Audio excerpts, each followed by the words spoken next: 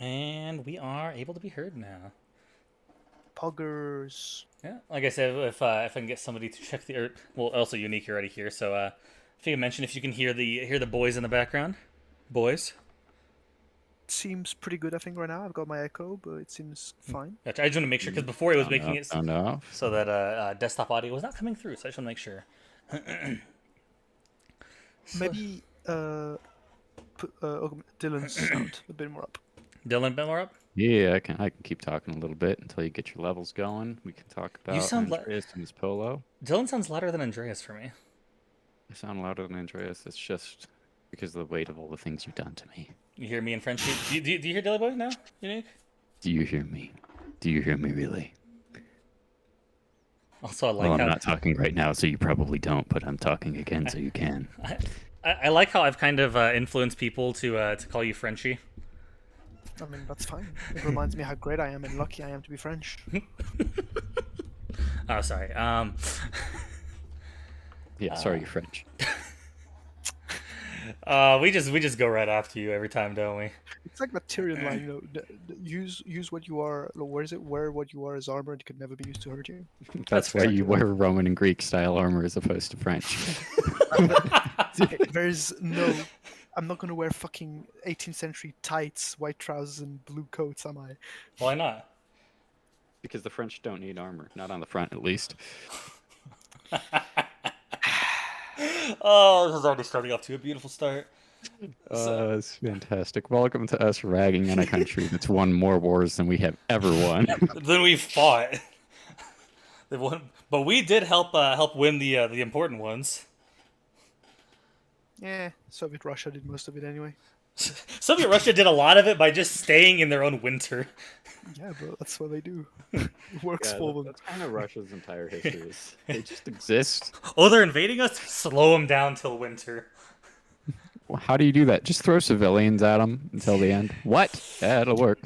You know, there's that. I don't know. You've probably seen it when you were playing Heart of Irons, Shrimp. You know how that they have like quotes, and my favorite one is still when they put the quote of Soviet Order like 247, and it's literally the order is just not one step back. You know, there's no strategy, there's no tactical orders. It's just literally general order to all armies, not one step back. We can't lose any ground if we don't take steps back.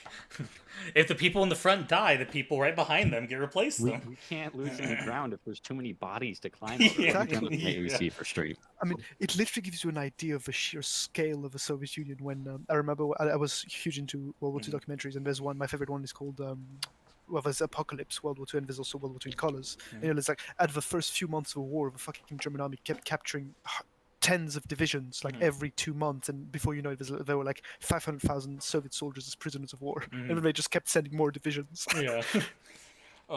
Russia's army tactics back then were pretty interesting. Also, what do you have a coat of arms, Andreas? What do you mean by coat of arms? Is in France's coat of arms? Are you talking like the familial? Yeah, so if your family, if you all had a familial one. Oh, no. We're not a noble family. I feel like non-noble families had them as well. Probably only in the United States because none of us are noble. Fair. We're like, we are our own nobles. So we are here today, gentlemen. For if there's anybody jumping in, I mean we have Monsieur Andreas. Yes. Good introduction. Sorry. Mr. Dilly Boy, Dylan. It's me. I'm the film guy who doesn't watch any movies. Exactly. And then me. I just want to make sure that get a little introduction in. I always try to do that just in case somebody who doesn't know us too well can be able to differentiate the voices. Even though, I mean, by the name Andreas, you can probably guess which accent it is. Mm-hmm. You can tell which one of us is from Texas and which one of us is not. Which one of us Basically, what they're telling you is you can tell which one is a cultured one, and you can tell which two are not. Hey, Texas is pretty goddamn cultured, I can tell you what. You right. Okay, your southern accent there was just the funniest to me. You sounded more like a very drunk person at the mall. Like, yes, what? Hot Topic's open. Okay, but yes, we are here to talk about some Spider-Verse. So, for context, one of my favorite movies of all time. I believe Dilly Boy rather enjoys it after I forced him to watch it. And then just 2 days ago, when we decided to watch it for the podcast, it was Andreas' first time watching.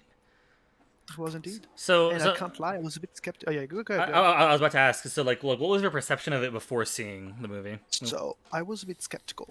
I'm not a huge fan of animated movies. I've never really been. I rarely watch animated movies, and I always feel like either I've grown out of them, or they're too childish, or they just generally disappoint me and give me headaches because the animation is a bit wonky sometimes. But I've got to say, this movie has not. I have not felt where this movie made me feel in a long time from any movie, not just animated. And it was definitely one of my I put it on probably in my top 15 movies of all times, even animated and non-animated. That's one of the things where it's an animated movie. They do it very effectively. But like it's not when you think it doesn't it's not specifically just an animated movie, you know? Like they avoided making this movie into the genre, which animation is not a genre, but it very often is almost used that way. And this is a movie that doesn't do that, and it's really great. Actually, I agree. I think you're just spot on. That's exactly. I couldn't phrase it, but I guess as a movie student, it's exactly what I mean. Like it's animated, but that's literally just the art style. They don't make it an animated movie. It's just animation is the way they portray the scenes they want to portray. And I guess there's a really good talking point they did for Rango, another one of my favorite movies, and one we should watch on this podcast at some point, where Gore Verbinski talks about it in the behind the scenes, and it's like, animation is not a genre of storytelling. It's a method of telling your story. Yeah. It's just a different medium. And I think Into the Spider-Verse absolutely grasped that concept. And it just used animation to tell its own style with that. And I think we can get further into that later. But I'll say one thing I was going to mention is that it defies animation, like the standard animation. At the same time, I think it tries to defy any kind of box you try to put it in the way of it is an animated comic book movie, but it's not just it's not like a standard animated movie, but it's also not a standard comic book movie at the same time. When you think of it, you think of either the MCU, the failed DC universe, or like the old school, or not old school, but the older Spider-Man movies, the two different trilogies that came before, or well, trilogy and duo, but it doesn't I will say Spider-Verse does not feel like any other comic book movie I've seen.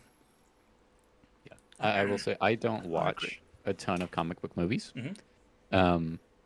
I think as far as Marvel went, and I will eventually. I'm going to try and catch up. But I think for Marvel, the last ones I sort of watched through Iron Man, the first Captain America, and the Avengers.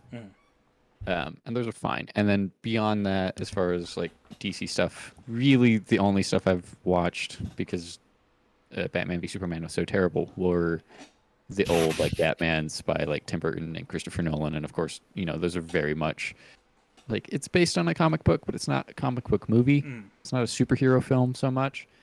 It feels like its own thing, especially Nolan stuff, obviously. Yeah, I'll say Spider-Verse definitely, I think, sits outside of, it's just a superhero movie. It's no, this is a movie. And I think happens to be about superheroes. Nolan's Batman movies are also, they're different. They're not standard superhero movies, but I feel like there's a slight difference in it. It feels like Nolan's movies were okay, we're gonna have this idea, but we're gonna stay as far away from comic books as possible, 100%. But Spider-Verse is oh no, we are embracing comic books so much, but putting it into a different medium, so it doesn't feel like the comic. It's not like a standard comic book movie, but a praise of comic books in general. I 100% agree with that. Because there's so many times where I love it where during an action sequence where there is just it's just for 2 frames where they go and they completely change the style to make it look like the comic book for a second, where it is a just such a shot to where it's not anything crazily different, but it's that's a screen, you could stop right there and you could believe that that's out of a comic book. It's a celebration of it. The movie is absolutely, in so many ways, a love letter, not just to the source material, but to the source medium. The people who made it love comic books, and that is a huge part of the story, saying, look, we care about these things.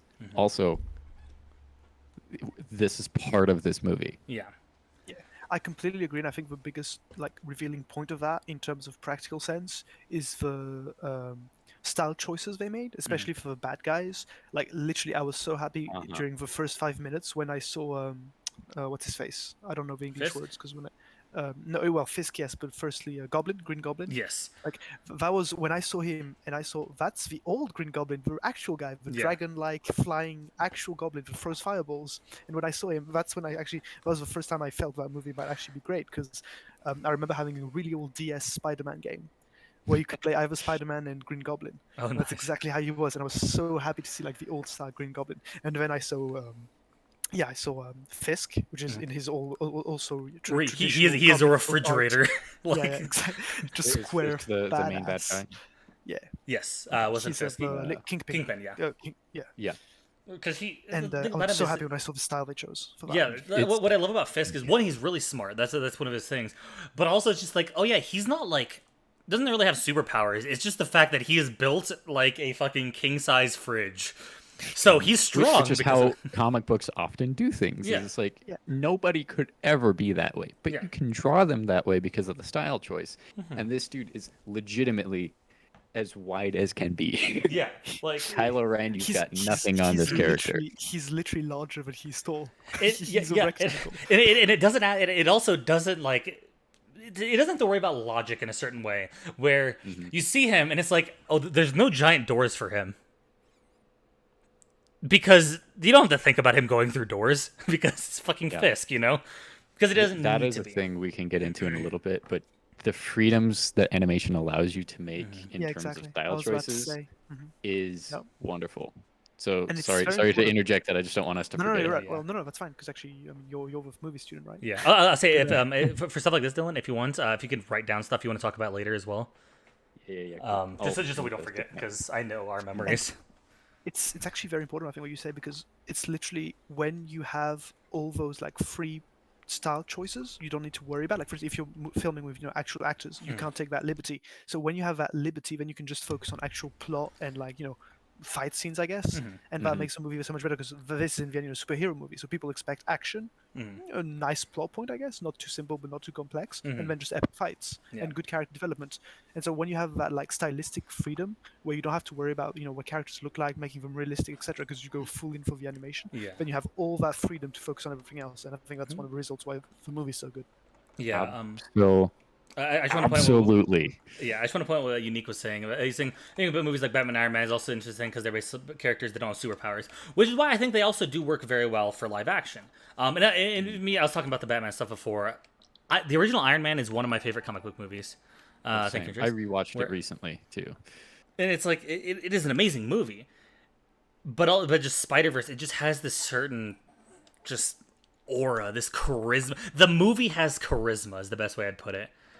I think that tends to happen, at least for me. I recognize movies that maybe don't have the most interesting plots, that maybe don't have even the most memorable of stories, but movies that know what they are and try really hard to be that thing. They have such a strong flavor to them, and Spider-Verse is one of those movies. And I think in general, and I'll talk about it again later, that point in more detail, but in general, I think that kind of movie is my favorite kind of film to watch. I agree. They nail it, and I think it links to what we were saying in a previous podcast about Mad Max. When a movie knows what it's trying to do, and so doesn't try to be pretentious or do things that it's not, it will always be successful. Yeah. Mad Max, simple. We want to do car chases and explosions. Yeah. That's all we're gonna go for. Spider-Verse, we have a superhero movie with Spider-Man. Let's give you 5 Spider-Men.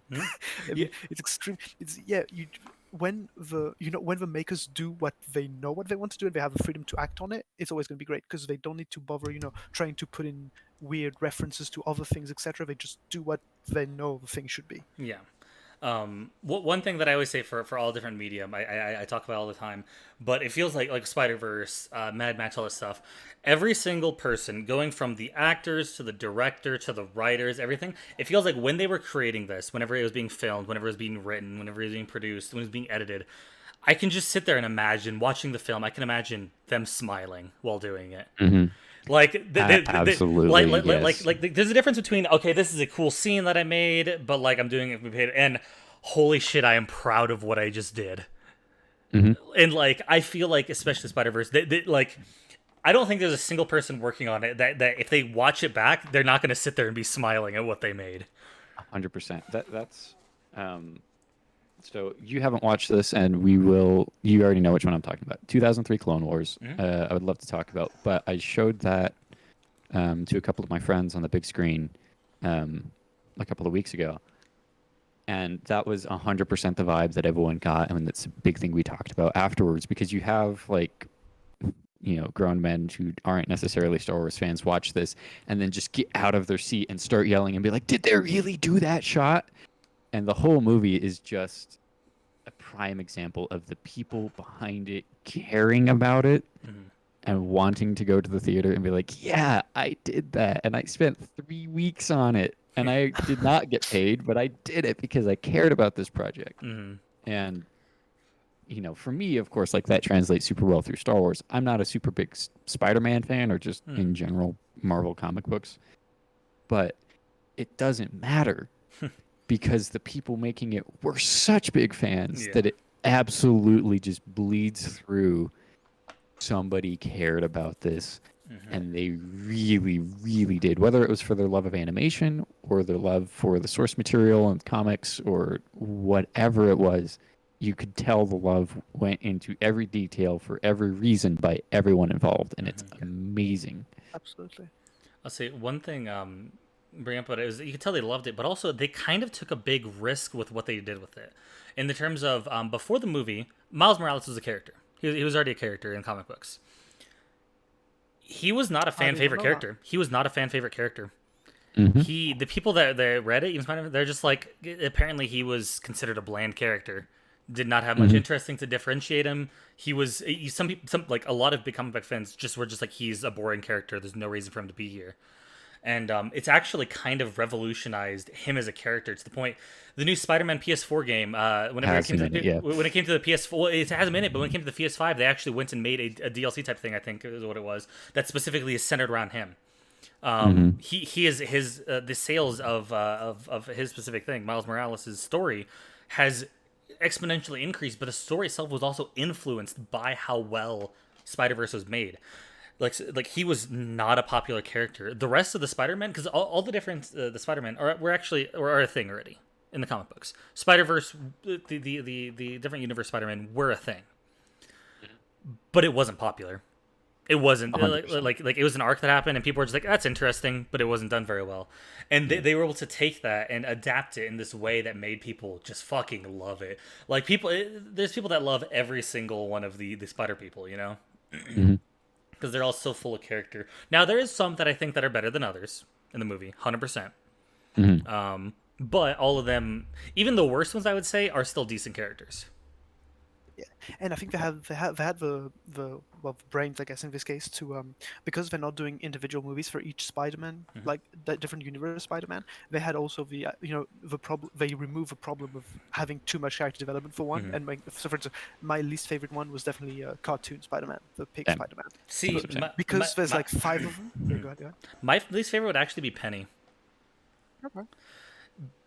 Yeah, I guess Penny didn't do enough for me to care. Yeah, that's the thing. Is that that's exactly my position. The Peter Porker, I can definitely see his jokes are hit or miss, but I felt like he actually did something in terms of was the comedic relief. He was there for a reason. I wish she did more, but her main thing I feel like was just to have the Spider Bot have like that sad death scene.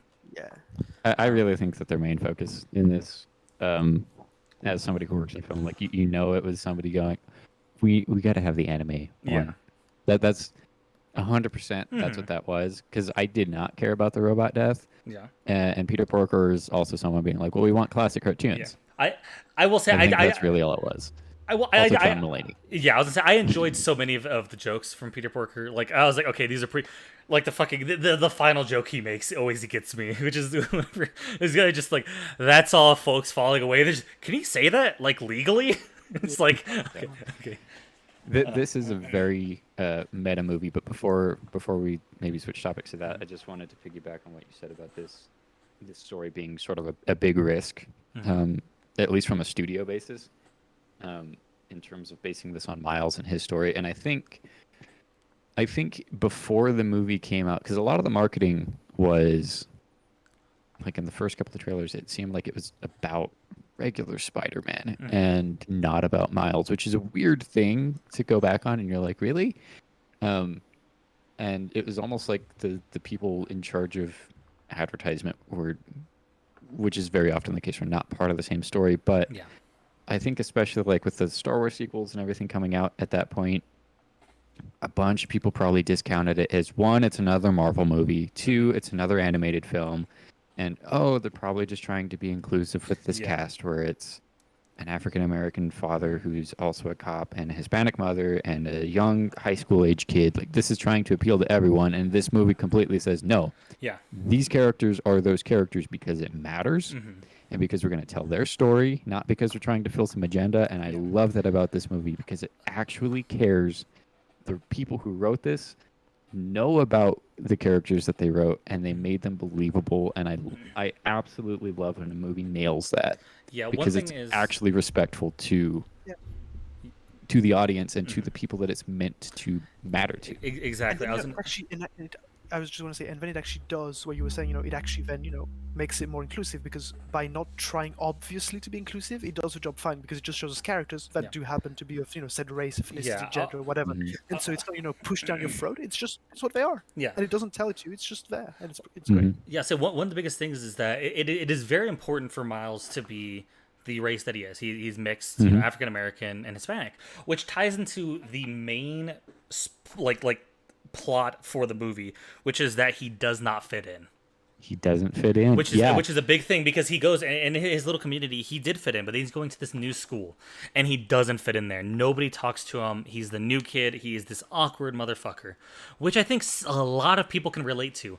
But the fact that he is a teenage boy, that checks off being awkward and not being able to fit in. Do you know what else also does? The fact that he is mixed race for two different cultures that a lot of times feel like they don't fit in, which is why the entire plot is enhanced by the fact that he is, African American and Hispanic. But it doesn't feel like that they were like, it's not like hey, look at this, we're saying, like we're trying to force it. It's like, no, he feels like an actual fucking person. Like, so that is a huge thing.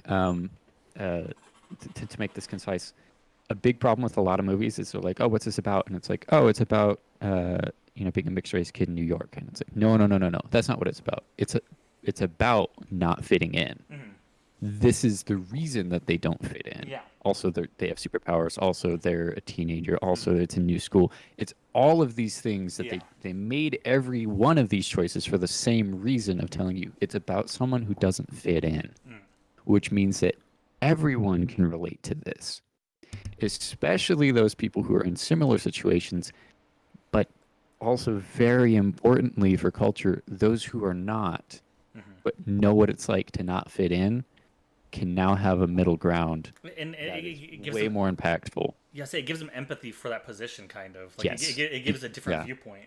Because the three of us story here, isn't about the other things. It's about the core theme, and that's what it nails. Yep. And it nails it very well. It does it really, really good. Like, okay. The movie I've seen it 6-7 times at least now. Mhm. And every time there's different scenes that do it, but like I can guarantee you, if you watch the movie, there is a part in it that will make you emotional. Like, I'm not saying it's gonna make you bawl your eyes out, but where it hits and it's like, fuck, like I feel that, It's like I feel the plight here. I feel the emotion. I understand what they are going through to a certain degree, even if you haven't been through that exactly, but understanding the feeling that they are having. Yeah, and they do, like, they take the steps, especially like we're talking on the theme of not fitting in, or just like finding yourself, finding your identity, because in a lot of ways this movie is an identity piece. Same as Rango, shouts, Lizard Boy. But like there's so many different ways in which it shows it, like, the dad talking about the sticker thing, and it's like, why? It's like, why does it matter that his dad's a police officer? It's like, because like he breaks protocol, and he has to exist outside of that world where he doesn't feel accepted for doing the things that he does. So he does feel accepted for doing his art with his uncle, and then we see through that art, which is a way that a lot of people express themselves. So that appeals to the whole art community, where he does the, the sort of edgy Yeah, self, the white outline around a black the Great Expectations abysmal one. mask surrounded by color. Yeah, in the subway when he gets bitten, like that's a whole thing, and it, or like in at the end, whenever finally everyone's accepting him for being the new Spider-Man, it's just every single thing is the same idea, but it's more poignant to a certain audience or for a certain reason, and it's all meant to pay off the same basic thing, and it's fantastic. Even when he puts the sticker on the gargoyle at the end, it's like, yeah, I finally found the way in which I can express this part. Yeah, It's fine. he's Or had his so much dad being character like, we growth. can do a private wall where you can tag whatever, and it's like, yeah, He's it had so much all character matters. growth in terms of a better character, but also like learning how to adapt and be a different person. But I think that slapping that sticker up there just shows it's still Miles. Even Yeah, after all this it- stuff, it's like he's like still like this is still something I love. Even after the person who introduced me to this, his uncle, who showed him this side of him. Yeah, Spoiler because alert, it's about dies. him figuring out how to fit in and not how to change to stop not fitting in. I was gonna say, I love Right? the He fact that doesn't it's have to not. stop tagging to appease his dad, Yeah. and his dad doesn't have to, like do whatever. His dad is the one that says, "Okay, we can do this, and we can do this within both of our roles." And the kid's like, "Yeah, we can do this within both of our roles. I'm also still gonna keep that rebel punk side of me Yeah. because I'm gonna put a sticker up here because yeah, of course I am." Yeah, that's what one thing I love is that it's like if at the end he learned like he understands how to he's been able to fit in both the personal sense of being at school and like his identity, but also in being a Spider-Man. But it's not learned how to by be who he is. I say it's not by okay, well I got to conform to this specific thing. No, it's I am being the best me that I can be, but I'm also understanding others, and that's how he fits in. It's just by all the other spider people coming in all of the events that happen. It allows him to understand other perspectives. Yeah, and I think all the other characters too, minus, and I think maybe you can talk about this too, Andreas, with our characters that we don't like as much as being the two, almost said the two animated ones, the anime and the classic Cartoon. tune. But the other Spider-Man that they bring in also don't fit in some way or another. Whether it's Sad Parker or Noir. you've got Gwen who doesn't really fit in, and they're kind of a loner, and then you've got Noir definitely, who is 100%. They're super out of place, and they don't get the world, and they don't see the color, and there's great jokes with that, but they all have the same struggle to deal with. And I had another thing I was gonna to throw up there, but someone piggyback until I can remember what it was. Andreas, we've been talking a lot. Anything you want Yeah, to say? basically, I completely agree with everything. And also, so basically, I think the conclusion here is they managed to include all possible different interest groups without virtue signaling and shoving it down your throat. And I think that's great because Which there's nothing that's more annoying when you're watching a movie for a specific reason, like for a comic animation movie for like superhero fights, and then you see all those weird virtue signaling things that clearly are trying to say things, and it's just so annoying because it takes you out of a story because your brain then thinks, oh, this rather than that. Yeah, But when it's done in the perfect inclusive way they've done in the movie, which is basically making it part of a story, the whole point of the story is this. It feels good because you're not like they're pushing this down your throat. No, that's part of the characters. Yeah, Each that- character has its own idiosyncrasies, etc., and it's just so enjoyable because Yeah. it never breaks the story, but it still is very inclusive. they're I not think pandering. Avatar: The They Last are. Airbender did that really well, where it's like if it matters for a character, then it's because we're gonna talk about it as a story and what that impact is, like Katara and Sokka, and like the toxic masculinity between them, and like the role of whatever, versus like, hey, this character at the air temple is in a wheelchair. Does that matter? No. So And don't I think bother you've with it because they're just a person. You've just pointed out the major difference for me, at least, just a little parenthesis between The Last Airbender and Legend of Korra. Legend of Korra I haven't watched Korra. okay, well, I think it's literally failed. It's tried as well, but it failed at what we're just talking about right now. See, Whereas well, The Last Airbender really succeeded. The fine line is the difference between pandering and being and like trying to be accepting of it. I It's think the a difference is often celebration. somebody who who's writing what they know versus is trying to write to an agenda. Mm-hmm.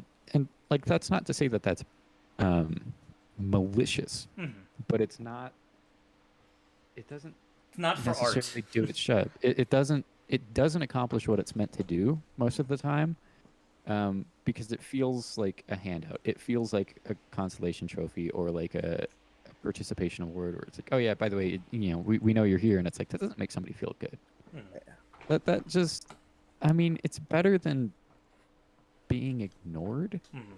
but it's a thing that we've done only very recently, which is odd because if you look back to movies, especially from like the 80s, whatever, it's like, and as many problems as movies from the 80s had by being from the 80s, as with anything that's old, but a whole lot of stuff then was just written where characters were just characters, and the difference was that more people were writing stuff back then that knew about something or were writing, like we're saying, to the core principle, and therefore they chose a character that could embody that, not because of, well, we need to appease whatever, or we need to seem as a company like we care, but because they actually did care. Like, whether it's like Ridley Scott's like Alien, and they're like, who's going to be our main character? Well, let's make it a female. Why? Because this movie is primarily about sexual assault told through the guise of an alien on a spaceship. Mm-hmm. That's probably a good suit for the main character because it makes a point. Mm-hmm. And it's they cared with this movie, and the people that wrote it, and whether they're credited as being part of the writing team or not, you can tell that the people who wrote this know these stories. They've been these people in some way. They understand the themes of it, and that's super important to something. I'm gonna grab water. Say something, Andres. Yeah, no, I think you're spot on. It's basically it's that very finely tuned difference where directors have a story to tell, and so they tell it in no uncertain terms. They literally build every single detail of the story around the message they're trying, or the message or messages. I guess something can be more than one. The messages they're trying to send, and so that's when it's really well done because it's an integral part of a story.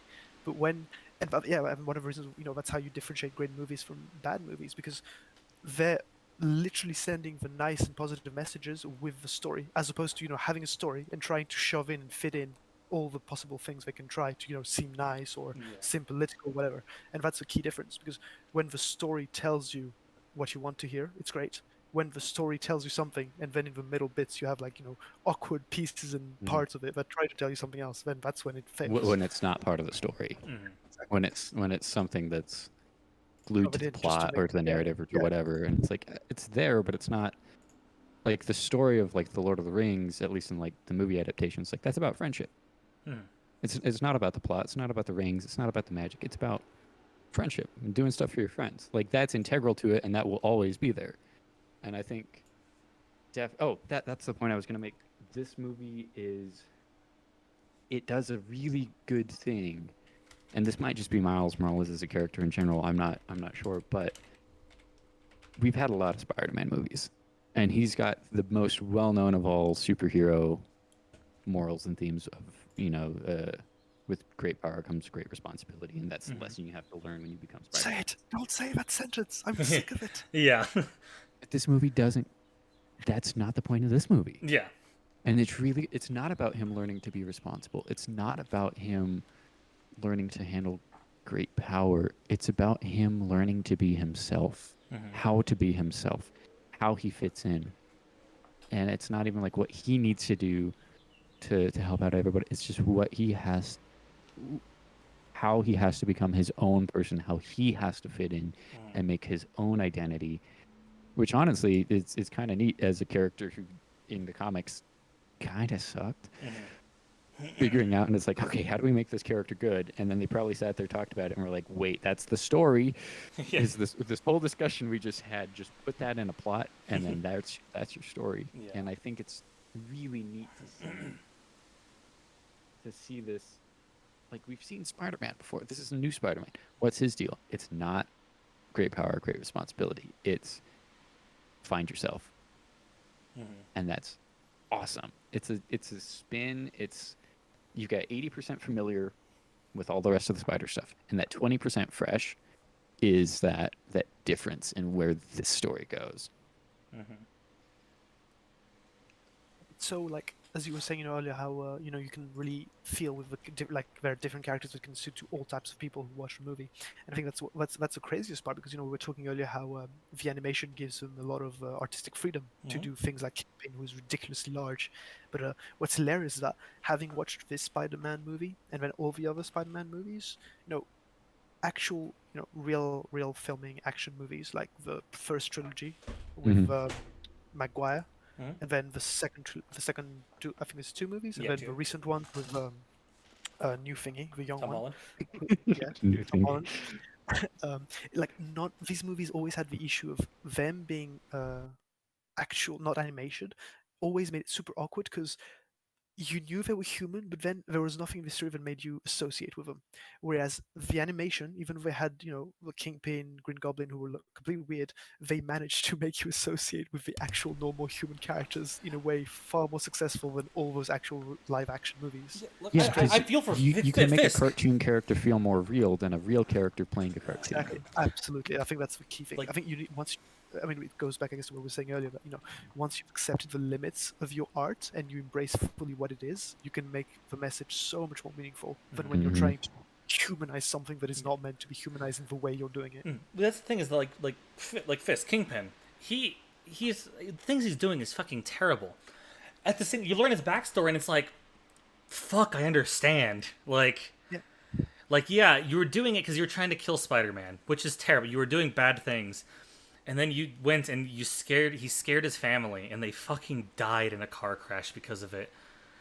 Yeah, you're a bad person, but that's still tragic as fuck. And he wants his family. He's willing to risk himself and the whole city to bring his family back. And it's like, that's understandable. And one of the things that a lot of stories try to do nowadays is try to make a villain redeemable. You try to be like, oh, the villain has to be like, oh, you got to root for him kind of because he's good. It's like, no, no, no. One of the things I think is the best, because you can make a villain just be wholly evil, which is fine.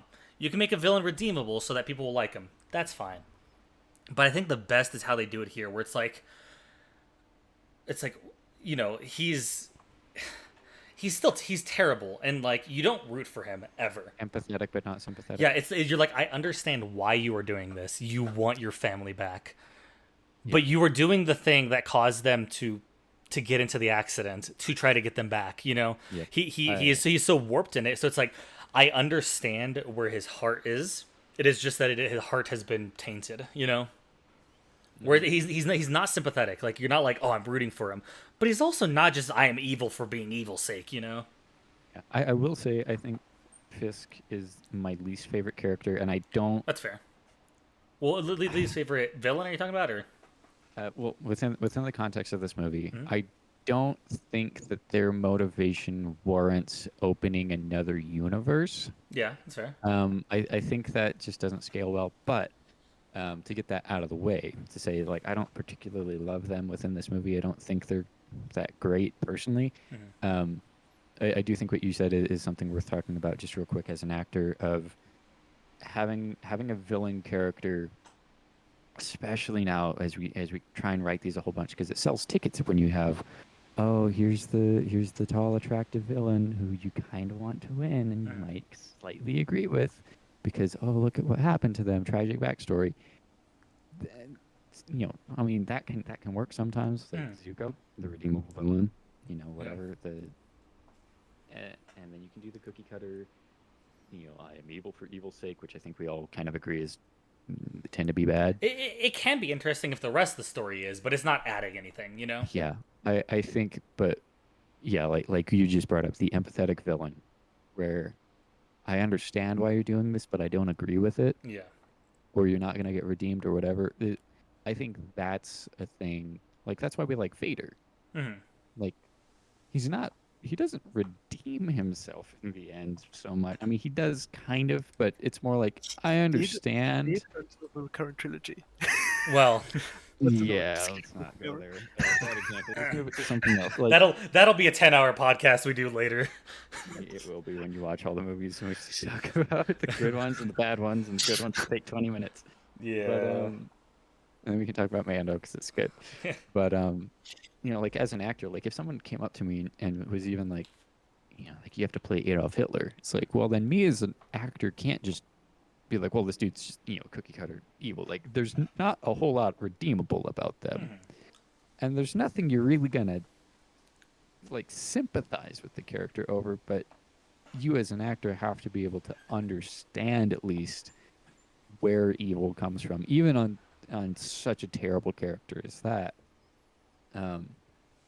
Because you have to play it like it's a real person, and I think audiences are able to accept that more as a character when it does feel like, yeah, what this person is doing is very much wrong, and I get why. I think Spider-Verse does, has a little bit more credence to it because you feel bad for this character rather than just understanding, oh, this is what broke them mentally because they didn't get into art school. Not a good enough reason for this. I still think it's not a good enough reason to rip open a hole in the universe. Yeah, but it's a situation that I'm a little more like, oh, that's terrible that this happened to Fisk, as opposed to, boo-hoo, go to another school. Yeah, I think one of the things is it is 100% an overreaction for him to be ripping open a universe to try to get his family back. I think that's kind of the point, though. It is that he will do anything, literally anything, to try to get his family back. I think it works well enough within I understand a that. movie like this one. Yeah, So and I'll also give it a pass. I think it's also because we shouldn't. I mean, my view on it, but I could be wrong, is that Fisk is only here because they need a villain, Yeah. and they took Fisk because Fisk is the traditional villain for Spider-Man movies. But the movie was not so much, as we were saying earlier for so long. The movie is not so much about the fight and being Spider-Man. It's more about finding yourself. It just so happens that they had Fisk as the antagonist, to have a bit of a plot point. And then they took the choice of making him slightly empathetic by showing that backstory. So that's why it's so. It's well done because it's done in a super short time. He doesn't appear that much in the movie, but it's still just good enough to give a point, to make sense of a plot without going way too far into a deeper backstories for villains. I think he's certainly there as we need him as a plot device. Yeah, We need he's a a villain. boulder It's a to get Western beyond. story. We need the villain. And then someone said, okay, well, for story, let's add a little bit of empathy to him. Whatever. Yeah, I think the only villain we see less than Fisk is Scorpion. They just kind of show up. Scorpion is just there to fight, which I also think is because his little thing is I'm just a mercenary.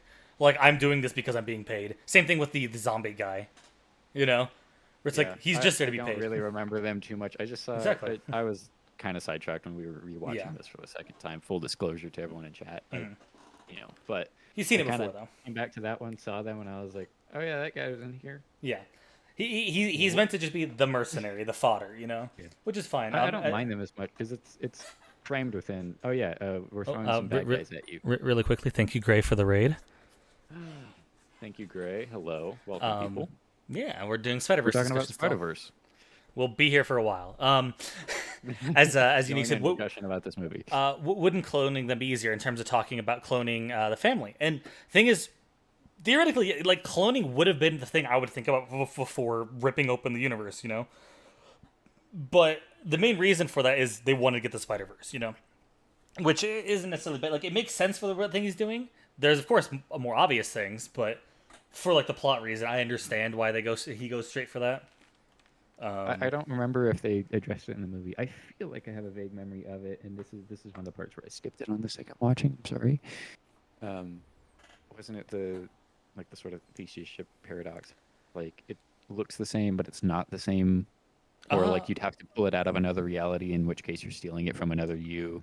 Yeah, I don't think they mentioned like Theseus ship type thing in terms of like cloning, but it is that if he took one of the families from the universe, it would be that family would be gone from the other universe. Yeah, like he wouldn't do the same thing to himself. So, like the only way is to go back and fix it from ever happening. Which, I mean, to be fair, there's easier ways to do it. Yeah, but. Don't care that much. Yeah, it's one of those ones where like because the rest of the movie's good enough. Yeah, I would say it's one of those things where like I think about it looking back, but during it, it's just like, yeah, no, this makes sense. He's trying to get his family back. I'm just like, okay, cool. Yeah, and that's an interesting way to think about movies. Is does this matter when you're watching it, or does this only matter when you're discussing it afterwards? Or as a writer, is this something you're gonna obsess about, but the audience won't care?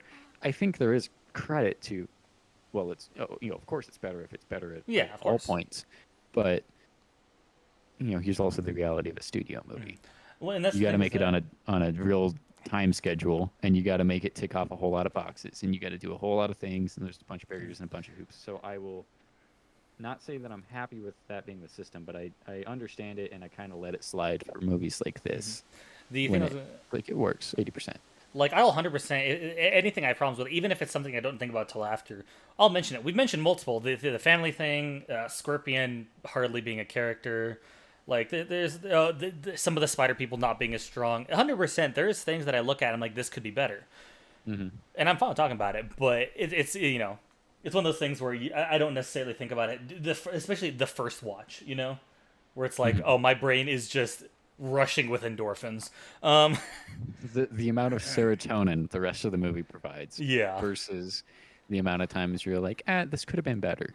Mhm. And I think that's what it is it comes down to there's a lot of, that could have been betters, but there's not too many, wow, that's broken. I would say, Or, wow, that just yeah. ruins it. There's nothing that I think is bad. There's just things that I think could be better.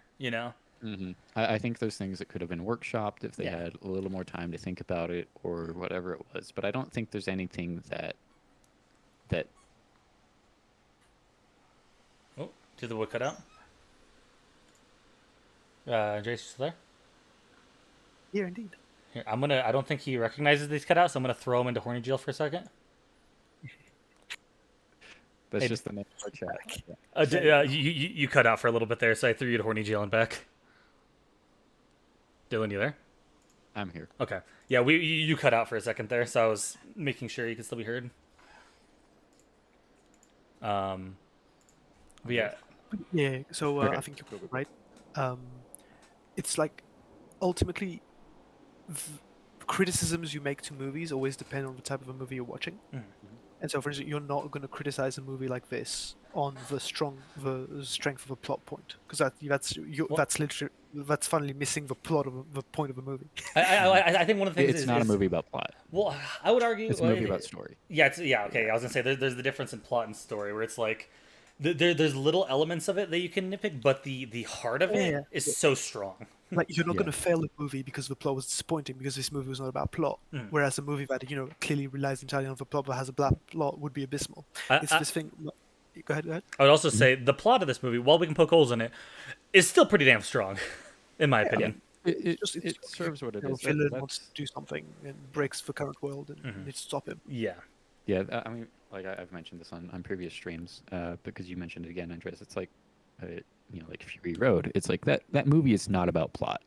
It's about story, and about the attention to detail and how you tell that story. But the plot itself is like you go to A to B and then back to A.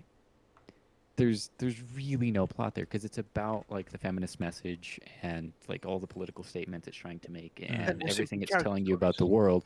It's not a movie about plot, and therefore it doesn't matter that it's so simple. And in this movie, it's got a couple of issues, but that's bound to happen with any movie about universes getting ripped open. Yeah. But it's about the story of Miles. It's not a plot movie. It also doesn't matter here. And I think I've recognized that about a lot of movies that I like is most of them, some of them have really great plots. Some of them have really, really basic ones.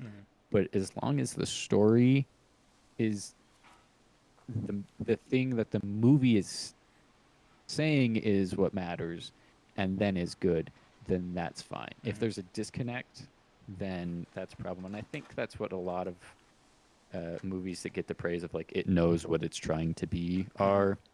It's like if it's about plot, like a Christopher Nolan movie, then it's about plot. I was about to say, yeah. If it's about story, then it's about story. And if it's about spectacle, it can be about spectacle. Yeah, and And I was like a lot of superhero movies Yeah. can be about spectacle now, for DC at least. And- Marvel tends to do half spectacle, half story, half plot. A lot of plot, but One thing that I like, a lot of people hate him. A lot of people hate him. Michael Bay. But I will say he is a king of spectacle. That is He's one king of thing. Spectacle. Yeah. I don't love spectacle that much. Yeah, exactly. But for what he's trying to do, he does it really well. You know, that's one of the things is that Michael Bay, Michael Bay, yeah. he's the king of explosions. I agree there. The problem, though, for me, is that unfortunately he has fallen, I think, personally, especially with the Transformers franchise, in the habit of trying to be more pretentious with his movies. Oh, yeah. And he comes up with the most convoluted plots that make no sense and unfortunately ruin the movie, because if I went to those movies fully aware that the whole point is to see robots punching each other, I'd be fine with it. Yeah. And that's why I love the Bumblebee movie so much. The I haven't Bumblebee seen it. movie that came out recently. Oh, we should watch that one day, actually. Yeah, I'm down. If you want. It's really good. It's And not this Michael Bay. movie is literally that. It's robots punching each other. Yeah. But Michael Bay tries to come up with those weird, bring you back to Arthurian legends. Yeah. And tries to come up with the most, Yeah. smart plots, which ultimately fail because it is So- robots punching each other. yeah. And so that ruins the movie yeah. because you just end up, super confused. Yeah, so 100%. Where you've got just to finish, to tie that up in a little knot and a nice little bow, and to curl it with the scissors. Like Michael Bay, a really complicated plot doesn't make a movie interesting, and spectacle by itself does not make a movie interesting. Those two together just makes a popcorn movie. Yeah, exactly. That's why it fails, because there's Yeah. no story, and Yeah. that's why a movie where, like, aesthetically every Michael Bay movie is big explosions and big moments, whatever. Contrast that to George Miller with Mad Max Fury Road, and it's like, plot, don't care about that. The plot's here to serve this story, and the story is the central core, and we're going to tell that with a lot of spectacle, so that the redneck here, who came here for the cars and the explosions, actually listens to our feminist take on whatever, and us saying like all of these things anti what you'd expect. But it's that difference in philosophy of what matters to a movie and what matters to movies in general. And absolutely, to bring it back to Spider-Verse, they knew what mattered for this one. And I Sorry to just wanted- interrupt you. Actually, yeah, Shrimp, go ahead, and then I'll tie in. Well, I'm gonna move off what I was gonna say something about Transformers, but in terms of these things, Spider-Verse knowing spectacle and stuff, is that it has some amazing action scenes, and that's actually the first question I wrote down was when to talk about what everybody's favorite action scene was. But the thing is, the action scenes are beautiful in it, but that's not even my favorite scenes in the movie. Because my favorites, there is a couple different scenes, but specifically one relatively long scene that is just, it is beautiful. And it doesn't have crazy animation. The animation in this movie is amazing, but it's not. They're not flexing. I know the scene. They're not flexing their creative, like their animation muscles here. They're not showing crazy fight scenes. They're not showing. It takes place in a small room, and God does it give. The scene with Dad. Yeah, it is the whole scene surrounding that. So if we want to get into this, one of the other questions I was going to mention was the best emotional scene for y'all. And by the way, for new people, spoilers for Spider-Verse. oh, Go spoiler! watch Yeah, it. we're already way past that. Like, At this point, we're nearly an hour in. If you haven't figured out this is a spoiler. It's an absolute masterpiece. yeah, the it gets me every time. Which is the entire scene. It is you could actually argue that it's multiple different scenes because there's multiple different sets of it. But spoiler, Spider bites him, gives him superpowers. Spoiler. But it starts with whenever Miles is in his room, and they go and Peter Parker comes in, and they're all coming in, and they're trying to check on him after Uncle Aaron dies, and they Don't break now. they're all talking about how they're gonna have to go through with the collider, and Peter B. Parker is going to have to go and Miles wants to help. He wants to prove himself useful. He just literally held his uncle in his arms as he passed away, and it is to him he believes it to be entirely his own fault. And so he's going and he's like, I need to make this right. But the thing is, he's still he has the drive. He wants to do this, but there's something holding him back. He doesn't believe in himself fully. Which is why he cannot control his invisibility. He cannot control his Venom Strike, and so he doesn't have the oomph to be able to actually to make them believe him do it. And part of it, they all leave the room except for Peter B. Parker, right? And he's going and they're arguing. They do a little fight, and he's telling them he's like, you need to do this. He's like, if you want to come, turn invisible and get past me. Venom Strike me here. Do something to prove it. And he's trying, and it looks like in a stereotypical comic book movie. He starts pulling up, and it's zooming in on him, and he's like gathering himself power, and then he fails. Nothing happens. And in a lot of movies, it would just happen right there, and it hits where it's like he was trying, and just the disappointment in his own face. Peter B. Parker being sad because he believed in him. He wanted him to be able to take him on there. And then it cuts to outside. And it shows that all of the rest of the spider people were waiting outside for him because they believed that he was going to be able to do it. Mhm. They It's one as of the hard on them. best Dark Knight of the Soul moments, Mhm.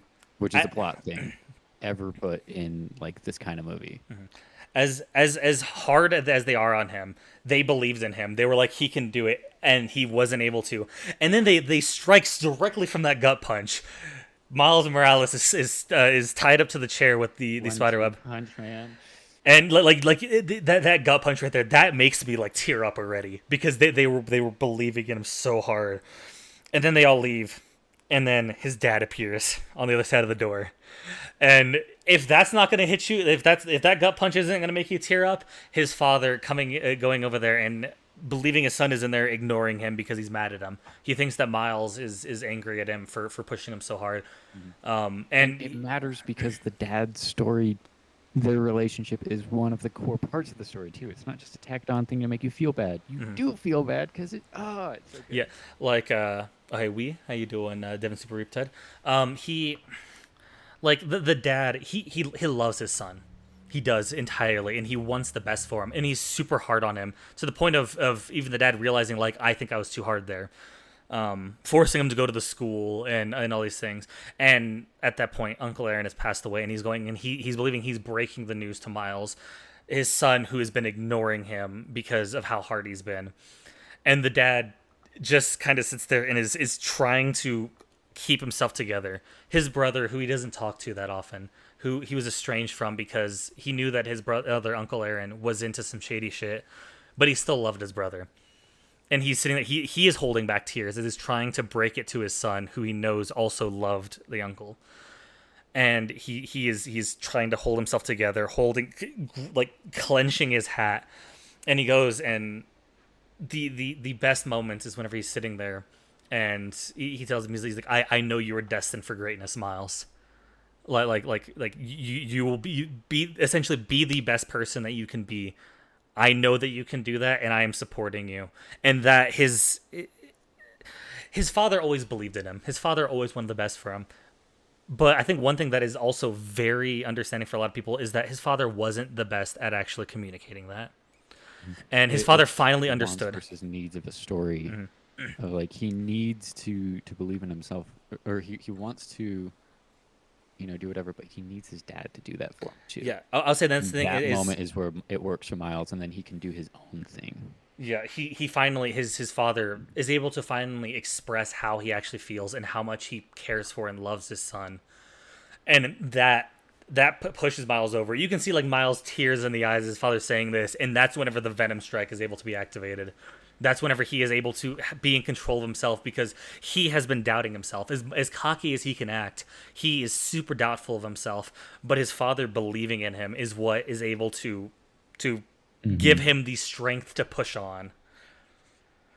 Yeah, to talk about that from a narrative perspective and how you'd write that. If you look at a movie like Finding Nemo, it's like, the main character that's not Nemo.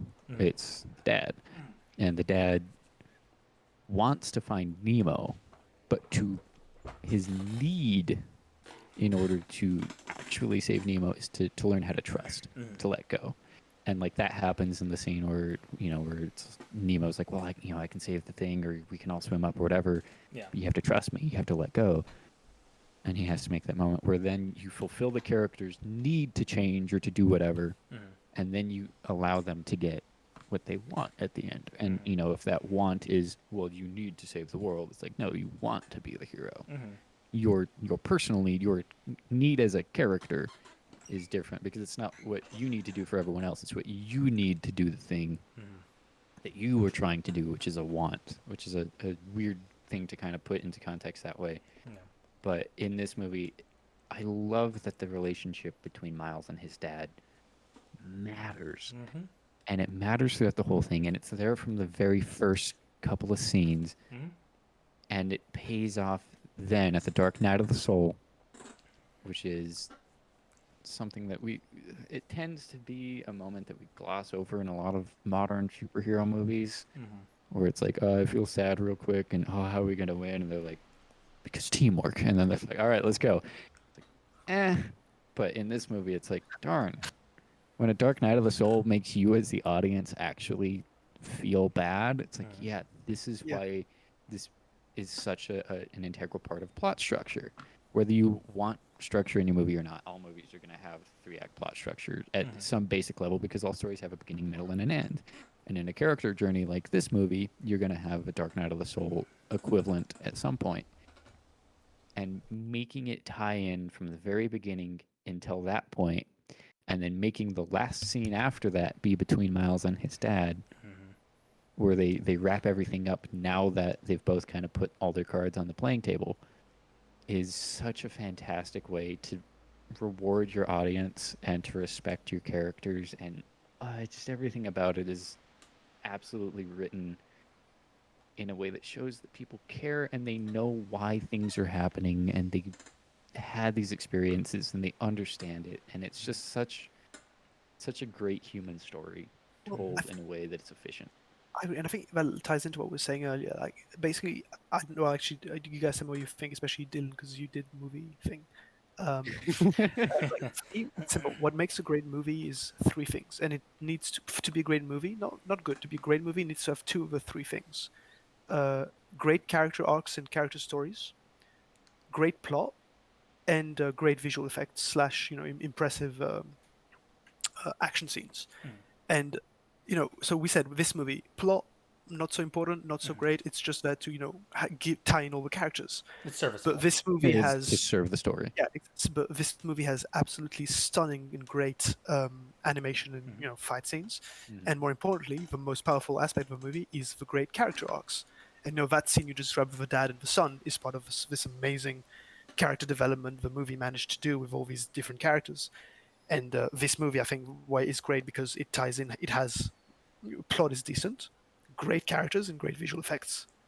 And so it has two of the three essentials to what I consider a great movie. But yeah, so like you just described that scene. That scene is one of the examples where this movie is so good at making character development, showing you why you care about the characters, great character story arcs, etc. And so that just ties into what makes it a great movie. I think absolutely agree. Get some Why is water. my yeah no Jesus Oh my god. Just getting a little choked up there.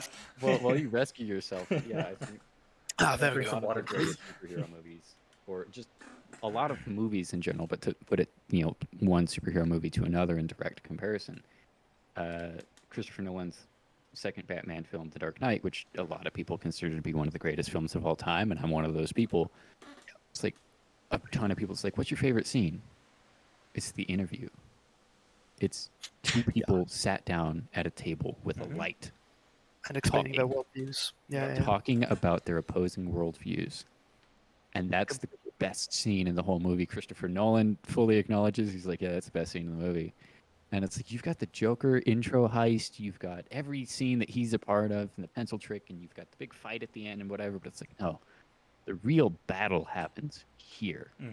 And everything else after that is just to wrap up the plot. I think it's what they call exposure, right? Like, basically the scene embodies the movie. If there is one thing that embodies the movie, it's this, because you have two completely opposite characters, although not so different in terms of means. The only difference being, I guess, one goes as far as killing, the other does not. And this goal, movie's about approach. exactly this movie's about different worldviews, and this scene literally talks about that, so it embodies the entire movie. It's literally you can summarize the movie with that scene. And great acters, so that means it's really well played, 100%. and it's just wonderful in every way. And even bringing that up, because like the whole great thing about Joker and Batman is it's like they have very similar, like they're both doing effectively the same thing. They're cleaning up crime. Joker just does it with a lot of murder. Batman doesn't, and like their whole thing is like philosophically we are on opposite sides of this thing. Neither of us can really do anything about that. Yeah. We're just super opposed, and that's a really great story because you're both trying to win over the same thing. You're both fighting for the soul of Gotham, but it's in very different ways. So your methods are different, and we also see that with Miles and his dad. In throughout the entire movie, he even straight up says it at the end, where he as Spider-Man shows up, not as Miles, to his dad's knowledge. Shows up and he says, I don't approve of your methods, but I guess we will have to learn how to work together.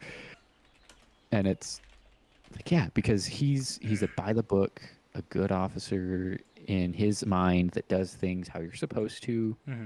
Um, he knows protocol and everything else, and his son is not that. He's the new Spider-Man. He does things that you can't do, and a lot of times you shouldn't do. And so they're very much on opposite sides of what they're trying to do. But at the end of the day, they're both there to protect, to as his dad actually embodies, whether through the flawed sense of like sticking too much to protocol. He's one of the people that's meant to protect and serve the city of Yeah. New York, Right. and so is Miles. But their way of going about it is super different, and they both have their pros and cons. And of course, one of the pros is, well, you're Spider-Man, so therefore you win. But Yeah. having that little scene there is great, to not just at the doorway to have them kind of come together, but at the end to be like, yeah, we're both here for the same thing. And I think that To protect each other and to protect everyone else. Yeah. And we just have to learn how to deal with doing that in a different way, and it's awesome. And that's such a great character dynamic. That's why you see it in a lot of stories that you remember, and not a lot of stories that you don't. Yeah, and I think that ties in nicely as well with it literally just entered my brain when you said it, but a great movie also has one fact doing several things. You just mentioned how the dad, is a very by the book officer, and that both shows not only is it useful as opposed to the vigilante outside of the law hero kind of thing, which is obviously opposite, but it also ties in with the need to fit in, because he's so he's so unusual, I guess. But if you do it by the book, you're basically trying to show that you're trying to fit in, you're trying to be like everyone else, etc. So it's like that one little character fact, which is doing it by the book, is both super useful because it shows the opposition between, well, by the book, lawful abiding officer that is meant to represent the law, and then the outside the law vigilante that does the same thing but in A different little ways. too much within the rule book. Like, you should probably break something here or there, versus, hey, you maybe break too much. Yeah, Exactly. I think I hadn't even thought about it even. Just that funny much. when you That- said that's it. Just really yeah. good to think of. And like, back to the sticker thing, like, that shows I'm still okay with breaking a few rules. The ones that don't really matter. Yeah. Like a sticker on a gargoyle, no one's gonna care. It's up here. Like, It he means even says that something to he's me, like, but it's not hurting anyone else. yeah, he's It's like, not gonna he upset said, someone like my dad. where my dad will never find it. It's just like, Yeah, and it's like that's a cheeky little thing to say, but it's also like, yeah, because it doesn't hurt anybody. Yeah. It doesn't look like anything, because the only person who knows it's there is you. Yeah. Or Miles. The But it matters to you. we were mentioning how his father is super by the book. I also love, which is something you can get about, is like the movie. Yeah, it's comic book moving over the top, but there's plenty of times where like little character stuff happens where it's just in a little throwaway line, but it fleshes out the character pretty well. Which is the first time you're like, okay, his father is a police officer. You get that pretty early. But then just right after that, you get that he's by the book, not from him being like, later he's like, oh, I don't like Spider-Man because he's, vigilante, whatever. But whenever he's just going, he's sitting there, he's just like, when Miles, his friends are seeing him in the cop car, and he's like, can you just go? Don't cops run red lights? And his dad just probably just, not this guy. Just like, it's in a cheesy little, like, it's funny. But then it's like, okay, yeah, no, like his dad is very proud of being, a very proper policeman, And it's not, it's not him being, I am proud to be a policeman. He's just like, yeah, I ain't doing that. Like, he just makes a little joke about it, Yeah, and like you said, you said a throwaway line. All the throwaway lines in this movie are Matter. not throwaway lines. Yeah, they actually matter. Because they matter, but they're under the guise of not mattering. And Yeah, like, a lot of people like to praise people like Tarantino for having dialogue about nothing that reveals character because it does something. I think that's honestly overblown, like, particularly for Tarantino. I think that happens for some movies. It's great. For some others, it's like, this absolutely doesn't serve anything at all. Yeah. It really doesn't. But in this is one of those movies where they wrote it, they workshopped it, they could have gone farther, but everything that is said for a reason. Yeah. And it's to serve the narrative, to serve the story. Yeah, it kind of ties into one thing. One of the other questions I was bring up, which is all the fucking callbacks.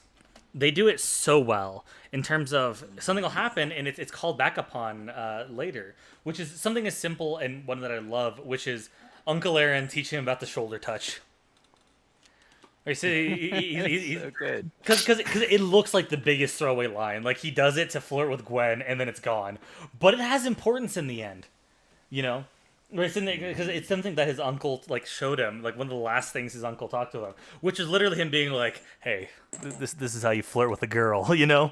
But it's something that's it's like, oh no, this stuck with Miles because of it being with his uncle, where he straight up looks at Fist just like he's like I'm gonna keep getting up because I have family, and he's like, "Hey, you ever heard about the shoulder touch?" And then just fucking Venom strikes him off of there. It's like, Yep. and it's the only time he ever did, because he did the shoulder touch, like he practiced it with Uncle Aaron, did it on Gwen, and it was always so awkward with him putting his shoulders. Hey. Yeah. But then the only time he sounds confident in successfully doing it is when he's about to blast away fucking Fisk. He just goes. His confidence. Yeah, as he who he is. He goes. Which is He's why like, he can do the thing that requires confidence to do as a person. Yeah. That's a story point. It's not plot. It's And it's like, oh, they taught you the move. It's like, no. That's a story thing. yeah, and it happened from a throwaway line again. You know, a quote unquote throwaway line where you're like, oh, this isn't leading anywhere, and then it happens at the end, and he has the confidence where he's like, oh, I keep getting back up because I have my family supporting me, you know. And then, hey, you ever heard about the shoulder touch?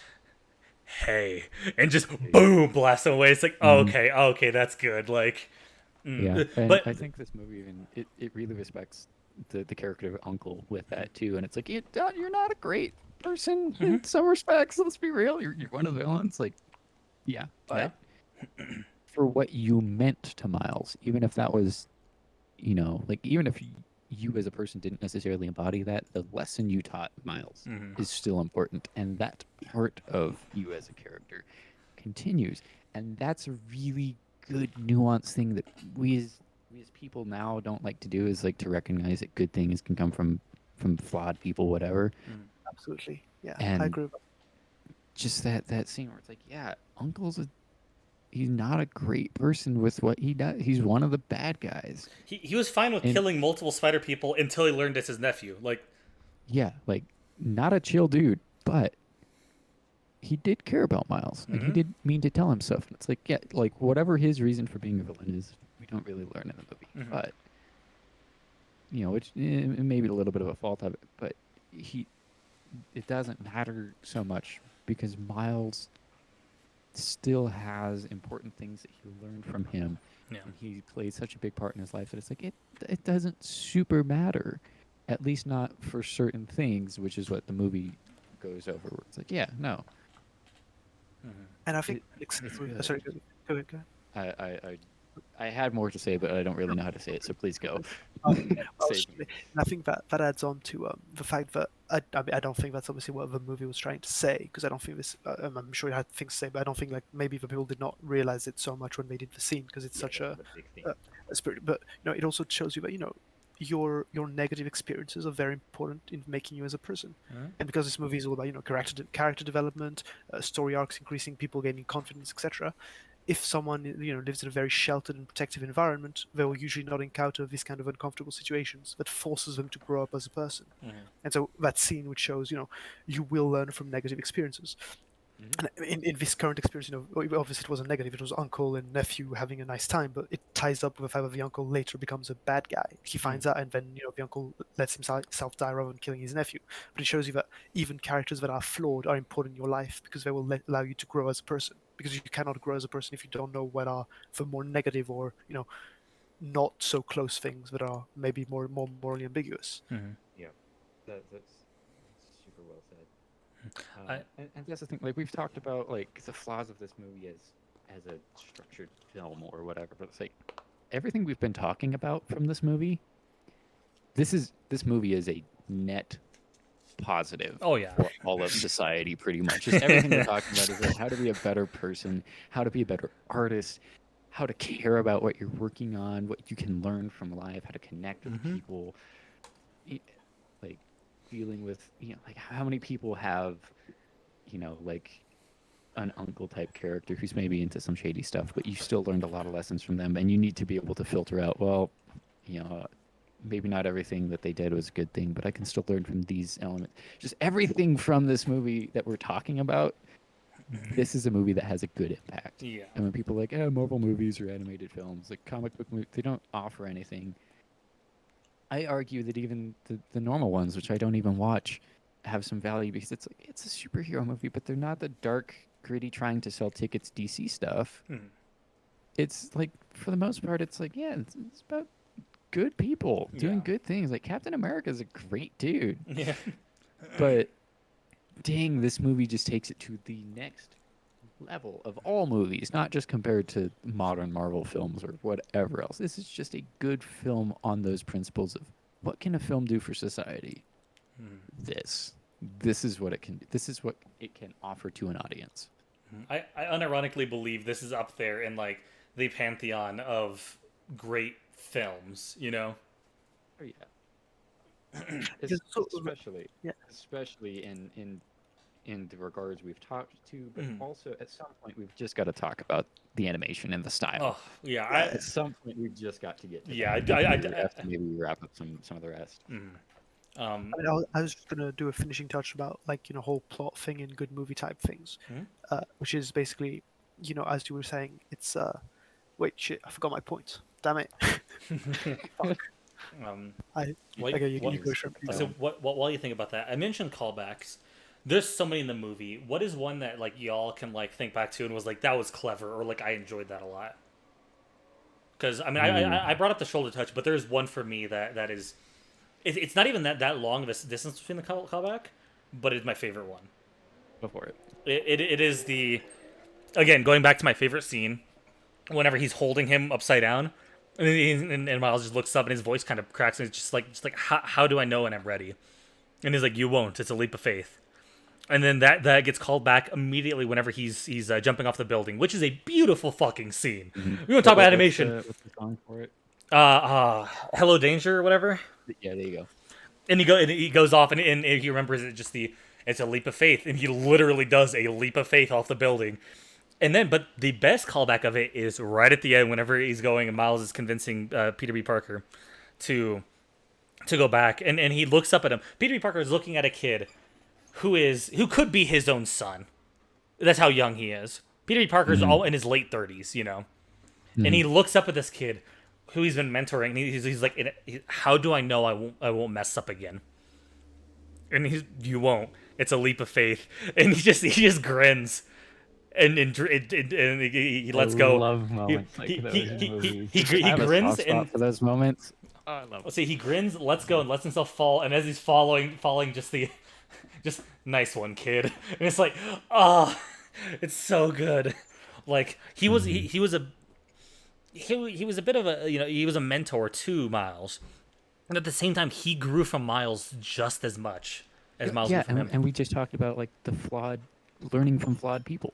Oh, he's a flawed character. That's a big theme in this movie too. Like Spider-Man's kind of an a-hole. Yeah, Peter B. Parker Not a total one, but like he's not good Peter Parker. He's a really discounted version. Yeah, so he's a Spider-Man who is jaded to the entire thing. Got scared of commitment, and his wife left him because of it. Like, Turned up, washed up, in his mid-30s nihilist Spider-Man.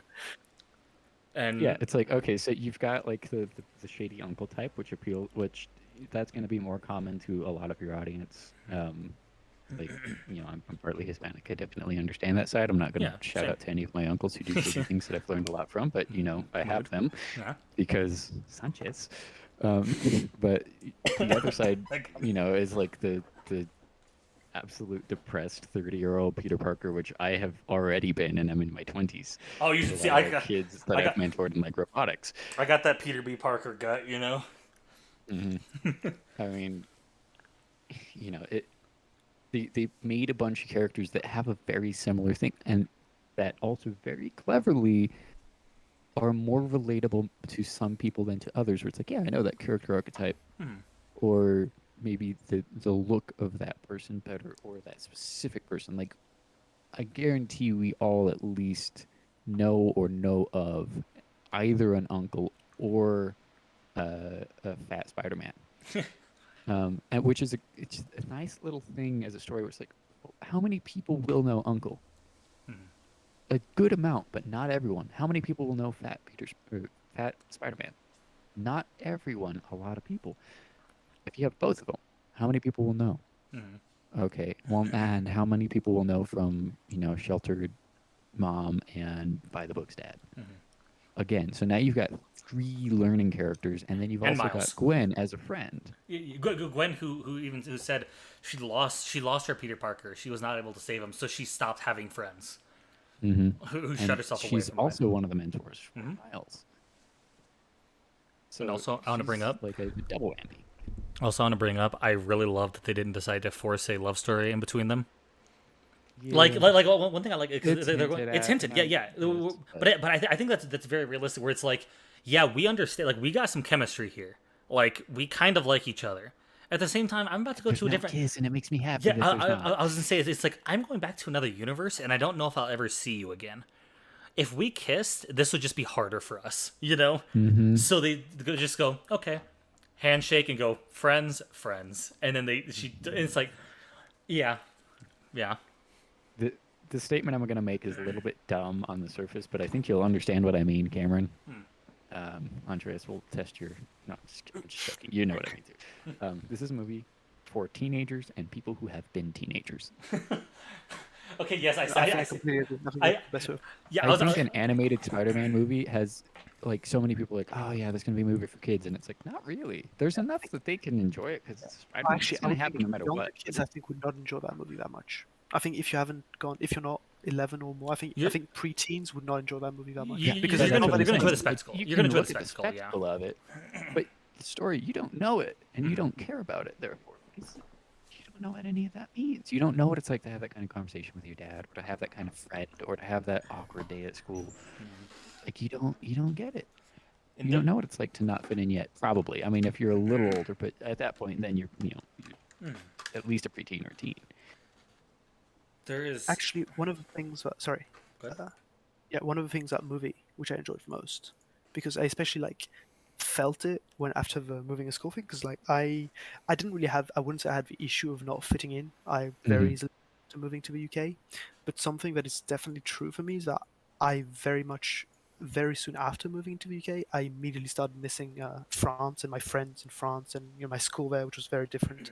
And it actually, this movie made me want to go back to school. Literally, it made me, if I could literally take a time machine right now and finish my school years in France with my friends, I would do it. Literally, a lot of people say that they'd rather never go back to school and finish their childhood. They're happy with it.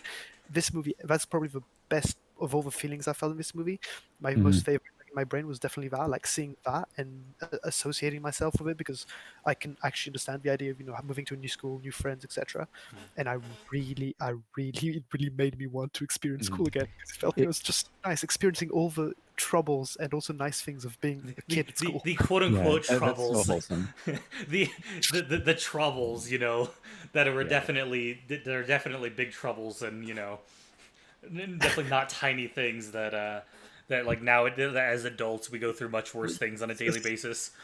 But it But feels as a like kid, it's the biggest thing you've ever Yeah, had to exactly. deal with. Which is why looking back, you could be like, shit, I kind of wish I could go back to that, because like I got all the shit I got to deal with nowadays, and I want to go back and just be like, I want to complain about the fact that I wasn't able to go hang out with my friends for a single day. That I wasn't able to go to my school, that I wasn't say I had to go to bed, my parents made me go back to the house early, or I wasn't able to do a small thing. Looking back, those were those were so hard hitting, where I was like, fuck, I can't go do this, it's ruining. And looking back, I'm just like, wow, It didn't matter. it did matter. And I wouldn't change it though. Yeah, same. I mean, I think what you said was really, really touching right now. Andreas, Greater Augustus Caesar. That's a throwback joke. Chat doesn't get it. But, thinking about it recently, there's a very good chance I'm going to pursue temporarily. I don't want to be a teacher forever, but there's a very good chance I'm going to mentor robotics as a teacher for the team that I founded when I was a student in a coffee shop on a weekend. And then we went to the World Championship, and I had a great time with that. And part of the reason I kind of want to do that is because I was always a kid who didn't fit in, and I moved around constantly. So I was always a new kid and always whatever. And when we got to robotics, it's like we got to Worlds as a competition. You show up and suddenly you're surrounded by everyone else who cares about something just as much as you do. And they're all nerds. And then it's like you look at your team even, and it's like you're all wearing cowboy boots and blue jeans and everyone else here is like super nerd mode and you can talk about stuff. It's fitting in then was amazing. You know, so for me wanting to go back to school, it's like, yeah, I want to go live through that again Yeah, that's exactly what I mean. through students, but being able to be the fat Peter Parker who like shows up, walks into class, and is like, "Congratulations, I'm your new teacher. Shut up, sit down. I don't care about the lesson plan. I'm gonna get you guys 2 worlds, so you can have that same kind of experience, especially if you're someone like me, and so also just a little bit, so I can relive that through you as a proxy, but primarily so that you can also have that because I appreciated having that experience so much, and it's movies like this bring that kind of thing to mind. Like for you, you want to go back to school. For me, I want to be able to give someone a better school. It's this is such a good movie that this is what we're talking about, and this is what it does. It always goes back to that where we just sit there and go, "Fuck, it's good." I think It's a good movie. I'll just say it again, just in case. Like, there are very few movies that I've watched recently that made me feel things, both real action and animated, that have made me feel things that this animated movie made me feel. So I definitely 100% recommend it. Like even as much as I've talked about other movies that I really enjoy, we're comparing this to things like like Clone Wars 2003, which I'll bring up when we get to the animation, or things like Fury Road and like how fantastically that like just as a craft, all kinds of film essayists and people who make movies are like, yeah, that's a masterpiece of filmmaking and cinema and storytelling and whatever. And it also happens to be really good as a popcorn thing for people who don't care about any of that because it has big explosions too. Like, as great as that is, that movie doesn't make me feel. That movie makes me think. It makes me think about geopolitical problems and like suicide bombing and religious idolatry and human objectification, which not necessarily the same vibes as this movie gives off, and I think it's just as valuable. Yeah, I'll say this movie this makes movie me happier to have watched. I'll say this movie you can definitely have plenty of things to think about. But it makes you feel most. Yeah, it makes you feel most, and also when you start thinking about the things, the feelings also just come flooding in. If you're we've been a couple times we've been talking very analytically about like the story and stuff, but then we sit there, it's just like we remember something about the story, and it's just like I just smile, and it's like, oh yeah, that was nice. That made me feel nice, Yeah, and that's the other thing. Like I can recognize movies with great craft, like and I'm only bringing up kind of the big ones because I don't, for one, watch a ton of mainstream movies, like blockbuster stuff, but also just because I know that's what chat will recognize, or things like Fury Road and The Dark Knight and. Did Dylan cut out for you, Andreas? Yeah, he Okay. got out. I'm gonna do the. Hey, you cut out for a little bit. Yeah. Where'd I cut out? You were mentioning Mad Max Fury Road, and then you cut out. Okay. It was I was just 9 gonna seconds. say, like, I bring up big movies because I know that chat will know them. So things like The Dark Knight and Fury Road, like what they really have to say, like that's great. And I love those movies, and I love those movies for their craft and what they do and what they are doing as delivery of a message about whatever it is. But the movies that feel good, those feel good movies, it's all about the feels, and they often don't have something as big to say, but they make you feel something. And I think those movies are just as important in terms of like what can you offer society. It's like, yeah, big level ideas are great on the macro scale, but on the micro scale, the individual on a people by people basis, movies like this are incredibly valuable because they're like they're very similar in terms of their impact on somebody as an experience, like going to the world's competition or going to Wasteland, or like if you have a bad life experience or a good one, and like how much that matters. A movie like this can be that much for you. And some of my favorite movies, like I said, are more of a topic of thinking and intellectualized thing, but this one is a spiritual type of movie, and that's really, I think, rare to see nowadays.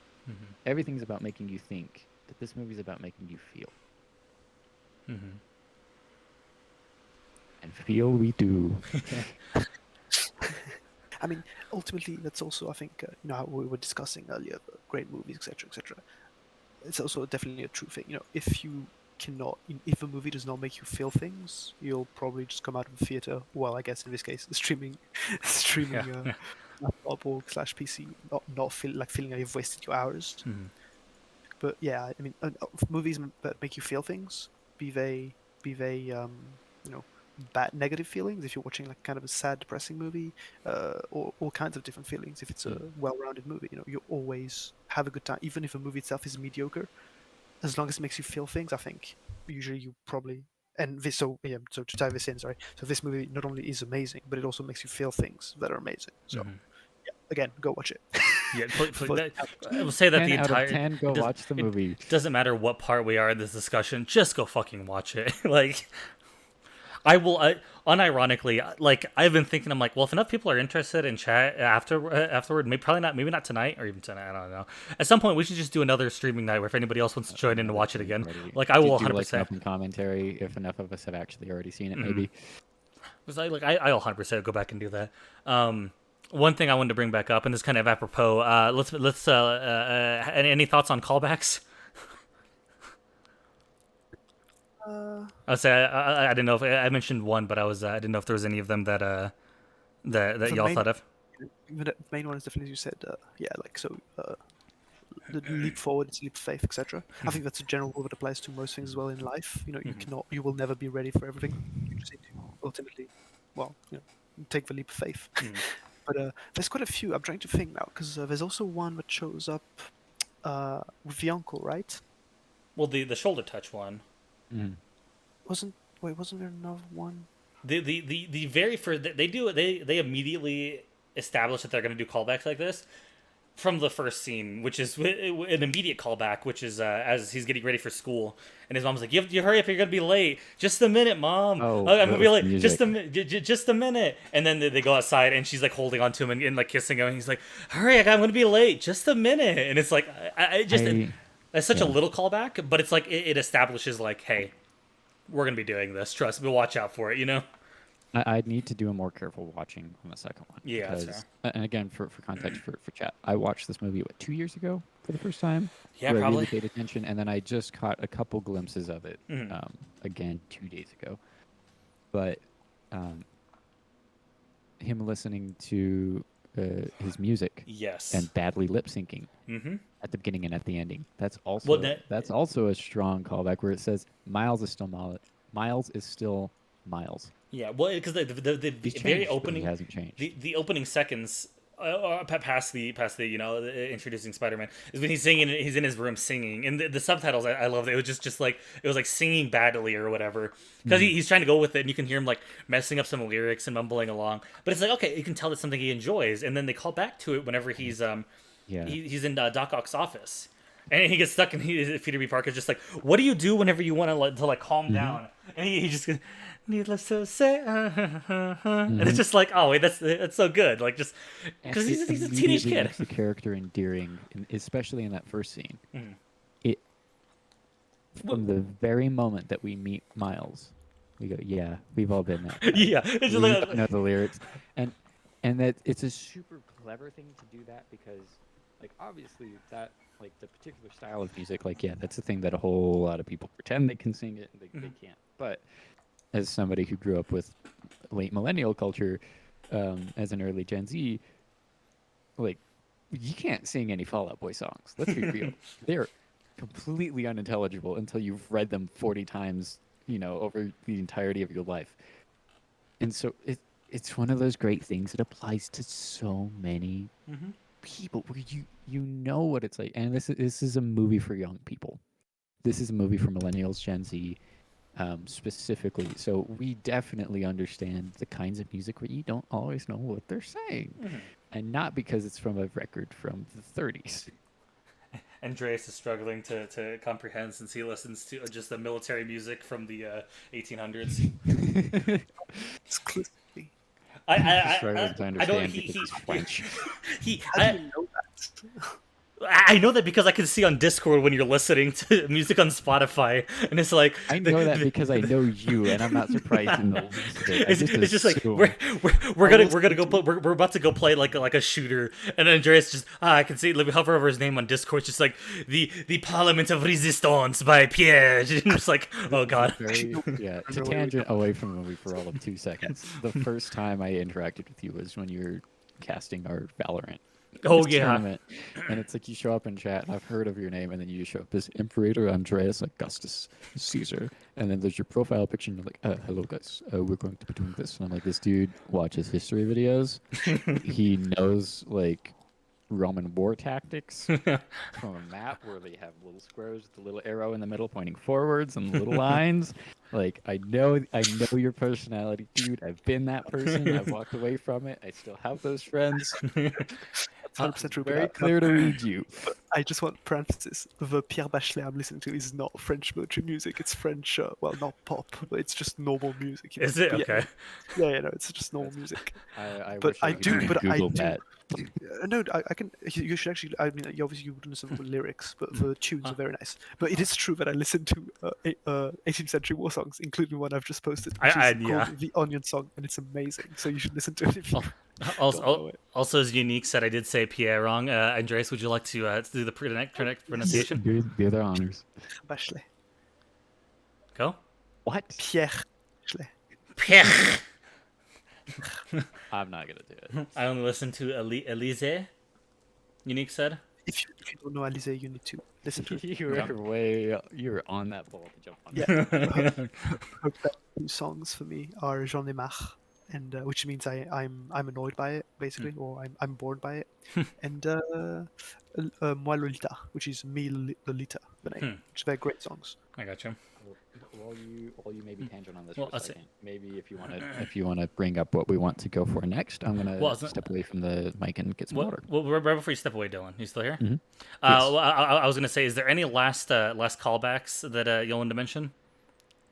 Just him singing the song again at the end to say, "I'm still Miles." Okay, Nothing's so changed, and I'm still just that. And the sticker, it's got to be the sticker. Oh yeah, the stickers are really good. I do want to hear about yours. It's not a traditional callback, but it is definitely a callback. It's a little planting and a payoff. I'll be right. Gotcha. I wonder how many times I can make a callback to the idea of callbacks. Because I brought it up like 3 times, and I'm just like,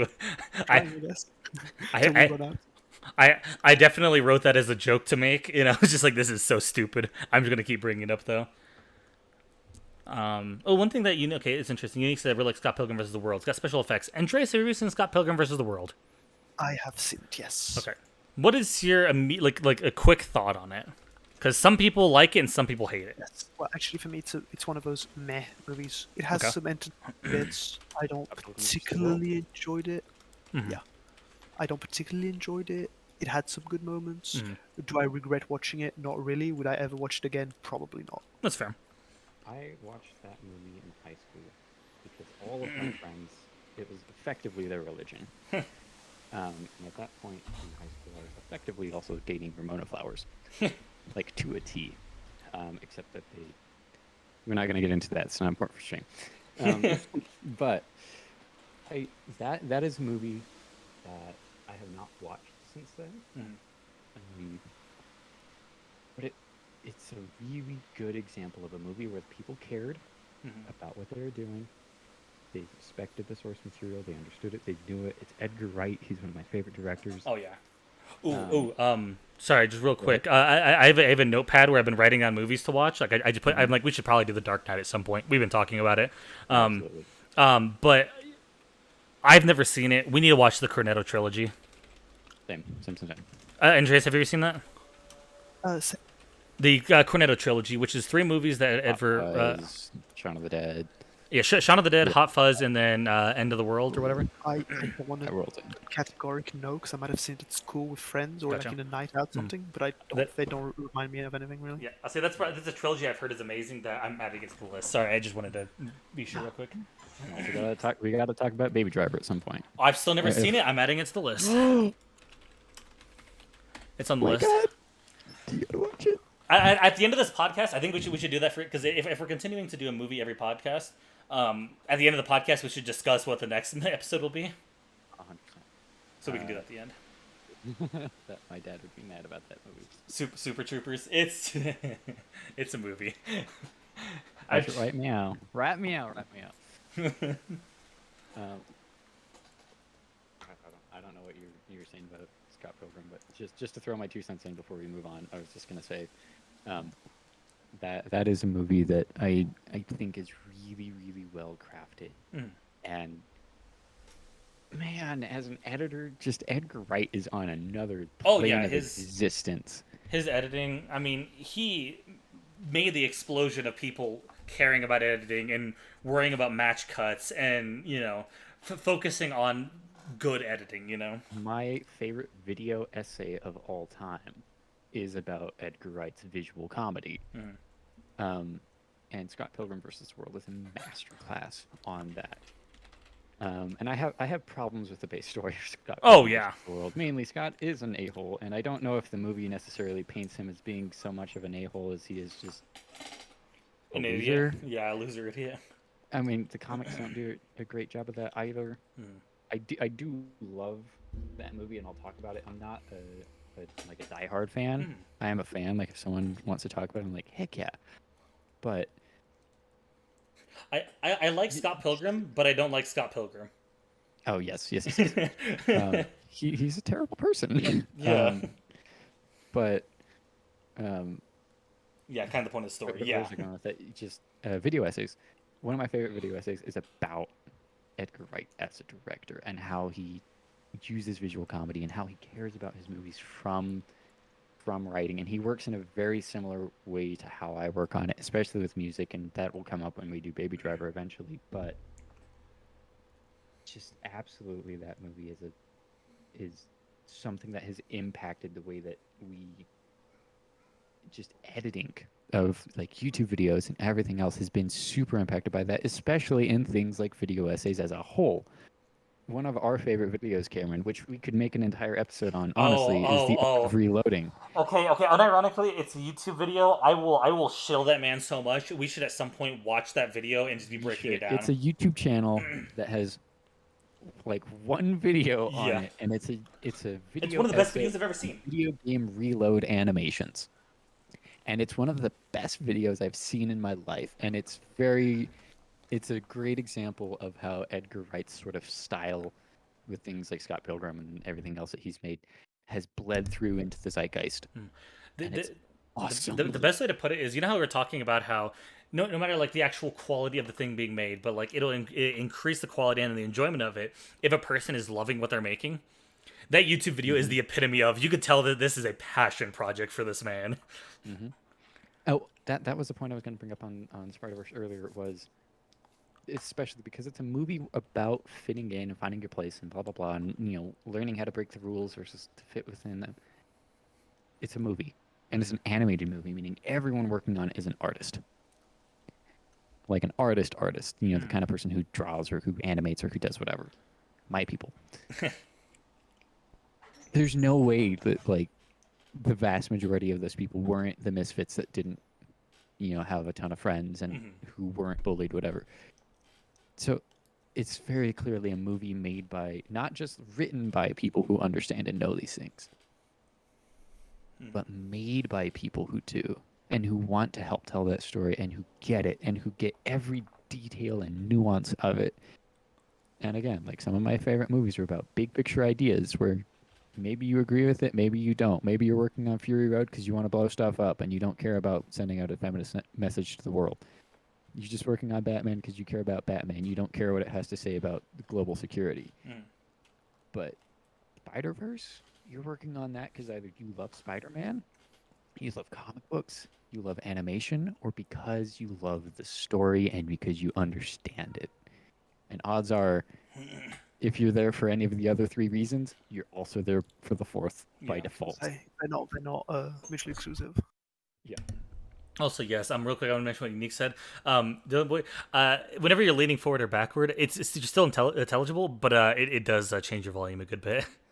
Gotcha. I will try and stay about this distance. That's pretty good. Like I said, it's still going through pretty well. I can't decide. I do need to adjust my microphone situation. I'm sorry, chat. I will do that as soon as I can. I'm in the process of moving. That's why I like having a Blue Yeti mic, because I've literally been walking around my room. I hate you. And I have Look a at proper ref- mic stand on here, us. but it's Look for at the wrong stream type of. reflecting on us with his Blue Yeti. I flex on you IRL too if I had a shirt on. I would try and flex on you, but you probably wouldn't feel it. It might just be like pressing a xylophone against you. Okay, that was a really good analogy. You have a Blue Yeti, so do I. I really like it. Why haven't I heard your dulcet tones yet? Unique. Okay. Endangered species, they can't bring them out. Okay, so I'll move on to another question. We talked a lot about the ideas of the movie. I want to kind of get into something more, like more about specifics of it. So a relatively easy one, and this is gonna be split into two different questions. It is the favorite character, and the two different questions are gonna be between Spider and non-Spider. So let's start with what I think was a more interesting one, which is the non-Spider. What is y'all's favorite non-Spider character? Let's start with Andreas. Well, I mean, I don't want to say that's a difficult question because there's so few non-Spider-Man characters. It has to be, I'd say, both the uncle and the dad, probably equally. That's really Interesting good character. characters, yeah. Yeah. I don't know between the two. I'd say, I guess, the dad, because he's there throughout the movie, so there's slightly more character development. Like, the character that dies eventually. Well, he dies, so. But I'd say they're both quite interesting characters and add a lot to the story. Well, they're very central to the story because they're huge. They have huge effects on the main character, and the stories about the character development of the main character. So, yeah, I'd say these two are probably the best non-Spider-Man characters. Okay. Oh, actually, wait. Sorry, are villains a separate category? I was gonna say that they're non-spiders because that's one I was Yeah. gonna go into actually. Okay, so in that case, I would add what's his face? I still do like Fisk. He is the boulder that needs to get passed, but we still I think they did a good job as all he does. He is the whole mountain. Yeah. See, okay, I'm gonna go into mine next real quick, which actually goes into I love Dr. Olivia Octavius because she doesn't have a character arc. I've acted by that person in real life. Haha, I win.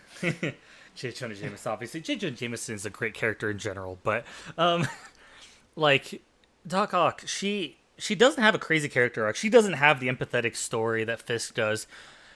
But she's just a fun character, and so she's just like she's like I want to research Spider-Man.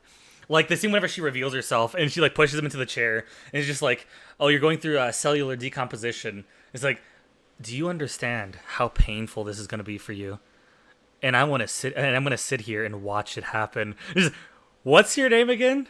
Do your friends call you Doc Ock by any chance? No, my friends call me Liv.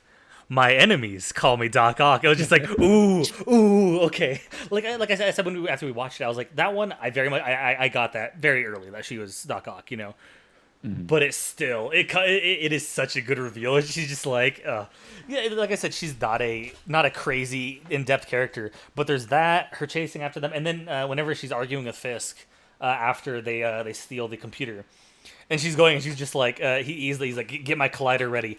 Our collider, and like she goes and she raises herself up with the tentacles, just like, no, I am at eye level or higher than you, Oh no, I like just the confidence she exudes.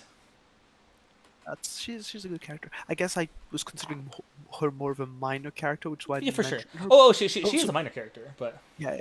Also, the difficult thing, as you say, is there's so many characters in this because that always ties into what we were saying earlier. So this movie is about characters and action rather than plot. Plot is not that important, but character stories and amazing action.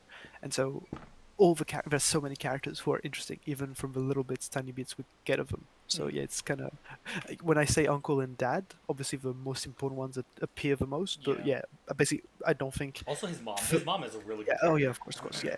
She's I think she's like 3 scenes. She has 3 scenes in total. Yeah. Just kind of like the ant. Like in there, but. So Dilly, what would your favorite non-spider character be? Well, I guess to lead into it, because Andreas keeps saying, like, not super focused on plot, which is something that I think I started by saying, and maybe I got a little too far with that in saying no plot. Like it does matter to the movie, but Mhm. primarily it's about story, and I would say not so much about the action, or at least I don't remember it for that. I remember it for the relationships. Yeah, the characters and And their relationships so, together. yeah, so the relationships are the biggest thing. So in terms of my favorite characters, Mm. it's the ones that have the strongest Mhm. relationships within this movie, because that's what I feel the strongest about watching this movie. That's Mhm. why I would go watch it again, is if I want to delve into that as a viewer. So it's got to be the dad, Yeah. because I know that person, that kind of person Mhm. in real life, and I as a character, they've got their flaws, um, but their relationship, and just like they have nothing but good intentions, and they're just, you know, there's just such a wholesome character. It's like, you've got issues, but they're not issues of like coming off as malicious or vile or evil.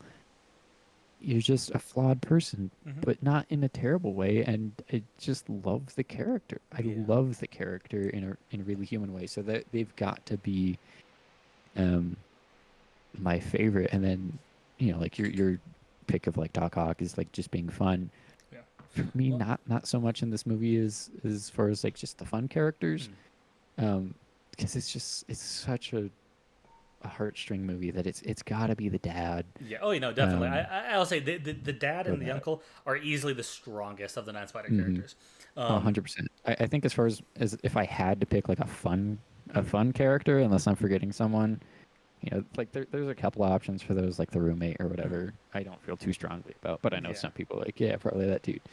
But I do like um, Aunt May just as a fun Oh yeah. character. I wouldn't write home about that Mhm. character particularly, but they're fun and She they're on she screen. It's like, yeah, she these are good she's times. she's just as much as she needs to be. Hmm. They're just as And much as they the need to be, and the they do it in a fun, yeah. interesting way when they're on screen. Where you're like, yeah, this is nice. The main reason I brought up Olivia Octavius is because even though she's just a fun minor character, she also does have little like connections with all the characters and like little moments where it's like they a lot of times when it's a minor character, it's just like, hey, I'm here for a reason and I disappeared. But it's like no, they have little like banter and like relation. Like she sees Miles and she's like, this is a kid, and so she's like toying with him, and she's Mhm. like, you didn't tell me you had an invisible friend, and then just like going with him and just being like, this is just a kid, like I don't have to take him seriously. Like I just like the point that even the minor characters they have like they acknowledge other characters as characters. Yeah. That Again, this is a movie about Yeah, relationships. exactly. There's a relationship. Whether they're close, intimate, friendly, non-friendly, Mhm. stranger, hero, villain dynamic, whatever it is, there's there is one. I think honestly the weakest one is between Fisk and Miles. Yeah, But 100%. which that's the thing where it's like the story doesn't follow the plot super Mhm. well there, but I will forgive it because the rest of the movie's so good. Yeah, I think the strongest connection with Fisk to anybody would have been the original Peter Parker, Mhm. who he killed. He just straight up crushed him. Yeah, yeah, Um, and then the other favorite character was the favorite Spider character. Which let's go. We can go in the reverse order. So Dilly Boy, if you'd who's your favorite Spider? And and yeah. and and and, and, and I'll say not Miles. Okay, so not Miles. Not Miles, and I'll Um, say not original Spidey, just because he wasn't much of a character. right. He was a character, but he wasn't there for long. I forgot to. I'm gonna give all of mine the cop out of doing like the honorable mention as the fun character Hmm. first, and then the actual character. Okay.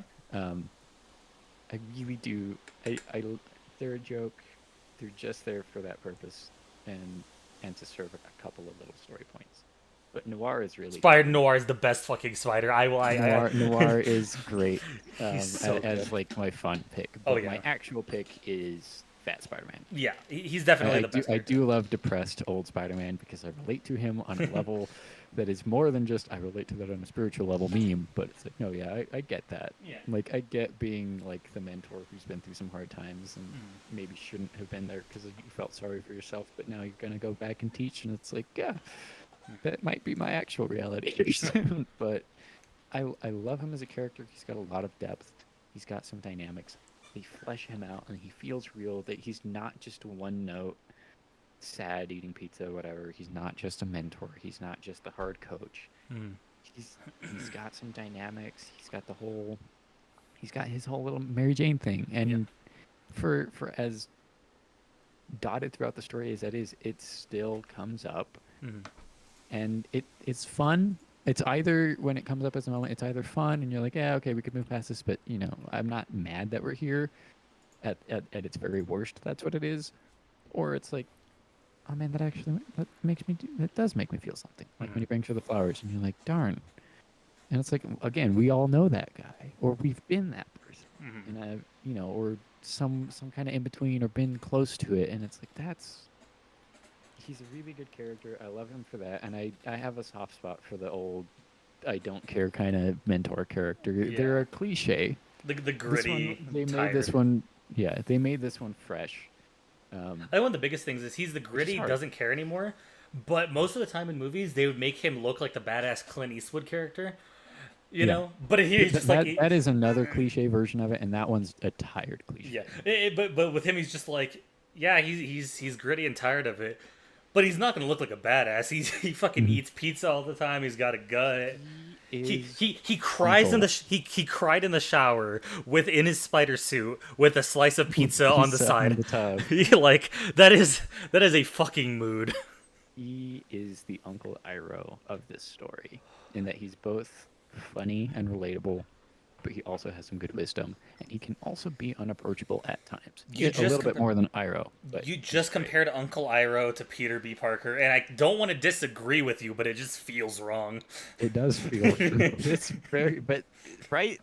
I understand where you're coming from with it. I actually agree. I Yeah. think that's well, because I mean, it's hard to fit it this way because I guess Miles is his own uncle, but that Peter Parker basically plays the role of a missing uncle, if you know what I mean. Yeah. He's like the kind of mentor, but not too direct, but also fun and kind of cares like I mean, actually, the movie kind of suggests he sees him as he's the reason he wants to have children afterwards. Yeah, like he's even like.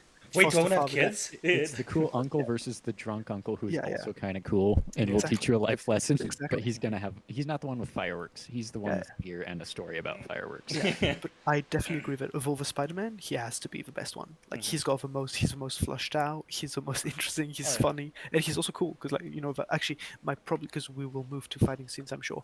But my favorite actual fighting scenes of all the movie was not so much the final ones in the tunnel thing. I found those to be actually a bit My favorite one was when they infiltrated the lab. That was great. That was just amazing. Yeah, I cannot wait to talk about because they're losing. They're losing that entire fight. Like, well, and the monitor joke. We'll get to that. We'll get to that. Oh, that is. Give your answers.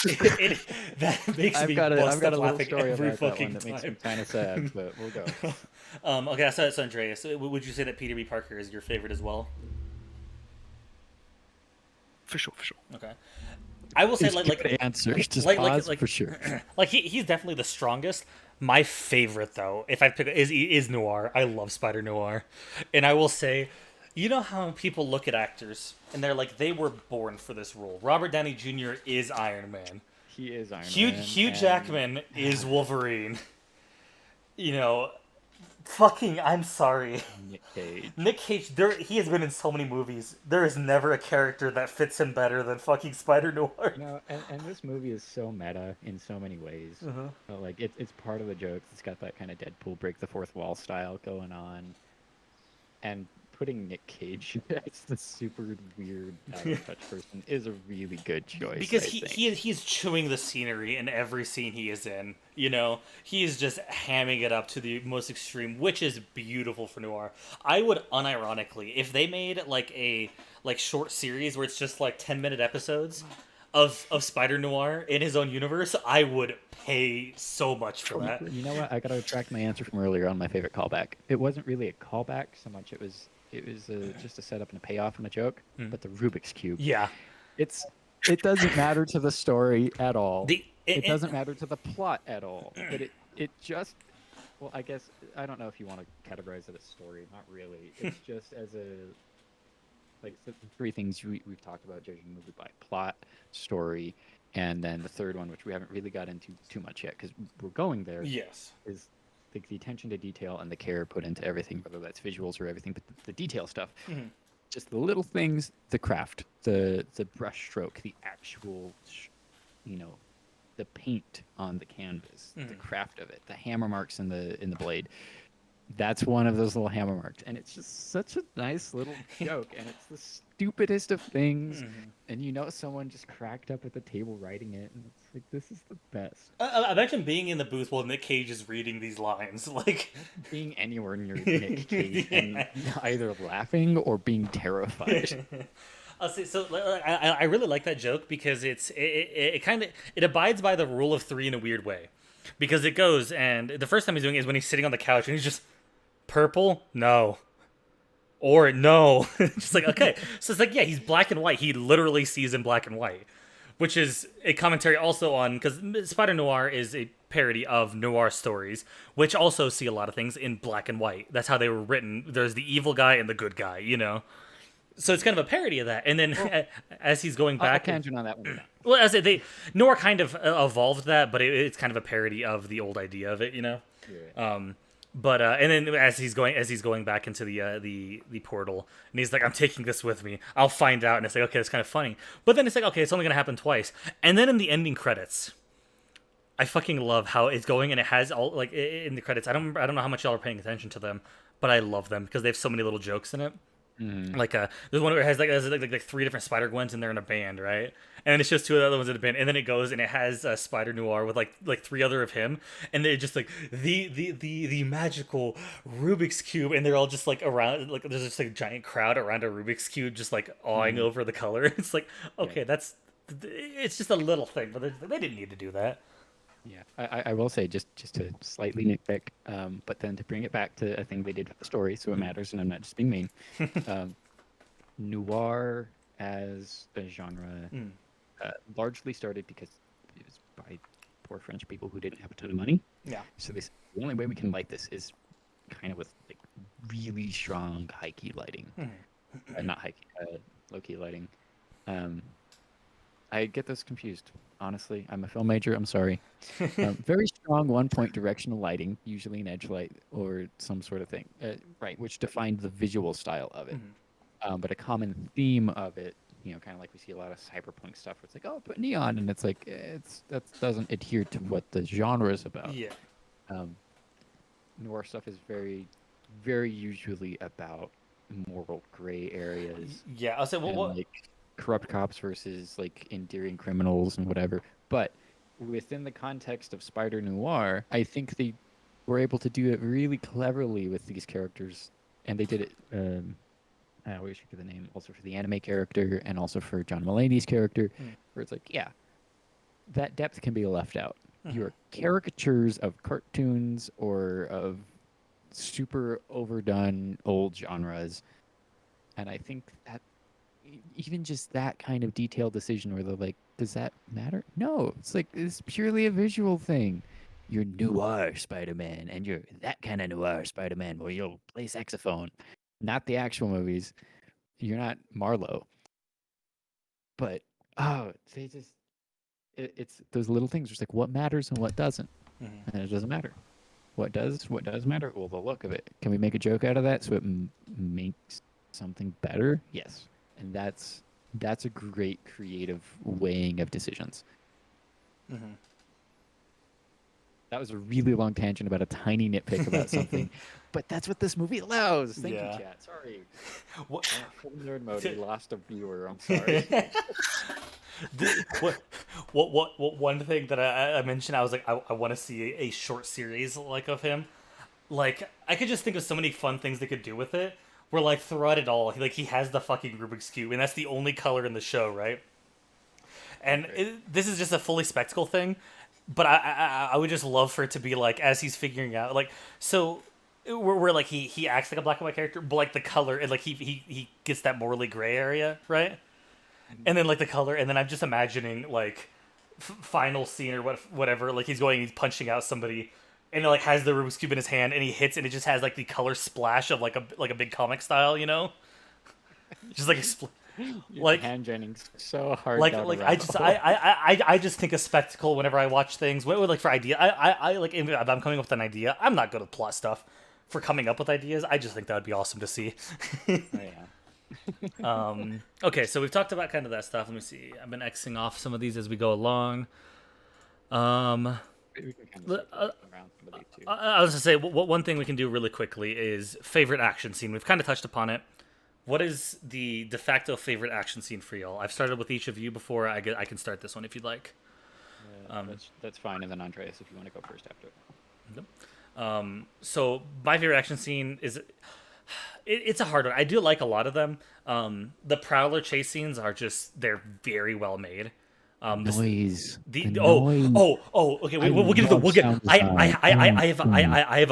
have a note in here which it just says the goddamn score. We'll get to sound a little bit. But That one, I guess, when we start talking about like style too. yeah, which is some things I have on here. But my favorite has got to be the house scene when they're all fighting in Aunt May's house. Yeah. Just because I love the frenetic nature of it. Which every time I go back and watch it, you notice something different, you know? But that one's a pretty simple one for me. There's not too much to explain about it. It's just a chaotic action scene, you know? I will say I don't. And again, it's been a while since I watched the movie, and I didn't always pay attention to it last time because I'm working on my own animation for chats for context for everybody else. So that's why I'm a little bit behind. I don't remember a ton of the action scenes actually. So that's why I said for this movie, as opposed to Andreas, at least for me personally, the action doesn't super matter. Spectacle, yes, but the action, not so much. Yeah. That is one of the few scenes that I remember. And it's because every character just does things in their own way. So I do respect that decision a whole lot because every character is handled in a super nice way. And they chose to have a fight in a tiny little living room, which one is something that the audience relates to slightly more viscerally Than a tunnel. even then, than some abstract place or like even a real place that most people have never, been for any real experience, like an airport landing strip, Marvel or whatever, or like a rooftop. It's like, no, this is in a beige colored house in the middle of the day. Like I've had arguments there. Also, the fact that Aunt May gets pissed at them for breaking everything, just Take it outside. I think it just slams with a baseball bat. It's just like that also makes me chuckle every time. I think that one's handled really well. So nice choice on that. Yeah. So Andreas.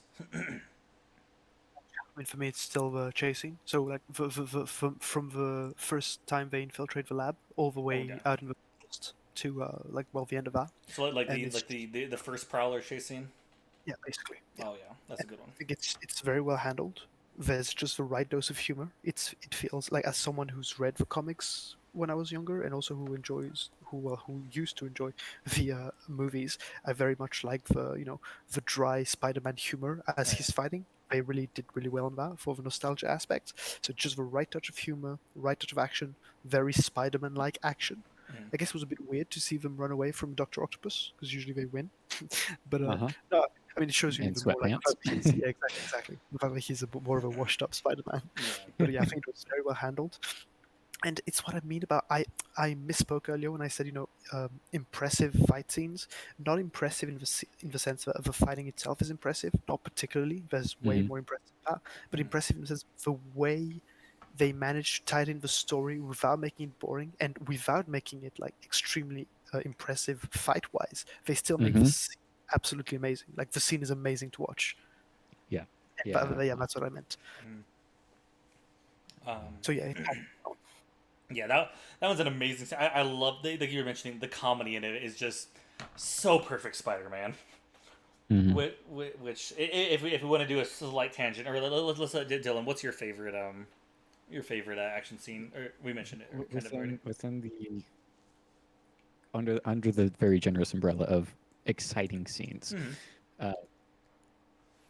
Again, because to be fair, those are the ones that were most kind of forgettable for me. But the escape from the laboratory, if we're going to count that, at least the escape part and not the infiltration. I love that one. It's different. It's funny. It's unique. But I also the following the jump off the building with what's up danger, just Okay, I was going about to along say the street. What That is thing, a really good scene.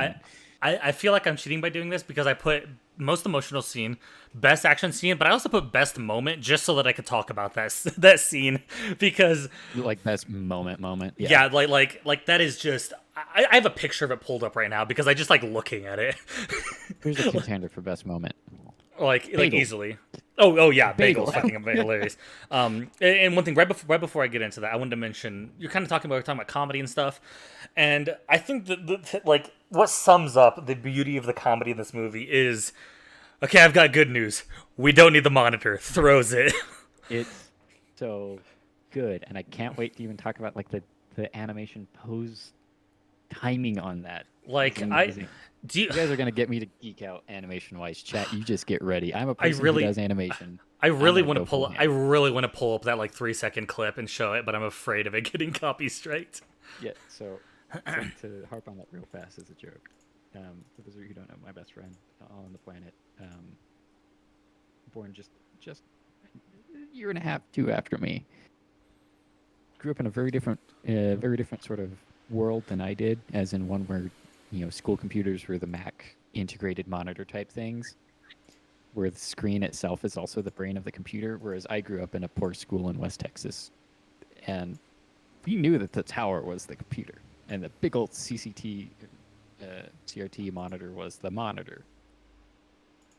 And them telling me the story of not knowing what a computer monitor was, or what the box next to the computer was, and I'm like, what do you mean the box next to the computer? Well, like they knew it by the time we talked about it. They're like, yeah, I got embarrassed when I was asked that, and I said, oh, I don't know what the box next to the computer is. And they're like, that's the computer. And I immediately had to go back to Spider-Man because it was the first scene I thought of when I was told that story of them being an absolute moron. Was good news. We don't need the monitor, and it's great because even that 2-year difference, and being from somewhere like New York, it might speak truly to somebody who doesn't know what the difference is. And I think that that's not only funny, but it's also got some validity behind it, which makes the jokes sell even better. Because it's like, yeah, we know someone who's been that dumb. It's not entirely their fault, but they're still dumb for it. It's such a good joke. Yeah, I just went back. I have Hulu up, and I was scrubbing through the scene of it. This entire, like you're mentioning the comedy of the scene, and I'm looking through, and it's like, oh, there's so many. It is joke after joke, but it doesn't feel crowded. It doesn't feel like crowded, but it never feels forced. It all feels natural for the characters. It's because quippy. the characters are written for it to be. Yeah, it's quippy Spider-Man. Like right before that happens is Spider-Man sees and they just don't worry, I got this. Don't worry, I got this. As he's all off balance and he's blocking one of the tentacles with an exercise ball. He's like, this is the moment that I'm losing the fight. And she slams him through the window. And oh my god, this, like you were mentioning, the animation of it's beautiful. He flies through the window. I just got it. I'm risking it for this. Yeah. While you bring that up, I will say, they did such a good job in pairing the character of somebody who deflects their depression with humor, Yeah. paired with somebody who is young and stupid. Not stupid, dumb. Here, I'm pulling the scene up on Discord, and this may not be the best idea, but I gotta show it. You can show clips. You can show clips in these things. Put it in the corner. Yeah. Okay. Pulling it up. Put it in the little corner. I'll watch it on Twitch. We're just making it small. I also put it on Discord, but That's full screen. yeah, but you can see it. Yeah, this should be under fair use if they follow the same rules as YouTube. We'll see. Yeah. Well, yeah. Twitch is pretty lenient with it. I'm mostly worried about posting to YouTube, but this should be fine. Let me. Well, shit. I need to unmute site. Here you go. So it is a tiny little part. Are you up now? Yep, I'm good. Okay. Little tiny part. It's moving, losing the fight. The fucking that 5-second clip. The poses Like he fucking excellent he for the flies humor. he flies through rolls, snaps back up because he's an experienced Peter Parker. He's gonna get through it easily, This like movie follows the 12 principles of animation so well. The way the arms freeze after he throws it, but the rest of him is still running. Yeah. For the delivery of that line super flat is super. You can't do that in real life. Yeah. You could have a Chris Pratt version of that, and it's not going to be as funny. doing it with animation, it's so just And then like, just straight as out he said, extended hand with a joke in it, and you're like, this what? and it's one of those things where like a lot of things they try to do like joke, wait for applause, and this is joke, and then like quarter second later he's slammed away by a tentacle. It's just like no, we're not. Yeah, they don't give you the time to make it awkward. So even if the joke doesn't land, Yeah. well, that's great because the bad guy just did. So look at Yeah, that. yeah. It's like Spider-Man's making a bad joke because that's what Spider-Man does. But he's making a bad joke, and then the villain's going, "Ah, fuck you," and slamming him. like- You know? It's like a lot of times the funniest friends are the ones who don't wait for everyone to break. They're the ones who say something and then walk away. Yeah. Or like they say something and then they continue on with the conversation and they do it in a dry way and they're not like the funny person. They're just like the dude and then they make a comment and you're like, what? Those are the best kind of jokes from me personally in general. And this movie has a lot of that kind of humor. It's really nice. It's witty. Do you have anything you wanted to say about the humor, especially in that scene, or just in general, Andreas? No, I mean, I pretty much think you round up all the main points. It's, Detail. Bagel. Bagel. Let me find that real quick because I don't know if did you notice that, Andreas? Yeah. Whatever it is just a tiny thing where because he mentions during the scene where he's like I'm gonna He wants to pick a bagel, and he doesn't. he picks the bagel, but that's not the Yeah. He throws it. Watch the person that he throws it at. yeah here.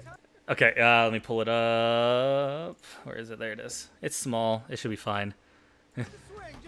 Right here. He's throwing the fucking bagel. Right? Watch the sign. Wait, let me turn the subtitles off real quick so it doesn't cover it. Just bagel. It is so little. It is such a little thing because it's the auto. Such a comic book pose. Yeah, exactly. On that pose for someone getting shot here. or stabbed or whatever. It's not being animated, so I'm pulling it up full screen. But the fucking just smear frame. Look at the smear frame. Yeah. On Peter's hand. You don't need that in 3D animation. They did it. Yeah, like it's one of those things. You know, in comic books, whenever something gets hit, it's the onomatopoeia, the boom, pow. You know, but it's just like they're doing that as an homage, but also like we're making it funny, bagel, because he just hit him with a fucking bagel. Why not? You know, It's not so over the top that it's. it happens for like 3 frames. You know, Which is just enough to see it and read it. A muzzle flash from a gun lasts 1 frame in general. 3 frames is way too long, but for a joke, it's just enough. Yeah. I love the comedy. That scene, like y'all were mentioning, it was a very good point to mention out where the entire sequence, even before the action part, the infiltration, has such good comedy. Look at the dude's expression on the very far left. It's so good. I don't have it pulled up anymore, but it is it's I have drawn that exact photo. Pose, whatever. Yeah. So kind of moving on, I mentioned the moment, and I admitted, I literally just put that as a note because I wanted to talk about Hello Danger. Or Let's Go Danger, whatever. What's up, Danger? What's up, Danger? What's up, Danger? Yeah, What's up, Danger? He's not falling, he's rising. Yeah, it is. Oh my god. Subtext. That I guarantee you that is in the script. I guarantee you that is in the script. Spider-Man falling upward like that, like... Let me see, open... I wonder. I wonder if I can pull up the Spiderverse script. I wonder if it's available. I can't full screen it, but this is fine. Let me looking up shit. Screenplay.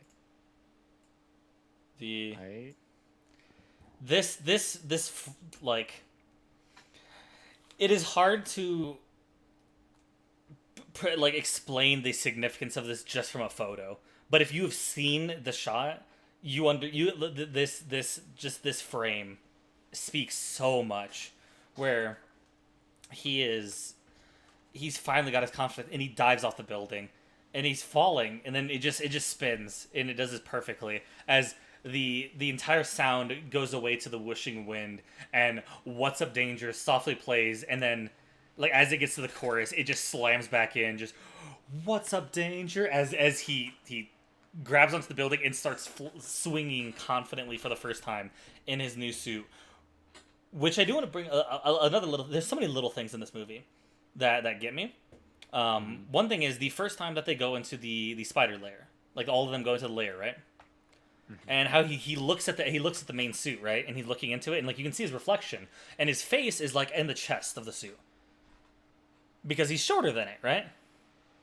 So like it shows him like his reflection. It's like, okay, that's a little neat thing. They did a reflection, and then the second time he goes back after he gets his confidence, and Aunt May lets him in, right? And he goes and he takes the suit, and that's when he spray paints it.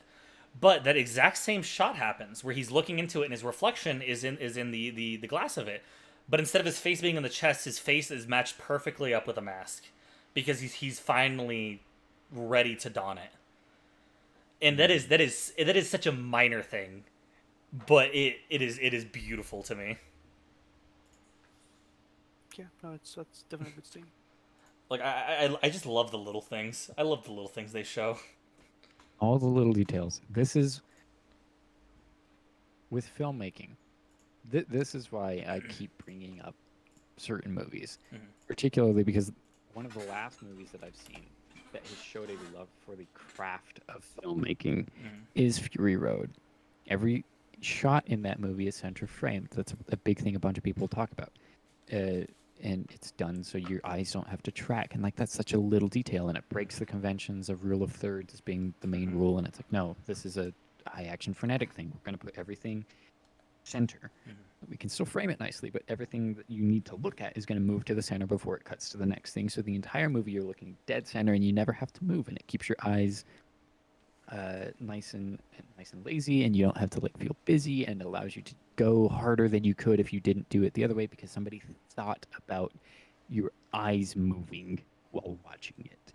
That kind of attention to detail, the craft of what do you have in frame, what does that tell you about the story, because we're not going to have exposition about anything else that happened here. We're just going to show you a picture of what this looks like, and there's your story. And that's why I love that movie in particular, is because it was made by filmmakers as a movie from the ground up to be a movie, to say, how do we tell a story visually and through music and through sound effects and through editing and context and everything that makes a film, rather than like an American comedy, which is just a joke bit where you point a camera at them and you call it a day. It's like you're not using the medium. Spiderverse 100% uses the medium of film to tell its story with things like that, where it's like the reflection doesn't match up, and now it does. Or with What's Up Danger as an entire moment where he jumps off a building, and the shot that they give us is him rising to, not rising just above a city, he's rising to the city that he's about to go save. Also, like I mentioned, That's little things. a super subtle detail. Like, it has to be that way, but it's there, and they care about film, and they use they make sure that what they are doing applies to film. And we can get into how it specifically leverages animation as a medium in a second. So what were you saying, Cam? Do you want an even subtler detail in that scene? The glass sticking to his shoes. Yeah, the glass sticking to his fingers as he jumps off. Yeah. As he's jumping off, because that's one thing where it's like, oh, it makes it cool because like the glass is coming off. It's like, well, yes, it does. But as well, it's the thing where the whole time he now is confident enough and he understands his powers. Him jumping off of that, he should have just been able to let go perfectly. But even though he is confident and he knows what he needs to do, there is still the stress. He is still having to save the world. No matter how confident and quippy he's going to be, the world is in danger. So there's that little bit of stress where his fingers stick just half a second too long. He jumps off and it breaks the window. And it's like, yeah, this is his triumphant moment. But he's still a fucking kid about to go save the world. You know? And they tell that story too with him making his costume. It's not just like, look, I grew up with the Tobey Maguire movies, and I'm not a Spider-Man fan, full disclosure. But I like those movies as a kid, But him making his suit, that was a little jank. It's like, all right, well, we need to make a suit. Okay, I guess he can sew. I guess it's for wrestling or something. And then he magically makes one that's extremely superior than the one he had 2 minutes ago. And, it's a little bit forced. In this movie, they give him the suit pre-made, but now you need him to change it for the color palette. Yeah. So he's not just wearing one of the other ones, or that they have one made. It's like, how do we do that? He spray paints. In his style. Yeah, for that, it's in his style because that's his character. That's him putting making himself his version of Spider-Man. I'm not Mhm. going to be your version. I'm not going to be you. I'm not going to be this. I'm going to be Miles Morales. Mm-hmm. And he paints his own tag on his chest. Yeah, I say he doesn't stencil it. It's not a stencil perfect thing. It is a. Well, one thing I remember whenever he was doing the first uh spray painting with Aaron, Uncle Aaron. With Uncle, And, and he mentions Aaron's just like, oh, you got to make sure you're moving with it, or else like it'll be dripping. And he's like, it's a stylistic choice. And you can see the spider; it is dripping. Like he keeps the spray on there it when he's running, and it has the drips. Yeah, because he that is his style. He doesn't want it to look clean and proper because that's not who he is. That's kind of another callback. Yeah, exactly. Yeah. You got to do it different, and he says, "No, that's my thing." And then it becomes his thing, and he defies Uncle in that. He takes some lessons from Uncle, and he tells, in this moment, or in the construction of his costume, also, I'm going to reject some things because they don't ring true to me. Yeah. He says, "No, I'm going to keep that style." Like that's a great detail that I didn't even think about until you mentioned that was a thing that Aaron said. Because again, I didn't watch the movie 2 days ago as much as I should have. But the other thing, if I could just harp on this for a second, throwing the hoodie on there, that's fine. The shoes, and I didn't think about it in the movie the first time I watched it, but I did the second time. It really stood out to me when we see Miles walking down the street for the first time, very early on in the movie. The first shot we had, or the beginning of the shot in the tracking shot of him walking towards camera, is of his shoes and panning back up to him in his school uniform. The only way he can accessorize himself is through his shoes, and that's important to his character. It's important to his culture. Yeah. It's important to him as an individual. And the first thing we see from him are his kicks. And it says, this is who he is, and this is how he defines his personality. And it's not just, oh yeah, look, this dude, he's cool. He's got some threads going on. It's like, no, he doesn't want to just wear a school uniform and boring school gray shoes that don't detract from the character, just model something. It's like, no, he's wearing, what is he even wearing? I guarantee you those are an actual shoe, and they're probably made by a company that's terrible about slave labor. I'll say it's probably like a Nike shoe, but it's probably if they have a symbol on it, I'm sure that it is a like a parody, since when the fact that all the businesses are parodied.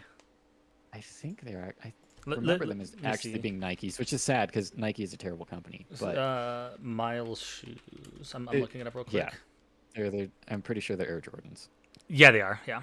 Yeah, which I mean, safe choice for what it is. But like that said, as big of a problem as Nike is in the real world, within the context of telling a story, it's very having fitting. Nike Air Jordan 1s or Jordan, dude, that tells you immediately who this character is and how they, not just how they don't fit in with the rest of everything going on, but how they want to stand out. Yeah. And he keeps him with a suit.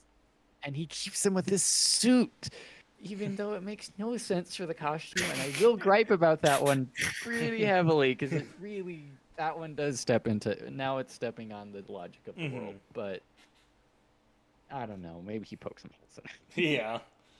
That one does bother me a little bit, but I'll forgive it for this story because it's the first defining feature of Miles that we see. His music taste for one, and him mumbling along, that's his personality. And then the second thing is those shoes. The first visual clue we get about him and who he is and how he dresses is when he goes out somewhere, when he's going to school, his red Jordans. And that are puts those on his costume. His red Jordans that are untied, the story. Which is a style choice. As he says, he's like, your shoes are untied. I know, it's a choice. Style in this movie is substance. Yeah, I was about to say people say style over substance. This is style and substance.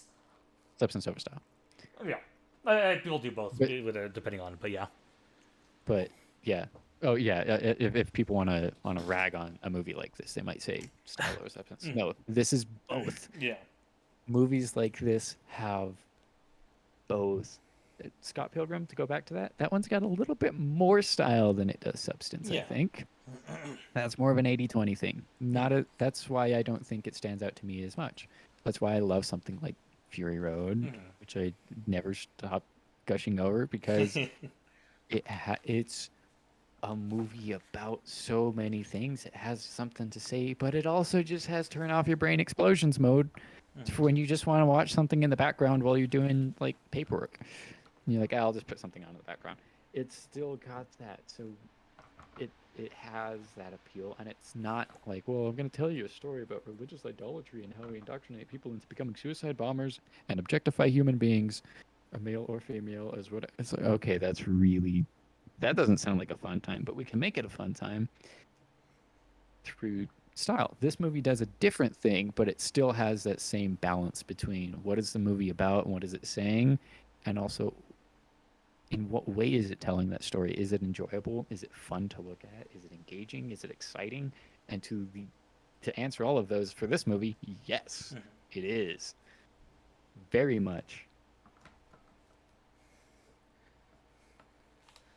So one thing that we have alluded to that I'm pretty sure everybody's been chomping at the bit to talk about is the animation. I'm trying to steer this there so badly right now. Yes. Like, that is one thing that I think is almost indisputable in just how unique it is. It this the movie has a charm and a style to it that is very unique to it. It's got the charm of that janky stop motion, old animation, like drawn on twos kind of thing, while also having moments of extreme fluidity. Yeah. It they changed the frame rates. They use, like you mentioned, the halftones like beautifully. But changing color bleeding for things that are out of focus. It's like a misprinted comic. Yep. And like I mentioned, changing the frame rate to a drastic degree for different things. Also having multiple different frame rates on the screen at the same time. Yes, so the scene where they escape from the laboratory. I think we've talked about this before, Cameron. I don't know if you picked up on it, Andreas, consciously, but I guarantee you did subconsciously at the very least, which is a fantastic thing of paying attention to detail and telling a story through adding substance through style. When you're there, you're good. Quit stream, got it. When they escape from the place with the computer and the bagel, Peter Parker is swinging along at 24 frames a second, which is the standard frame rate of all movies. Most movies, whatever. That's the standard frame rate for everything. That's what feels right. It's film. That's what you expect to see in a movie. That's what Marvel movies and every other movie from the last AAA since 1935 pretty much has been in 24 frames a second. And that's what feels right. That's what feels smooth. In animation, very often we do what's called animating on twos. Animating on ones would be to draw every frame in 24 seconds. So you're drawing 24 pictures for 24 frames. In animation, we often do one frame that lasts for 2 of those, so it's effectively 12 FPS, which is fine in an animation it sells, and it's like, yeah, it's good enough. Animation, we often blend it and cheat it, and some moments need to be, they sell better in twos, and some moments you want a ton of frames on, and so it's not always consistent. So you might play it at 12, which is why we don't say it's 12 FPS, we say it's on twos, because it can be at a different frame rate, but sometimes those frames just stick around effectively for 2 frames where it's the same. But it's a difference between what feels smooth, what feels choppy, what feels endearing. During a lot of this movie, it's on twos, but the scene where it makes the most blatant statement is during the escape, where Peter Parker is on ones at 24 frames, smoothly swinging from tree to tree, and Miles is clumsily going along at half that frame rate because he is animated on twos. And he's behind, and he's not quite as refined, he's not quite as elegant, he's just straight up less refined. Yeah. And when he starts to get the swing of it, we start adding in more frames until they start swinging together at 24 frames a second. That was a whole long thing that I gave for context on it. Just that choice is such a beautiful artistic thing that only an animator would make that decision. You know And you how much know of a that they were bitch? involved in the writing room and that they were involved with making this movie from before it ever went into production. Mhm. They thought about these things before it began. You know It's how much of a amazing. bitch it must have been to make a scene where there's two different frame rates happening at once? And not just two different frame rates happening at once, where one of them transfers to follow the other one eventually, slowly. Yes, because Like, and it's like, oh, it's easy. You just animate one at this and the other one at that. And it's like, no, because on twos, their background, the background, what frame rate is the background at? What frame rate is Miles at? Are those the same, or does it match Peter? yeah. In which case, now Miles, you have to make a decision. Do they stay behind on one frame, in which case it feels like they're lagging behind, or do we, even though the frame is the same pose, do we move it forward, like Yeah. sliding it along the frame? There's little. It's not just a super easy thing, and I guarantee you it was a case by case basis. Yeah. But yeah, it would absolutely be a pain to make it feel right creatively and to not take you out of the moment and be like, oh, that's broken animation. It's like, no, that's animation with a story. Yeah. And it's using the fundamentals of the craft to be the craft. And that's just next level meta. That blows my mind as an animator. I gotta shut up or I'm gonna keep going. No. I mean, it's great. Yeah. For that, Is you there- know what you're talking about. Yeah. I'll say, Andres, is there any scenes that visually speak to you? Let's see. Hmm. I don't know because actually, well, don't lynch me for that. I didn't like no how to say this probably. I love the way the animation effect was done, but I feel like the animation was one of the strong points of a movie to the extent that specific scenes I loved purely because of the animation. I guess also because I only watched the movie once and on small screen, Yeah. I can't enjoy all Yeah. the details. Great. You also watched it through Discord. Yeah, exactly. So So I the would frame not rate thing didn't yeah, stand out. exactly. Yeah. I would not have picked up the same things, but I mean What- the animation I was looked great. for it and I But couldn't notice. yeah, what one thing that I've actually planned out for doing for next ones is not using Discord stream. There's actually a you've done it before with me, Dylan. The watch togethers. We should do that. I recognized it as we were like a little bit into it. I was like, we should do that because then everybody gets their own like good viewing of it. And they can also edit their own, like they can change their own volume and stuff. Definitely go rewatch it at some point. I'll say it's And fair. just It's fair pay that you attention didn't. to the frame rate sometime. I'll say it's fair that you didn't care as much about the animation. I think you're wrong, but You're also handed a slightly crippled version. yeah. In addition to us talking about this stuff, one thing is was there? I'll specifically point this at you, Dylan. A favorite effect that happened, because there's an easy one for me, which is the Spidey sense effect. Like they don't explain Spider Sense at all in the movie. You know, because that's one of his main powers, right? Is having Spidey Sense, but they do it beautifully whenever he what's it called? Whenever he's first meeting the original Peter Parker, and he's freaking out, all this stuff happening. He's like, "Why is everything loud and whatever?" And he like looks up, and then there's like the static appears from his head, and the window in the background just for like 5 frames just has a loud, colorful, just watch out. It just before the thing crashes, where it's a beautiful representation of how a Spidey sense is, where it's like his the everything around him is like warning him of what's about to happen, you know. I think,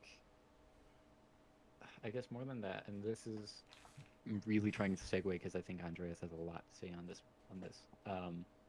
To not answer your question again without having rewatched this as I should have, I can't really give a great answer on that, but I can say, just in general, the way the entire movie uses animation to its best effect, to be able to do things you can't do in real life. Like you couldn't do the watch out in real life. Yeah, it would look cheesy.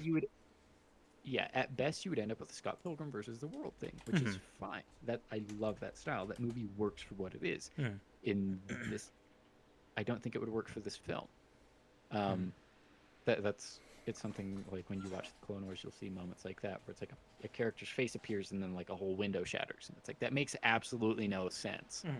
And you couldn't get away with that in a live action film, but you can get away with it in animation. And I think just in general, not so much a particular effect. I'll try and keep one in mind if I can think of one to bring it up. But just in general, using animation and that spice that they add, especially to it occasionally, where they just go for a comic book frame or two, I think that just adds so much to it. Where it's like in animation, you often have frames of exaggeration, where it's like by itself, that image doesn't work. Not just smear frames, but just sometimes it's like you just stretch a face out to be twice as long as it's supposed to be, and it works. Overwatch even does this, which So- you know. So many But- shows, and specifically if you're looking at like anime action sequences where they go and it's like, if you want to show power in a punch, I can look at some like Gurren Lagann or Kill la Kill, where a punch is happening and it's like the arm contorts as it's flying towards somebody and like Yeah, extends where out. it'll like noodle arm or bend or something, And then it's and then like- it hits, and then the face just twists in grotesque way for just like 2 frames as it's showing the weight of the punch. if you so there's 12 principles of animation, one of which is squash and stretch, which is where like like if a character like makes like a surprised face, you might have like if it's a totally round stick figure type face, like oh they turn, it's like whatever, but I guarantee you there's going to be like 2 or 3 frames in the middle with one really extreme frame where that head is going to be stretched to about 3 times its normal height. And by itself, it looks horrible. In context, you don't notice it because it's in motion. Yeah. Because it's not principle of drawing, it's a principle of animation. And this movie does something sort of interesting where it does that with the comic book frames. So not just Spidey sense, but like occasionally you just have a frame that's in halftone Yeah. and nothing else is in halftone within that sequence or whatever it is, where it just sometimes they just throw some visual flair at it that adds grit to a moment. And that's the point of exaggerated frames, is to add energy or add emphasis to something that you don't get with animation because you're so stripped down. You don't have the human eyes and the human face and the tiny nuances that millions of years of evolution have taught us to glimpse. Do you have to exaggerate it? And this movie does that in a lot of really unconventional ways, with just drawing over things occasionally and just changing up the style for frame where it's jarring and it's like, dang. And that puts you right back in the rest of the moment. And it's like, that was just in the middle of a jump, but it's cool. I'll say, so we mentioned smear frames a couple times, and to not everybody's gonna understand what a smear frame is, so you probably describe it better than I can.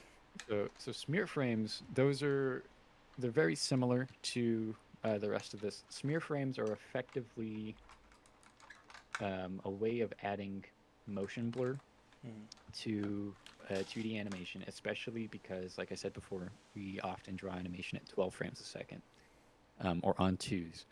And if you draw everything perfectly sharp as it is, you draw an arm here and you draw an arm there, there's going to be a jump, and it's going to feel jittery and stuttery. Stop motion. With camera, with very stop motion feeling.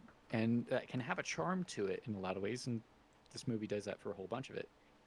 Smear frames are typically added during moments of extreme action, so somebody, not necessarily somebody waving, but if somebody, pulls a sword out and then dramatically holds it to the side, or if somebody throws a punch or they're running. We mentioned the bagel scene. The bagel scene, we specifically saw a smear frame there. So that little red sort of like crescent, that little like quarter circle underneath his hand, that's an example of a smear frame. I think the most easy thing to think of would be shape, just cutout shapes following something like a blade or a staff that you've probably seen in a lot of like Teen Titans or something. It's effectively just a replacement for motion blur, and sometimes it's just like an arc that's been filled in with a single color. Sometimes it will be like a couple of images layered on top of each other. So I know they do it with Spider-Man's hands running, I think in that same scene from Miles, where you see his hand at the bottom, and then you see 3 half-faded hands between that with some sketched lines, and then his hand at the top, which is not how motion blur works. Yeah. with a conventional camera, but it works within animation, and it's something that they choose to do sometimes in this film, and sometimes they don't do it. And it's something to be noted that you don't need with 3D animation, because 3D animation is mathematically based. You plug in a motion of somebody's arm, and then you tell it, Move. 1/50 shutter. Congratulations, this is the same as if you photographed it with a camera and a real person. You have motion blur and it looks natural. They effectively did a bunch of this movie without actual motion blur, and then went back in and chose what frames to exaggerate the motion of by using smear frames in a really artful way. And it's so well done. That was a long explanation. It's a simple thing, but it's kind of hard to explain without having visual examples. It's done in a way that accentuates moments within this movie, not just as flavor, but by showing exaggeration and showing like he's moving his arm real fast right now because he's punching him real hard because of a character moment. Therefore, he gets a smear frame, versus he's just running right now. It's fine. Just motion blur, normal 3D stuff. It's fine. Those decisions are great. One last artistic thing I wanted to ask, and I'm gonna go for you, Andreas, first to see what your thought on is on it. Like I said before, the goddamn score. What is a standout piece of music from the film for you? I don't know the name, but Yeah.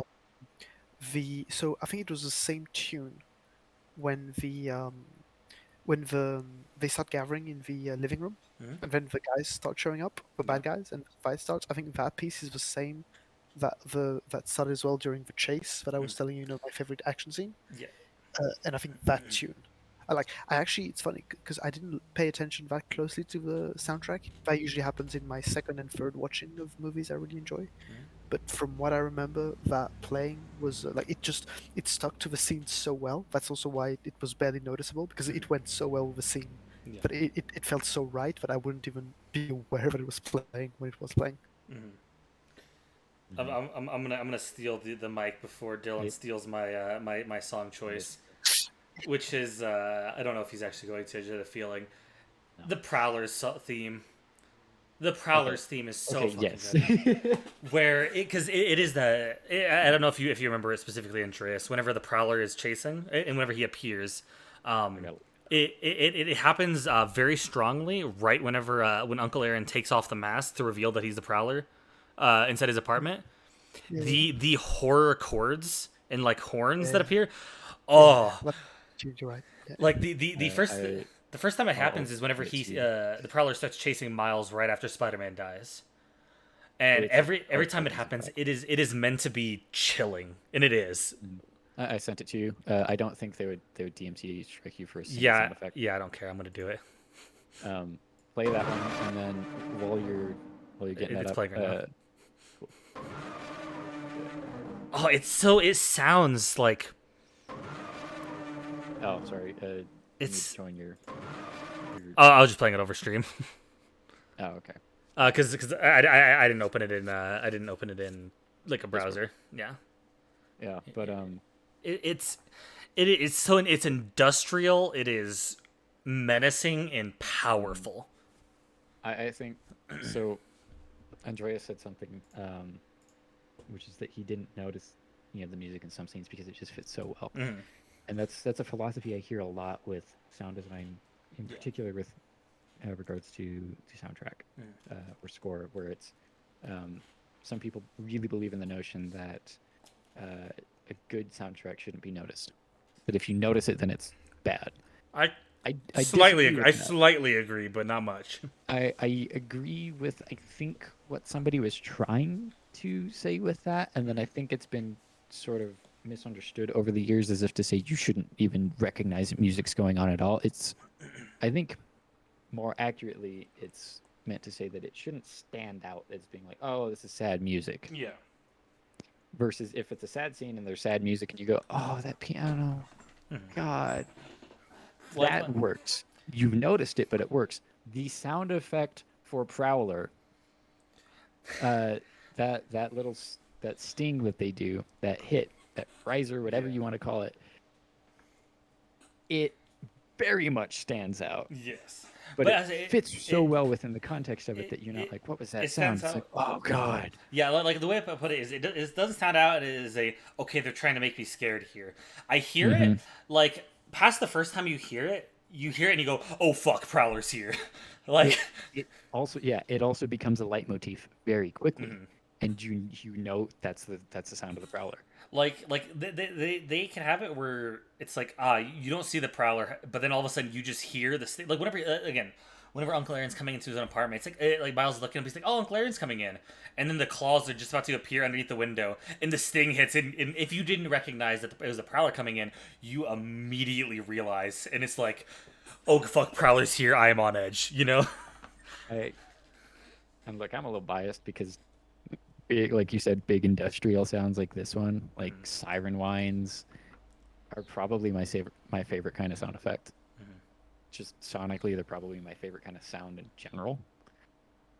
I absolutely love this sound. It's it's one brushstroke in a painting or like one line in an artwork that I can just look at and be like, that makes the whole thing for me. It is a stroke in a piece of artwork, like throwing a bucket of paint is at a canvas, but it works because it is. I'm saying like if you ever look at like an individual brushstroke on a painting and you're just like, that's such a nice Yeah. texture. Or for me, a lot, it's like if just the line shape of like a character's smile on something is just a really cool looking line. It's like a non-artist person be like, yeah, that looks cool. But for me especially, and a lot of other art people I'm sure can attest, it's like sometimes you just look at a line and you're like, you couldn't redraw that if you tried. Like there's a magic captured within the exact shape of that that's just great. And this, of course, this is a crafted thing, but it's one of those standout qualities where it's like it could be any other menacing sound, but this particular one just hits home so Yeah. well. Two two other songs I'll point out that are actual songs and not just like pieces of score Hmm. is Sunflower, which is the Miles' song that he sings along to. Hmm. Because it's just it is such a nice one because it just the da da da da da da da da da like it feels nice. It's a Miles little pump up song, you know. Hmm. And then of course the What's Up Danger, which is just oh it like if that is the epitome of hype song where it's like we want to elevate this scene to be even hyper than normal the same way that the Prowler's theme wants to elevate to freak you out, you know. Hmm. I think, and I'll say I don't think that there is a piece of music in this that I think is bad, you know, Hmm. or that I will doesn't fit. say, even and to the other side of what Andreas brought up with the you shouldn't notice the music. I think the way I think what that quote is supposed to mean in example, so it makes more sense, I guess, to because I don't know if I explained it super clearly. So as an example of it being used, I think correctly is like, yeah, it's not standing out to me as being weird. Is like me as a person, I do not like this genre of music that's for most of this soundtrack. The score I like. The soundtrack, they're not really artists I listen to. Like you ask anyone that knows me, I'm not a big Nicki Minaj fan. Fair, She fair. got a Same. song in To be fair. here. I think Juice WRLD is like a pretty cool person from what I've heard about them. Rest in peace. But not someone I listen to. Definitely not a fan of like Lil Wayne, whatever. Say But Sunflower is Post Malone. yeah, I know. And then What's Up Danger is Blackwave, right? I'm not entirely sure. Also not a Jaden Smith fan. Just throwing that out there. I think he did way up. But What's Up the Danger point is is, yeah, Black Caviar and Black Way. yeah. So it's not my music. It's Yeah. not it's just not my jam. It's not a sound that I like. It's not something I tend to listen to in general. It's just not my jam. But within this movie, it's like, yeah, I'm feeling it. I got you. This paints the scene. It blends in with what it's supposed to be a part of. It supports it, and it's the other half of the visuals. sound is 50% of a movie, and I'm one of those people who says no, it's like 80%. This movie, it's really visual, but the music I think is more important than the sound effects in this film. And I think one of the things is you don't. It's always there. It's always seamless. I'll say you. One thing so like I enjoy the type of music that's in the movie, but I think one thing is you don't have to enjoy the music that's in the movie, because it is music that Miles enjoys. Yeah, and you feel that where you're like, yeah, this is something he would jam out to, you know. He never feels at a place where like it's there to be cool, and they're like, look, we got like Bo Young Prince in this. Look, like we're hip with our music, guys. It's like, no, you just have music here that fits the character and the story and the world. Also, actually, real quick, one of the music also like, doesn't necessarily stand out to me, but it's an interesting one. Is the song that the roommate is always listening to, which it's not an actual song. It is literally like it even mentions in the subtitles. It's like yeah. where it's just meant to sound like how I would put it, which is the best way I've heard this ever put, is it is just like hype ignorant music, where it's just like going in. It's like fight music, you know. And like every time it's playing, if you really listen to it, there's not even like there's words hardly being said. It's just like sounds that sounds like words. You know, but it's just like that make the roommate is just jamming out to just like the most ignorant stuff he doesn't care about, you know. And it's like, okay, that's cool. That's what the roommate enjoys. Is he's like walking into the room. It's like, okay, interesting. Like it gives him a little bit of character when he has no dialogue, you know. Yeah, I think I get you. Oh no, I like music. It's also a way like that makes me think of a scene when he's with his uncle in the station and tags a wall. Mm-hmm. At the point where he starts doing that, it would have been awkward as a scene because there's no dialogue, because he's just doing the art, and it's the whole point about the spider biting him. Then it would have been extremely awkward if it was just the sound of him tagging the wall like spray paint, and the song they chose for that was just perfect, spot on. It was perfect, like in the way that I don't remember what the song is exactly, but I remember it fitting the scene well, you know. Yeah, exactly. So we've gotten through the score. That's pretty much most of the questions I'd written down. So like, let's see. What is there anything specifically that y'all can think that you wanted to bring up about it? Andreas? I mean, I just don't know what to say without repeating myself at this point. Yeah, I was like, that's one thing is we've talked about a lot. It's a really great movie. It's definitely great as an animation movie. It's great as any kind of movie.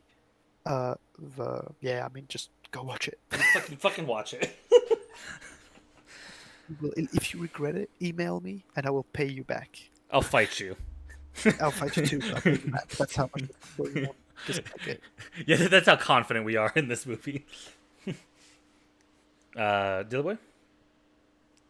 Question again? Is there any like I've gone through most of the questions, most things I can think of. Is there any last like quick things that you can think of, or like things that you wanted to bring up about the movie that we haven't covered?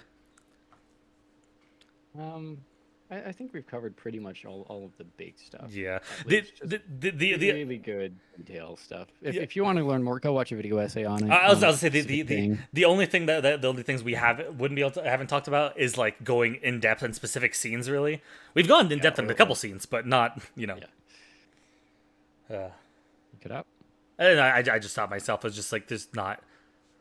Oh, did the boy? There's not like any specific other scenes that I feel qualified enough to try to analyze, you know? Yeah, and I mean, like, anything I could bring up, like, artistically or animation-wise, is going to be like, oh, look how they, like, did some shading with the shadows.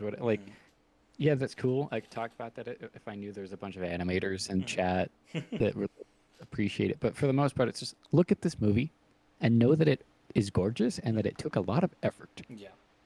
And that's it. That's for a layman, that's all you need to know and all you need to see.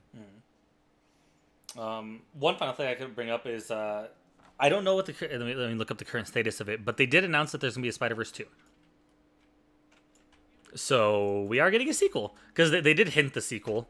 Considering the end of it, where like the Gwen talks to him from like the other dimension. So I forgot. I didn't actually show you. They actually have a little bit more of a bait. Remember I mentioned that like we paused the credits and I was like, oh yeah, there's a little bait thing at the end. I don't. Do you know anything about Spider-Man? I think it's like 2099.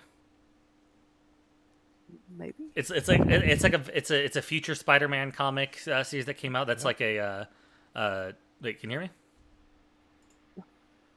Dilly boy? My internet's breaking apart. Gotcha. He's seen it. So I'm gonna keep bringing. I'm gonna keep mentioning it. It's 20. I think it's 2099. I can't remember. But it's like a future Spider-Man thing, kind of like a cyberpunky universe. Not cyberpunk exactly, but more futuristic, techie. You know. And it does hint at it that there's a. It seemed like the Spider-Man's talking with like his assistant tech girl, and they're just like, oh, he was able to save like the multiverse, whatever thing. Is like, oh, but there's a bigger threat coming in through the multiverse. It's like they're hinting like, hey, these people plus more are gonna have to team up to like take on some actual multiverse threat. Thanos is coming. Yeah. And I looked it up, and the current release date is out for October 7th, 2022. So over a year from now still. Which, I gotta say, whenever it was first announced, it was like, yeah, no, it's gonna be like 2022. And this was announced in like 2019. And people were mad. They're like, oh my god, why did they announce it? It's gonna be so far away. I'm like, no, I'm happy. I don't care. I want them to take their time and make the movie that they want to make. I don't want them to be in crunch time and then maybe later have The to Obsidian mode. Yeah, I say because like they'll crunch and then maybe they'll delay it and then they'll crunch and then they'll delay it. I just want them to be like, hey, this is how long we need it to be. Yeah. Yeah. Well, they don't even need to give a like precise date of when it's going to come out. Just take as long as you need, and when it's over, just Literally, they could have just said Spider-Man 2, Spider-Verse 2 when it's ready. They could have said when it's fucking ready, and I would have been like, yeah, I'm fine with that. because the issue with that kind of movie, it's going to be a bit like I mean, if you liked these movies, obviously I know some people didn't like them, although I don't understand how. But anyway, it's going to be a bit like Infinity Wars and Endgame. Like the first movie is so good, the second one will suffer because it will not, because there will always be a part that they're going to want to move the story forward, which means some people who go for nostalgia will not like it as much.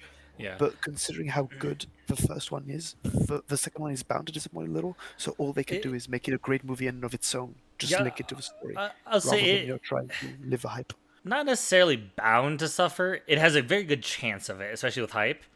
Because one thing I'll say is that you mentioned Infinity War, like parts 1 and 2, right? The second movie really was weaker in my opinion. Yeah, no question. Like not even from a So hype. good. Well, that was the thing is like the second one, Endgame. It's not necessarily that it was bad as because the first one was so good. The second one just wasn't as good. It just wasn't the greatest in general. I think I think that they can genuinely make a movie as good or better than Spider-Verse 1. Because they have done so much introduction. Like, yeah, they can introduce some more minor spider people, right? Like they did in the first movie, but they have such strong characters with Miles, Peter B. Parker, and Spider-Gwen that they don't have to introduce them again, you know, and build them up. They have this relationship. They can focus on an amazing story that I just think would be... I think it could be amazing. I hope Yeah, so. but I mean, look at Avengers. It was the same thing. All the characters were already presented by the Infinity Wars. All they had to do for Endgame was find a decent way of concluding the story, and I think they did actually. Don't get me wrong. Actually, that's funny we talk about it now because I was also, you know, when we were talking about they could have gone for cloning rather than like trans-dimensional issues. I was actually wondering whether the success of a like trans-dimensional idea inspired Avengers for making in Endgame making Thanos to be from another dimension. Yeah. Like an alternate dimension, Thanos comes back to the current like timeline. There's not dimension, timeline. It's more accurate in Infinity Wars. But anyway, different timeline. Thanos comes in to finish the job, and I wonder if they got inspired by the success of Spider-Verse.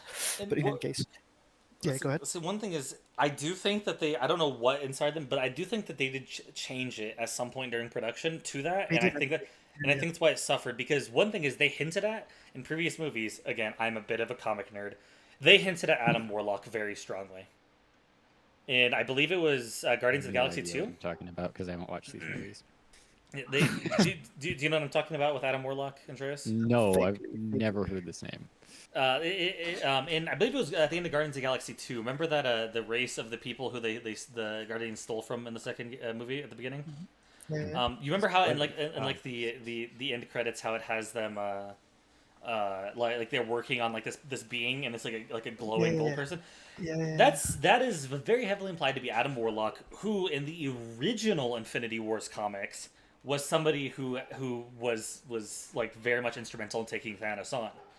Okay. So he was like, oh, they're very much hinting towards him being a thing, and then it just never happened. Which I was I say kind of, I was very disappointed by.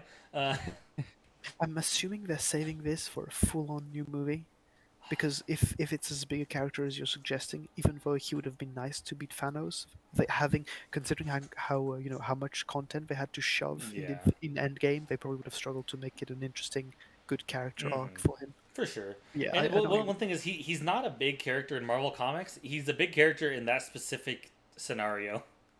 So it's like, yeah. what are they gonna do with him now if they decided to introduce him? I don't know. If you wanted to slightly kind of wrapped up on Spider-Verse stuff, a unique a while back, I just didn't want to interrupt the flow. Asked, get everyone's takes on the Deadpool movies, Deadpool. which I would love to. Bailey's really into those. I've never seen Deadpool. Andreas, have you seen them? I have seen them and I have loved them. I'll say I really enjoy both the movies. I don't think they're masterpieces like I think No, Spider-Verse is. I agree. They're fun movies. So they're your typical dumb superhero movie where you go just for jokes. It's a Very- parody. Some popcorn movie. Yeah, they're Not there for extremely plot good. or for story, just Yeah, yeah. for jokes and Exactly. Judy. They're extremely good for that, but for the simple fact that in the end, that is, I think, where they succeed. Yeah. That's like stops them from being great movies, because no movies can be great just on that pure Yeah. basis. Also, I They're think definitely that entertaining. when people are like, "Oh, I don't like the movie," I'm like, "That's entirely fair." The jokes, you're either gonna like them or you're not. Like that's the thing is, and whenever it's only the jokes, which is the strong point of it, it's like, yeah, I enjoy it, but I'm not gonna say that everybody else should because it's all about the subjectiveness of the comedy, Like- It's very much it's a Marmite situation. Yeah, and it's the comedy is very subjective, which we talked about like the monitor scene. I think that is such a finely crafted joke that even if you don't think it's hilarious, you can be like, I understand that. Yeah, it's The a good Deadpool joke. the Deadpool Like, ones yeah. are like they're like I really enjoy it, but they're not finely crafted jokes, Yeah, it's like beginner stand-up humor. Not even How do I make something that's gonna make people laugh? Probably make it kind of offensive It's- and a little bit on the edge of okay. I'll say it's like the best way to make it something to compare to something topical. Which if anybody has ever heard of a comedian called Bo Burnham, he's a comedian. Yes. He actually should be coming out. He's coming out with a special either today or tomorrow, which is surprising because we all thought he retired from comedy. But one of his things is a lot of people I know. I've heard people that don't like his comedy, but they're just like, but his stuff is really well made. Like he makes comedy in just such a not filtered, but like refined way. But it's not pretentious or anything. Yeah, he makes it just like I'm gonna make you laugh, but then go, oh shit, and like think about it for a second, Which I love that. At the same time, I also love like some comedy like fucking Gabriel Iglesias or fucking Ralphie May or just like stupid, funny, quick comedy. I think that they are geniuses in comedy, but I understand some people not liking their comedy in the same way that I think Deadpool, I love their comedy, but I understand somebody not liking it, Because it's just not for everybody. It becomes subjective based. Yeah. Yeah. Because like there is the way where, you can do something where it's like, yeah, I'm gonna make a joke and I'm gonna make you laugh, but I'm also gonna make you think about what's happening over in this country. Yeah. We're gonna keep going on, and like there's subtext to it, and it's like you're saying more than you're saying. Mm-hmm. And there's that, and then there's also the level of like, I'm just gonna tell you a fart joke, and that's gonna be what it is, and if you laugh, then that was my only intention. Mm-hmm. And that's not to say that it's not got value. It does. That does have value. A picture of a pretty flower on the wall is valuable. Mm-hmm. I don't think it's trying to be as valuable as a Mark Rothko painting. Mm-hmm. But I do think there's also something to be said for people like giving that too much value as well on some stuff, and I think it's all a balance. Mm-hmm. I just looked it up. It's down to subjective. Oh yeah. I just looked it up, and the Bo Burnham special indeed did come out today. So for any of you nerds who are fans of Bo Burnham, I fucking love him. I recommend listening to it. I recommend it even though I haven't seen it yet. That's how much I trust him as a comedian. But yeah, I enjoy Deadpool. I understand how it's definitely not everybody's cup of tea. Dear God, Bo Burnham is 6'5". Bo Burnham is a tall, skinny white boy Dear God. who started tangent, but he started his comedy off as a YouTube comedian, where he started off in the early days of YouTube making comedy songs and like little skit stuff, and kind of grew his comedy through that. So pretty much all of his comedy in his previous specials, 95% of it is musical comedy.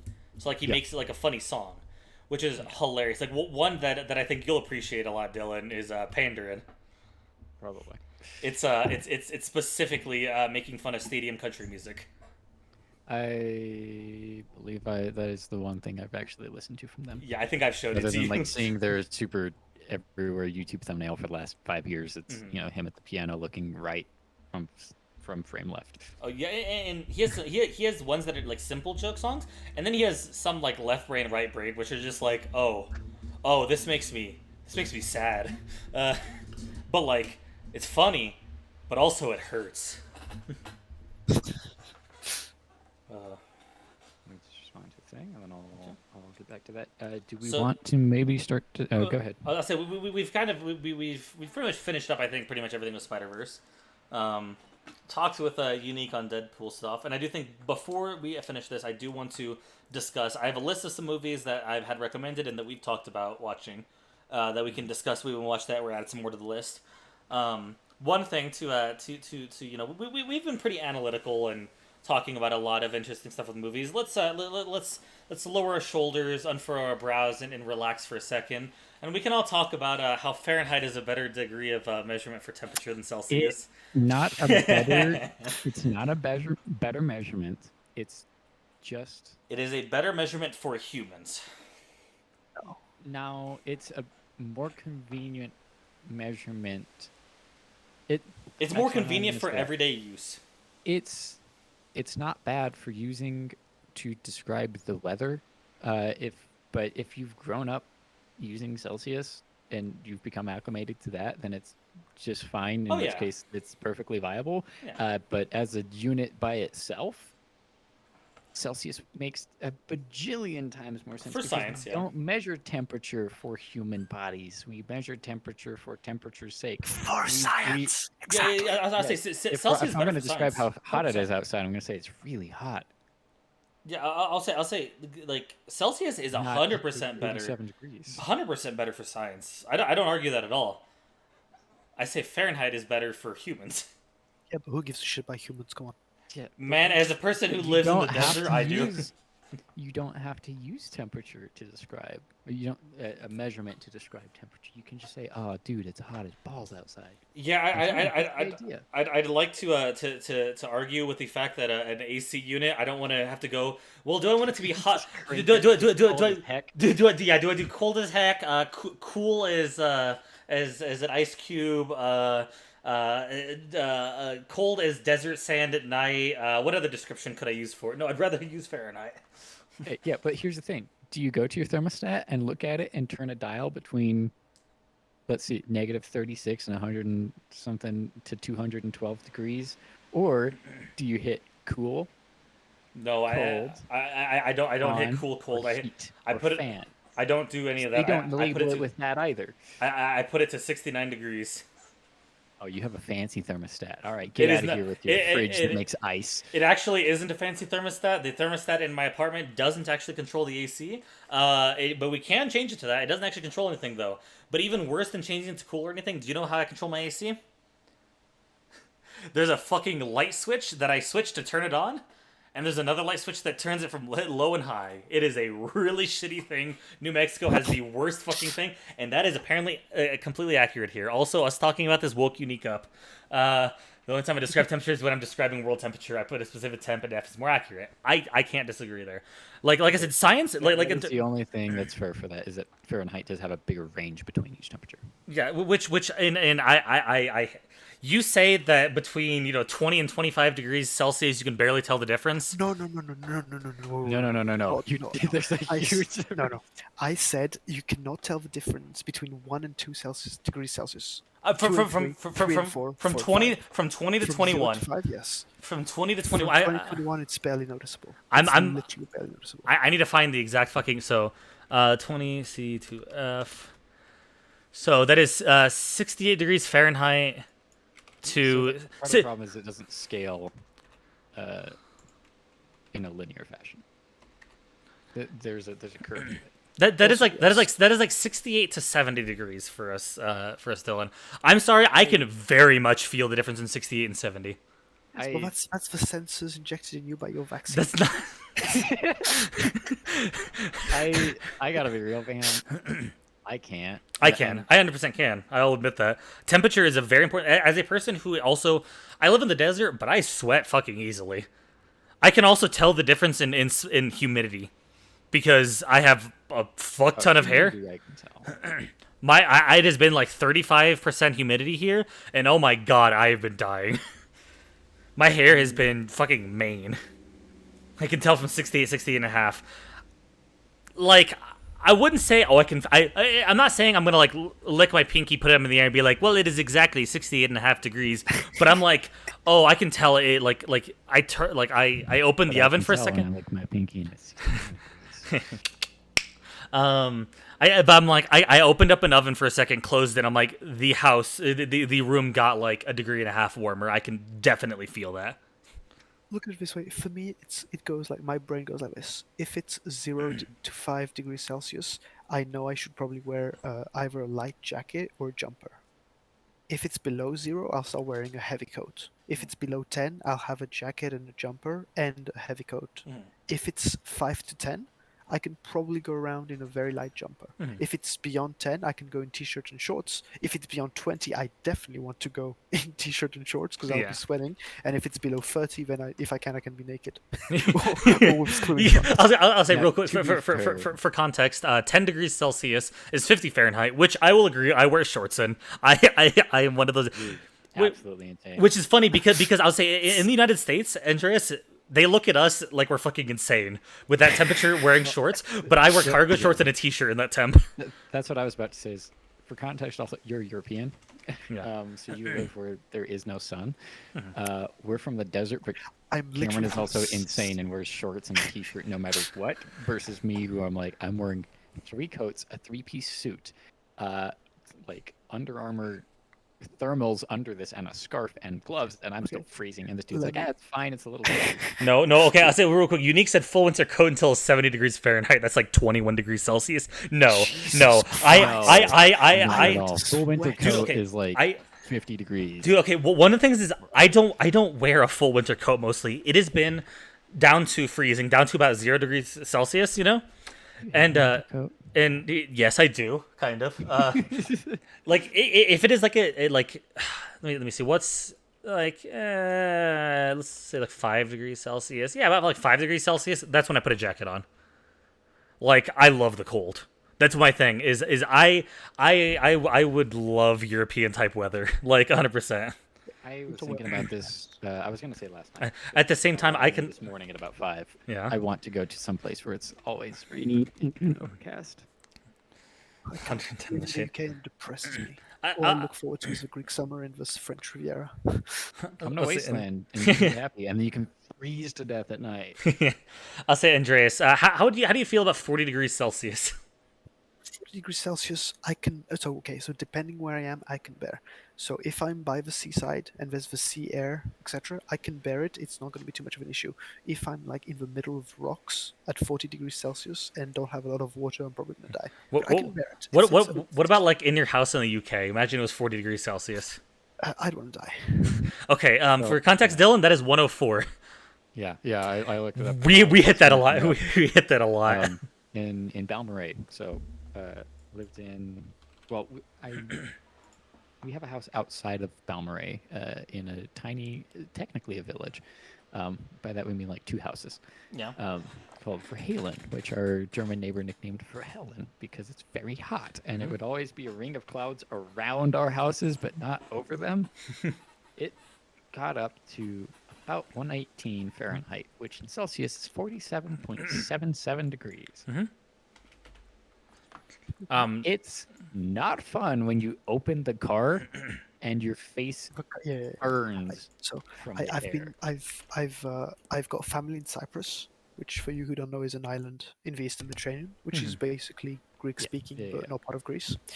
And so Cyprus is slightly hotter than Greece. Usually, when it's about 35 degrees in Greece, it'll be 40 degrees in Cyprus, and when it's 40 degrees in Greece, it'll be about 45 to 50 degrees in Cyprus. So I've experienced these heats in Cyprus. So thankfully, it's an island, and it's not a very. I mean, it's a huge island, but compared to other islands, it's kind of tiny. Yeah. So it's you're not too often affected by the heavy heat without the air of the sea, so that makes it bearable. But yeah, I can enjoy it outside. But if inside the house there isn't AC when it's 40 degrees outside, I'd want to die. Yeah. Yeah, So I mean, to be fair, like when I think of Cyprus, I think of like basically European Hawaii. yeah. Yeah. So yeah. Well, So- that said though, Hawaii has like the best moderated temperature. Oh yeah, it's actually on the very planet, moderate. Yeah. Actually, it's not hot. It's like no, this is like the most ideal place in terms of the air outside. It's like So you know bananas what, grow maybe very we well. should let them weigh in on what temperature systems to use every day. One thing I was gonna mention real quick: the most miserable I've ever been in the heat, and I'm counting. I used to go hiking. I've gone taken river trips in like over 100-degree heat. The worst I've ever felt was whenever I was at work in a kitchen. Back whenever I was at Creekside, Dylan. The summer in Alpine, it got up to 114 degrees outside. I am working in a kitchen with six flame burners going on, 2 griddles, and a convection oven. At one point, my boss, as we are gulping down like seltzer water, just to try to keep hydrated, we're putting salt into it to try to give ourselves electrolytes, essentially. He goes and he pulls out the meat thermometer and holds it in the air in front of him where he was standing, which is next to the griddle. And I'm standing in front of the convection oven, which is probably just as hot, if not hotter. He holds the thing up, and it reads 124 degrees Fahrenheit. Andreas, that is 51.1 repeating degrees Celsius. Jesus. I felt like I was genuinely cooking. I was cooking me and myself at the same time. Yeah, that's probably about the same just moment of me having like opened the car door. It's like, oh, it's a black truck that sat in the Yeah. sun all day. It's Oh, an oven, yeah. You open it, you feel that temperature for a second, but I'm not in the kitchen with that constantly. It's That just, like, was a momentary thing. It was probably like earlier in the day, because I mean we'd get in there at like 9, so it wasn't that bad earlier in the day, and like later in the evening it wasn't that bad. But there was a solid 6 hours in which I just wanted to die. And the thing is, customers are coming in and they're like, "Oh, it's so hot," and I was super glad when they're just like, the fucking Andreas, I just saw you, monk ass. Like they're like, I want like a salad, and I'm like, thank God. And they're like, but I want like a grilled shrimp with it. I'm like, fuck, I still gotta grill the shrimp. Like, yeah, it was horrid. Like literally after that day, me and my boss were going, and we have our uniforms, which were just like these. They were black t-shirts, black button up like polos, and pants like blue jeans. So we're going, and after we're finishing, our backs are just like, imagine the stereotypical like fat guy working out in a movie where there's like that sweat along his back. Yeah, it's going from my neck down to my ass crack. Like, it is just, I am drenched after working the full day. And, like, we finish cleaning up everything. And I look at him, like, okay, I'm everything good, I can go home. And he's like, you want a beer? And I'm just like, yeah. And we go outside, and it had just been cooling off. There was a nice breeze. It was still, like, 95 degrees. But that felt amazing. And we sit down, and he just opens a beer, and I'm like, I can pay. He's like, you're not paying. No, I'm just giving you beer. I'm like, okay, I'll have a beer. And he's like, no, we're drinking beer here until we feel good. And he just brings out a bunch of beer, just like, we're just gonna chill. And that's why I love that boss. But it was like that day, I remember that feeling of, I felt, you know, like whenever there's the sun beating down on you, Andreas, like as you're on the ocean, and like you feel like you're gonna get a sunburn, right? Yeah, I felt that inside. He doesn't know. I felt my skin literally burning. No, I'm lucky because I tan like a motherfucker. Yeah, okay, I was gonna say, Yeah, I don't have a burn. Notice that I I drew don't. your face as bronze as could be, but it's not necessarily clear whether it's a bronze mask or if it's just a person. I was like, Unique said, if I can't cook cookies on my dashboard for the smell and free food when I get back, it isn't hot enough. But I don't sunburn very often. But I don't ever wear sunscreen when I go out. Back in high school, we took a river trip down the Rio Grande. And it was like 8 hours on the river. I didn't use sunscreen. I got slightly burned. My back of my neck and my cheeks were red, but they didn't hurt. It was just there was a slight burn to it. If I touched it, I could feel it, like it was burns. But other than that, I just get darker. I'm a mutt. I'm half Mexican. I tan pretty well. I also tan pretty well. I just never go outside. I have for the past 2 decades had a perpetual farmer's tan. Mm-hmm.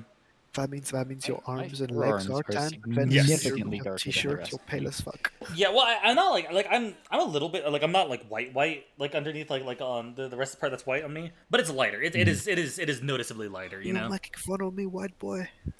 Yes. But it's funny because I look at my arms if I gonna do a inner flex thing and go from my shoulder to my bite to my forearm. There is you could it is 2 different color palettes, you know. Yeah. because it's I just clearly tell the line at my elbow because as somebody who's very not just tall but very lanky, I always roll my sleeves up at the elbow because they can't go all the way to the wrist. yeah. So definitely, I'm looking at my elbow right now. It is 2 distinct colors Yeah. between a reddish brown and then just my t-shirt. Actually, is that my skin? I don't know. Actually, I'm wearing a white shirt. It's pretty bad. Yeah. I don't know if Dylan's seen the picture of me with a cat, which is the most tanned I could find. But I think Shrimp, you've definitely seen It's it. his picture he cat posted. or a car because that was very accented. Cat. Okay. Cat. The pic of me where there's I'm in shorts and there's a cat. let me see if I on can- the table. I was looking through our DMs to see if I could find it real quick, and I found your Fabio picture. Only I think photo I've actually seen you in is your profile picture on Instagram. You're very, very darkly tanned. Yeah, but less so in that Very picture. white shirt. Dilly boy, first I'm sending you a picture of Fabio here. Fuck you. I love this picture. I unironically, I think you look very good with long hair. To be honest, Is that our boy? Is that Frenchie? that is Frenchie. I was in 2016, though, so I was a bit younger then. Here's Andreas's picture That with his cat that he not loves. at all what I expected. Thi- You to look like. thi- You this look is more- much this- more. This is more what I think what he looks like now. Except for the fact that from this angle, and I'll defend him, his legs look tiny, but they're not actually tiny. Just in that angle, it looks bad. It does, but if you're looking at the picture, Dylan, does he not look like he has got twig legs? I mean, a little bit. It is angle. Yeah, it's the All angle. of you looks tiny.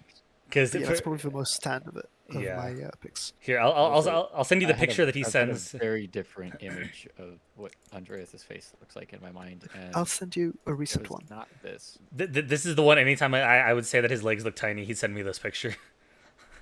It's the one of you on the boat, Yeah. Look at that sexy calf. dude. It's funny. I got some pretty decent calves as well. I do gotta say. I would Like- say I imagined Andreas as more of a big bear kind of guy. Oh no. Oh, no, I'm actually rather lean, but Yeah. I'm fairly tall, yeah, so that's I why can see I that. doesn't. So We now are three what- different body types. what Which Cameron has said several times about Wasteland, where it's like, yeah, we're no longer gonna. I'm not gonna be the popular guy with the car. I am. I'm telling you, we're gonna have to Take your fight. compliment and We're leave. having to fight. We're gonna have to fight these girls and gays off of Andreas. I'm not joking. Like, you see that? You see that? You're gonna see that. On you being French and Greek. No, he's gonna be No, walking I gotta up. give you the win, sir. This You're man tall, dark, and handsome, This full man name. walking up with a French accent in California. I'm gonna have to wield the fucking baseball bat to get them away. Welcome to the end of stream in which we compliment Andreas for being a Why do you- mystious man. After all the shit I get for being French, you owe me this.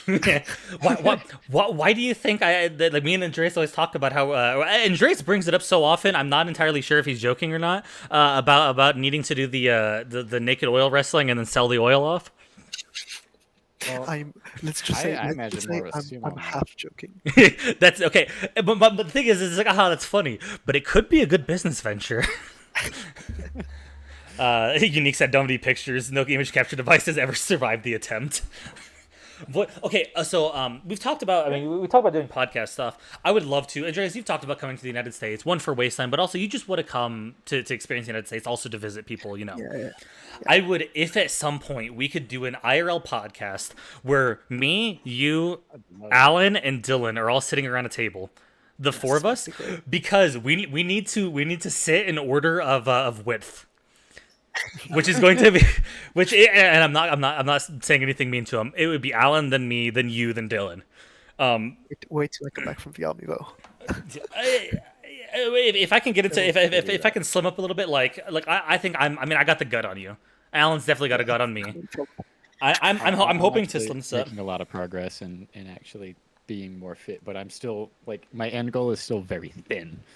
Yeah. So See, I'm trying to bulk up more. I really am. I still have my gut, but I've been transferring that to some upper body and shit, which has been nice.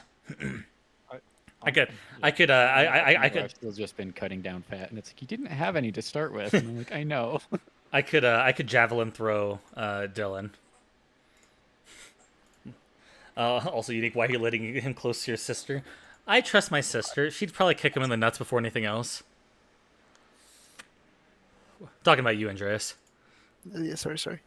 I said something that didn't work. Yeah, it's sent as a file. It's just called Which actually, file. well, actually, if you download it, and I think I'm going to test it real quick because I've had this problem before. If you rename it to .jpeg, it'll actually open. Let me see. Change the file extension. It does. It does actually work, and I hate that works and that I know how to do it. So, I'm waiting to see a dick pic. What I am mad about is Andreas coming out here and it's like, oh yeah, photos, and I'm That one, yeah. expecting like effectively the French Greek like equivalent, like the European equivalent to like Cameron, and then this is the image that you sent, and I'm upset. I'll just put this in that. He's This is effectively the same vibe with that third photo. he is a fit man. Like I.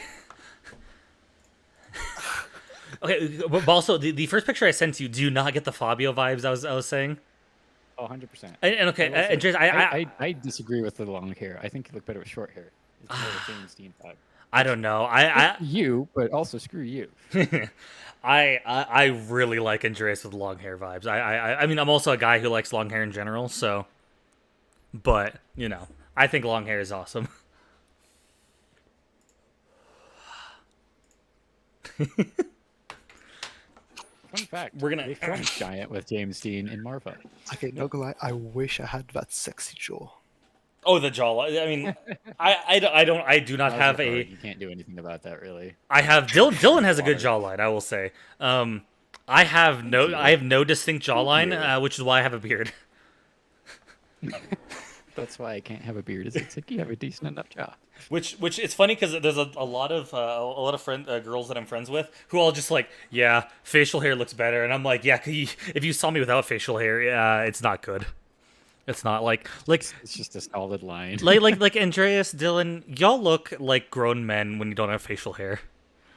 I don't. Actually, well, I'm not so sure. It's actually funny you say that 'cause- so I met very recently. Well, like during the summer, my sister, my mom, my sister, and me, we decided to join up, like just go have lunch somewhere because it was nice and sunny. Because we hadn't seen each other in a bit, and my sister brought a friend, and she saw for the first time, and I was not shaved. I had a stubble, a bit have a heavy stubble, not light stubble, but I didn't shave, and she thought I was like 25. Yeah. We met again like 2 days later because my sister we'd had a dinner this time, and I shaved fat.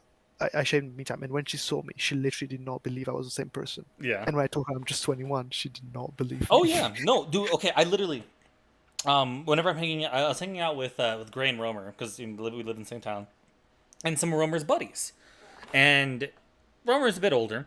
His buddies are also a bit older. They're in their 30s, you know. And I went and we played the age old game that my friends like to do, which is guess how old Cameron is. Which they looked at me, and one of the guys he looks at me, he's just like he has a cigarette, he just like takes a drag and looks at me, just 39. And I was like, Oh. he thought I was older than him. Jesus. He thought I was older than him, and I was like, no, I'm Don't look 23. 39. I was like 23, and I was like, oh, what the fuck? And I was like, why do you think I look that old? And he just looks at me, and he's like, it's the eyes. You look like you've been through shit and are sad about it. And I just like was taken. I was like, okay, fair. Most people like mention like, oh, the long hair and beard, and he's just like, no, you look like you've been through some shit. And I was like, oh, okay. And then like just the You other look like you retired from the army. yeah, so I was gonna say, I was in a voice chat whenever they were doing a pug the other day because I wanted to do some Valorant. I haven't done it yet, but I was talking with House. I hadn't talked with House in a good while, right? And we were making a joke, and I was like, "Oh yeah, House, you old man." And he's like, "Shrimp, you're older than me." And I'm like, one, I don't know how old you are exactly, but two, I'm pretty sure you're wrong.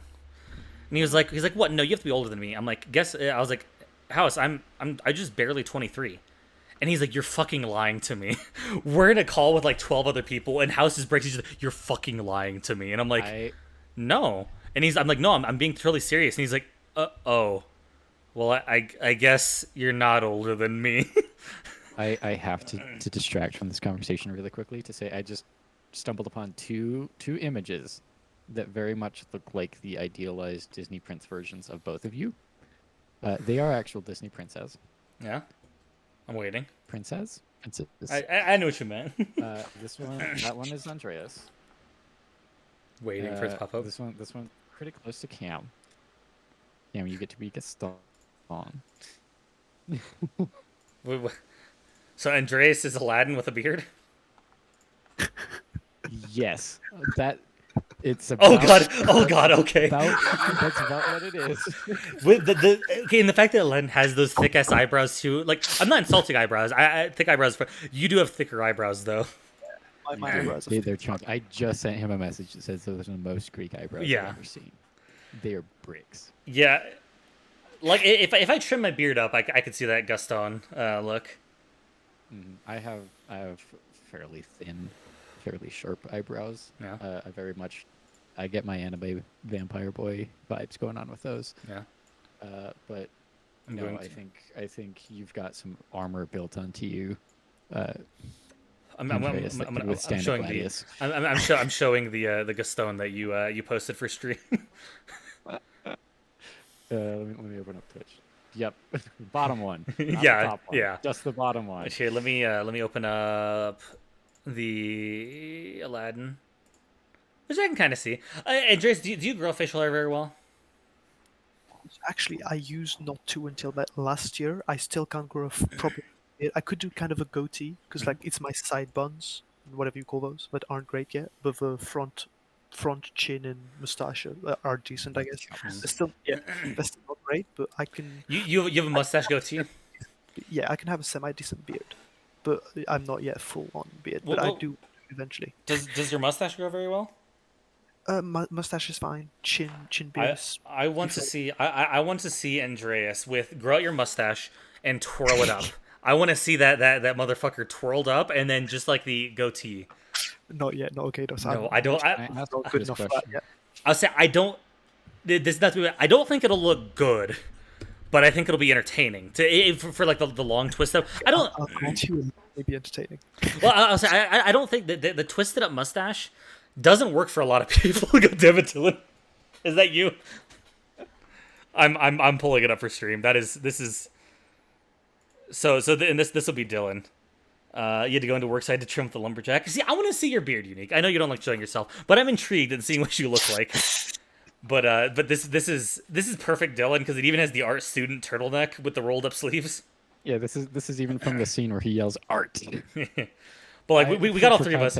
I was part of a show with minus the soul patch going on. I was in a show where I had effectively that exact haircut and I wore a black turtleneck with the sleeves rolled up and I talked about art. Yep. For an hour and 45 minutes. But looking at these, we got I think these are perfect representations of me These are and just Trace with facial hair and better Dylan with that looking little chin versions strap. of us. These are just like if we were the artists and we based it on ourselves and we just decided to make it a little bit better. This is what we'd be. I mean, I don't like Gaston as a person, but the look looks nice, you know. Meanwhile, I would love to be a Dean type character. Oh, but I mean, my favorite representation of me is from fuck, what's I forgot the name of the movie now. It's the Thief and the Bard going on adventure, Dylan. El Dorado. The Road to El Dorado. Road to El Dorado, yeah. Which have you ever seen that, Andreas? I don't think I have. I'm adding that to the okay, list. Let's I'm adding to the talk list. about some of the movies that we might want to watch. I'll say real quick. I have a bit of a list, which some of them are ones we've talked about. Some of them was people have recommended to me. I can't remember who. Some of these first ones I can't remember. I think Chat recommended it, so I don't know if any of y'all have heard of it. One is the 13th Floor. Never heard of it. I don't actually remember. I just don't know anything about it. I might have heard of some of these titles. 13th Floor. I want to look it up real quick, just because I think it was. Oh, I feel like it was somebody in my chat that mentioned. I can't remember. It's a sci-fi thriller from 1999, apparently. Computer scientist. It might have been unique now I'm thinking about it. A computer scientist running a virtual reality simulation in 1937 becomes prime suspect. Okay, sounds interesting. It was me. I thought it was you. As soon as I read the computer scientist thing, I was like, I feel like it was because of the last discussion. Oh, when we were talking about AI stuff last podcast, you mentioned it as a really cool idea. Remember when we were talking about AI stuff with Praxis, Andreas? Yeah, of course. Yeah, that's when Unique recommended it. So that one seems interesting. I'm definitely down at some point to do that one. Another one, I don't remember who recommended this. I think it might have been during the same stream, which is Ghost of Girlfriends Past. So I mentioned that, and Did you? it's very. I think I mentioned it during the podcast because it's. I am not one for romance comedy movies, but I love Matthew McConaughey. Oh, and Matthew that McConaughey is a hilarious actor. He's brilliant, and if there's Oh, one I remember you describing the movie. Yeah, okay. I'm definitely down for that one at some point. Ones that I've added more recently is Dark Knight, which I just think that's a good one we could just dissect. Also Batman Begins. But Yeah, well, you can watch the Dark Knight trilogy is what I meant. Like that whole, Yeah. you know. the third one is really icky. Yeah. Yeah.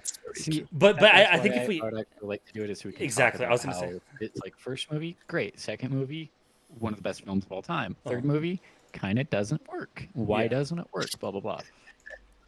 And then we can fight all the nerds. I'll say like if we're doing it, I think one of the things that we should do for Dark, I think we should wait for Dark Knight for a bit because we went very hard analysis wise today with the movie. You know, I think we should go with something that we should either find something that's like less we analyze less or one that we want to hate on. You know. Yeah. So like, but I think we should do the Dark Knight as a trilogy. I think that one's got to be even maybe a 3-part. Yeah. Well, I say that's either we start the podcast early and we're going for a while, or we'll do it like over 2 days, like Saturday, Sunday, or something like that. You know, which I'm down for. Another one I put it on here. Don't necessarily feel like we should watch it, but we mentioned it earlier was Scott Pilgrim, which I think that's one we could do as like a quickie. You know, talking a lot about the stuff, but don't necessarily need to go for a long time. The Cornetto trilogy, I would love to do that, but that's another one Cornetto trilogy, and right after that was Baby Driver, which Baby Driver is one that I will vote for very highly because I think it's got a lot of excitement to talk about, and it's also got kind of a wow factor. I'll say again, we might want to wait for that one a little bit because I feel like we can go very in depth on that one. One that I will throw in there as my personal one I would love, which is Kingsman. Kingsman: The Secret Service. Oh, there's two of them. The second one is a good movie. The first one is my favorite. Like the second one has some better, like it has some great moments, but the first one as a movie is just amazing in my opinion. While we're talking about movies, really quick, one movie I'd love to talk with you guys because I don't know if I'm sure you've seen it. Is Interstellar. It's another Christopher Nolan, obviously, because he's amazing. Yeah. Interstellar is definitely a movie I would like to dissect with you guys. Let me put that on the list. Have you watched Interstellar, Dylan? Dylan? Oh, did Dylan. we lose Dylan? Dilly boy? Let me... Oh, he's back. There. Dilly boy? Whoa, what? Dilly Can you boy? hear us? Yes. I was just saying, have you seen Interstellar? No, I have not. I was thinking about it yesterday. Actually, I have not watched most Christopher Nolan movies. outside Oh of my! Batman. We need to watch. We need to watch Inception with Dylan.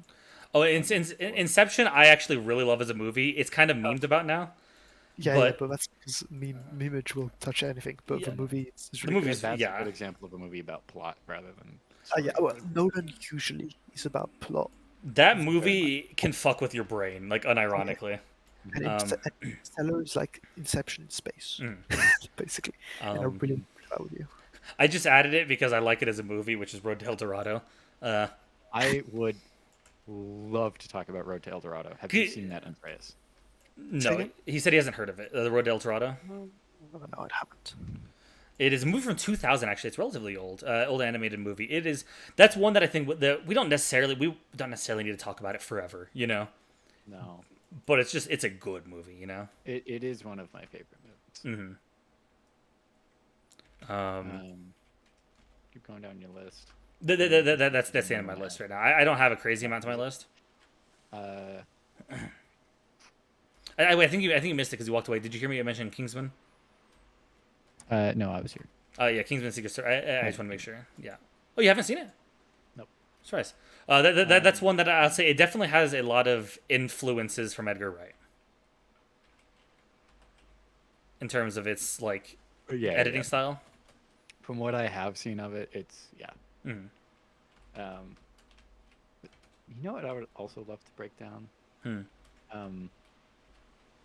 Some to shake things up a little bit, maybe something like a Hong Kong movie. Okay. I know you're talking about the serious Hong Kong movies, but do you know what popped in my brain first? One of the dumb ones. Not necessarily the crazy ones. Have you ever seen Shaolin Soccer? Okay, we can put that one on there, but we also need to throw in Kung Fury. Oh yeah. Actually, Kung Fury would be really good because it's super short, and that one wouldn't be serious deep dive at all. Yeah. If we're gonna do it, I would because I've never seen Kung Fury personally, but I've watched Shaolin Soccer, and we could definitely do one where we watch both Kung Fury and Shaolin Soccer, and then do it because I think those are both rather good ones, you know. Andreas, have you seen Kung Fury? No. It is 30 minutes. It is on YouTube. We can watch together. Oh wait, no. I have seen Kung Fury. I was thinking something else. We watched Kung Fury together. I thought so. Yeah, it is. In all of our moments, God. I got it mixed up with a different movie that I've heard about but never seen. But Kung Fury is.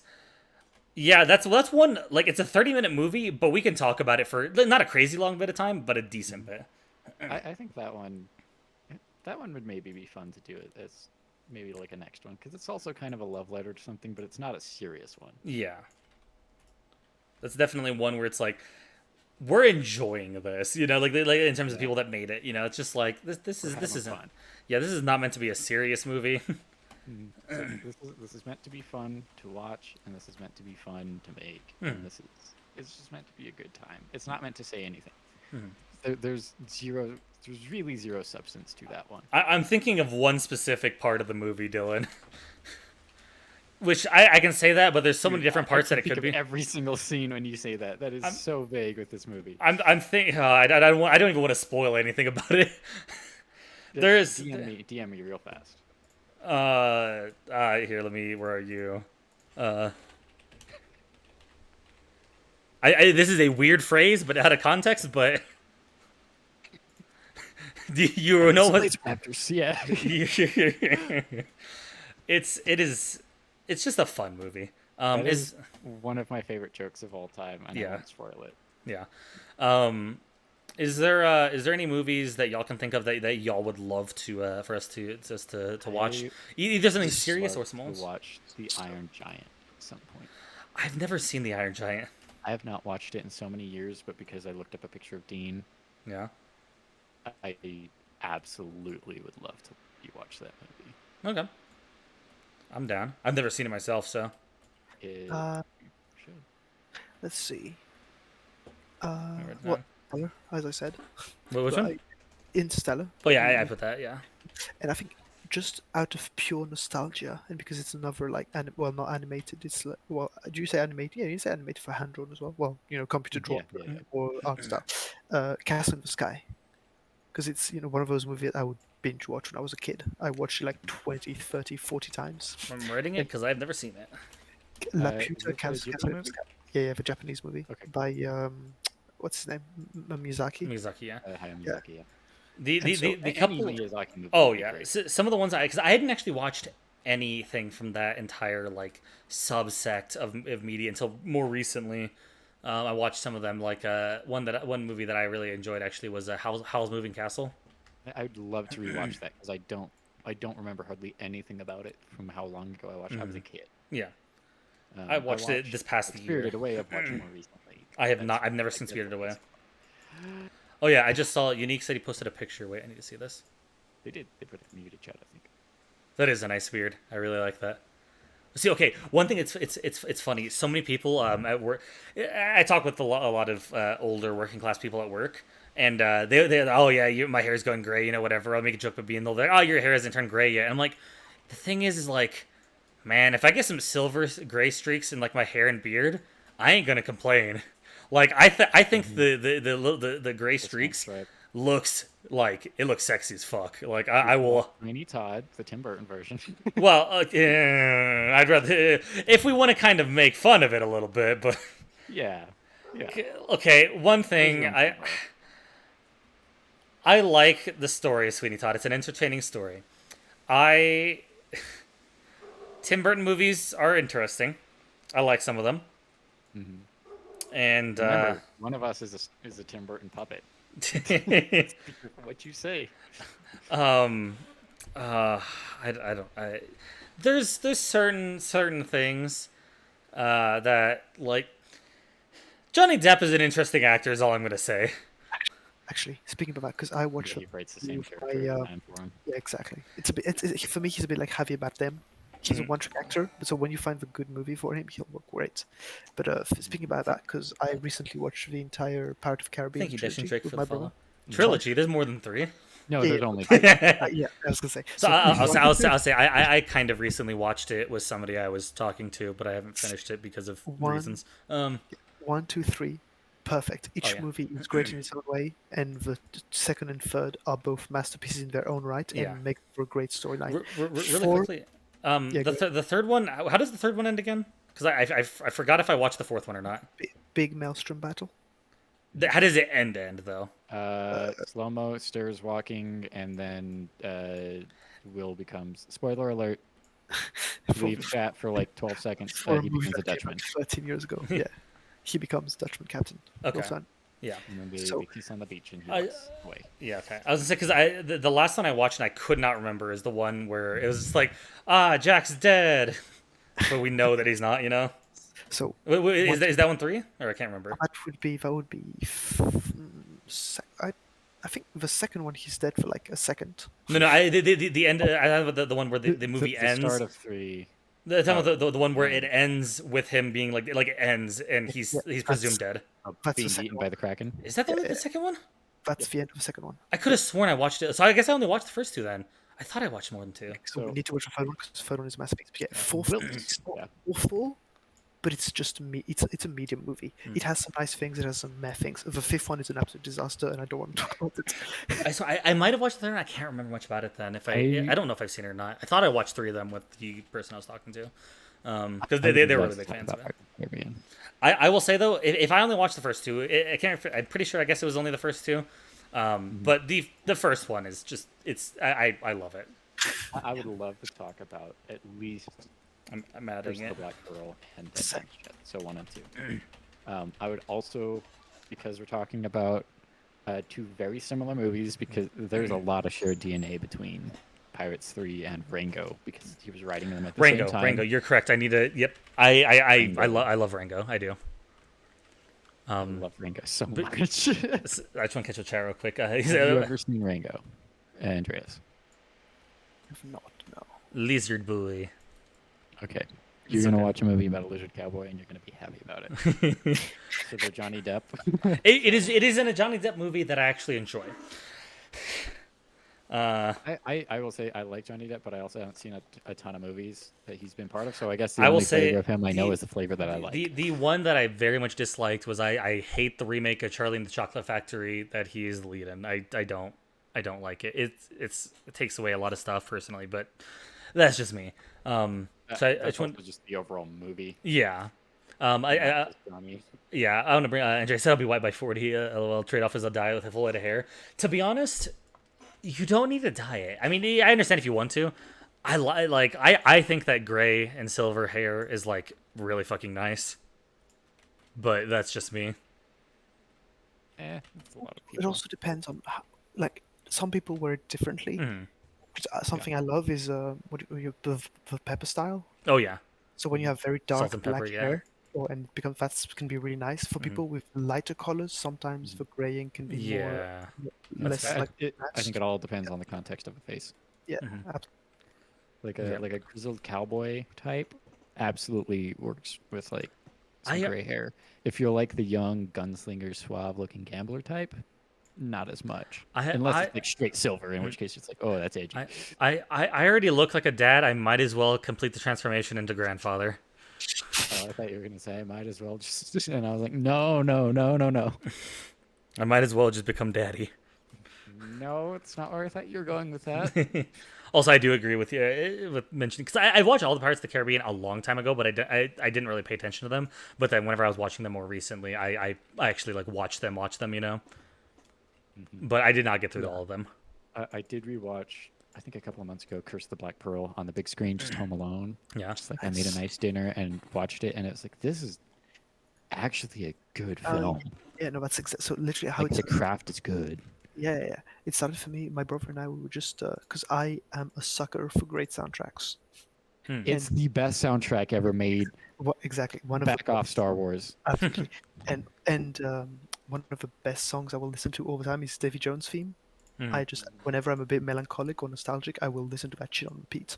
And my brother and I just started humming it randomly while taking a walk outside. And then went, wait, it's been a while since we've watched Pirates of the Caribbean. So let's watch that again. Yeah. And so we literally watched one, two, three, less than a month ago. And then Mhm. my dad wanted to watch them as well. So we rewatched them with my dad. Like literally, we watched the fourth one yesterday. Nice. And so yeah, I've watched like them twice in less than a month. Yeah. And yeah, they're fucking and they're one, two, three are just masterpieces. Hmm. They're yeah, it's just amazing. I mean, it's always the song that I have to play whenever you guys are like doing Sea of Thieves or whatever. Yeah. I was about to say the like I know people who haven't seen the movies who are still just like, yeah, the Pirates theme is so fucking hype, you know? Like it just it's so good. Unique. I haven't seen the video. I have, and unique. It's funny that because literally me and my brother started playing with Liar's Dice. Now we regularly, whenever we have to wait for like 5 minutes, when we're cooking something, we're just going around and we're bored. We always have 5 dice each, and we just play Liar's Dice. Does that scene even make sense in the movie? We can talk It about does. that when we It talk does. about it on stream. Okay. Yeah. It's. I'm gonna it's turn on a really light because interesting. it's dark in here. Give me a couple seconds. I'll say whenever if we're doing one, if we start watching the movies to talk about on a podcast, we can also watch that video. Which I'll say if it's just a YouTube video, we can also credit them and actually watch the video on stream if you wanted to. I will say this: if I ever get to the USA, we better play at least one game of Liar's Dice with you Dude, guys. can we play Liar's Dice as a drinking game? You probably yeah. Actually, that sounds hilarious. That sounds like okay. Like you talk about you come to the U.S. and us doing stuff. There's so many things where I'm like, oh, we need to do some IRL streams. Like, For sure. I'm thinking like one thing I've talked about doing is if like you come down and if you're coming, I'm gonna try to convince a lot of other people to come as well. Like we need to get fucking Rain over here. I know Mochi wants to come down. Where it's like, but like I'm thinking, okay, I know Rain likes to cook as well. We're just gonna do a fucking cooking stream where each of us make a signature dish. It's like Andreas, you make signature. Rain makes a Mexican dish. I'm just gonna make the biggest and best fucking burgers I can find. The most American half-pound bacon, avocado, egg. Just American thing for you. I'll do like carbonara because it's probably the best pasta that you can make. So, I'll do the jump in the lake thing. When Andreas comes down, unironically, I'm just like, we need to do so many fucking like stream stuff. Like, I think a fun one would literally just be like, okay, fuck, I moved my computer to the living room, setting up the camera and stuff, and we're just gonna like play Liar's Dice and other random shit while drinking and just hanging out. Which that could literally just be after the cooking stream. We cook, eat, and then go and play like liar's dice and other things, and just drink deep fried grilled cheese. So I don't really deep fry stuff. I actually have an air fryer. Ew. Air fryers are not bad if you do it correctly. Nah. I make just normal fries that I think are pretty decent with it. One thing is that you toss them in oil and then air fry them, and it gives them a good crisp. Come back. Or I Nope. cannot come back and you guys be talking about food because I was just when I was away, I was like, hey, I really need to eat. Dude, I've been munching on a sandwich throughout this podcast. How has it lasted that long? If I had that thing right now, it would be gone. It was 2 sandwiches. I was just going to say, I'm really happy we started talking about Pirates of the Caribbean because earlier in the podcast, I don't know if you remember, Dylan, you mentioned Gore Verbinski. Mhm. And I wanted to say something about Pirates of the Caribbean because I watched them recently, but I just didn't because I didn't want to go on too long of a tangent. But I'm really happy it emerged eventually. Yeah. So good. Yeah. Oh, there's so many, like, I can think of a lot more movies that'd be fun, but we already have a decent list, even if we don't watch through all these, but like to pick through. So I mean, I mentioned off the list, and we also put other ones in. Is there any of them that? Well, one thing I like to point out is I feel like we should do something that we're not going to get into a 3-hour in-depth conversation on again. You know? Yeah, so maybe not a masterpiece. Yeah, like either that or. Are y'all feeling like something that you just enjoy but isn't as deep, or do y'all want to discuss a movie that we can or even like short show or whatever we want to do that we want to rip into? Well, Does it need to be a movie? And as I say, movie or like short show or something. I was saying, like, did you want to open that up even to like narrative games? Yeah. No. I mean, if I don't know if y'all wanted to do that, I'd be down to for us to like play the game together. If there's a game you can specifically think of.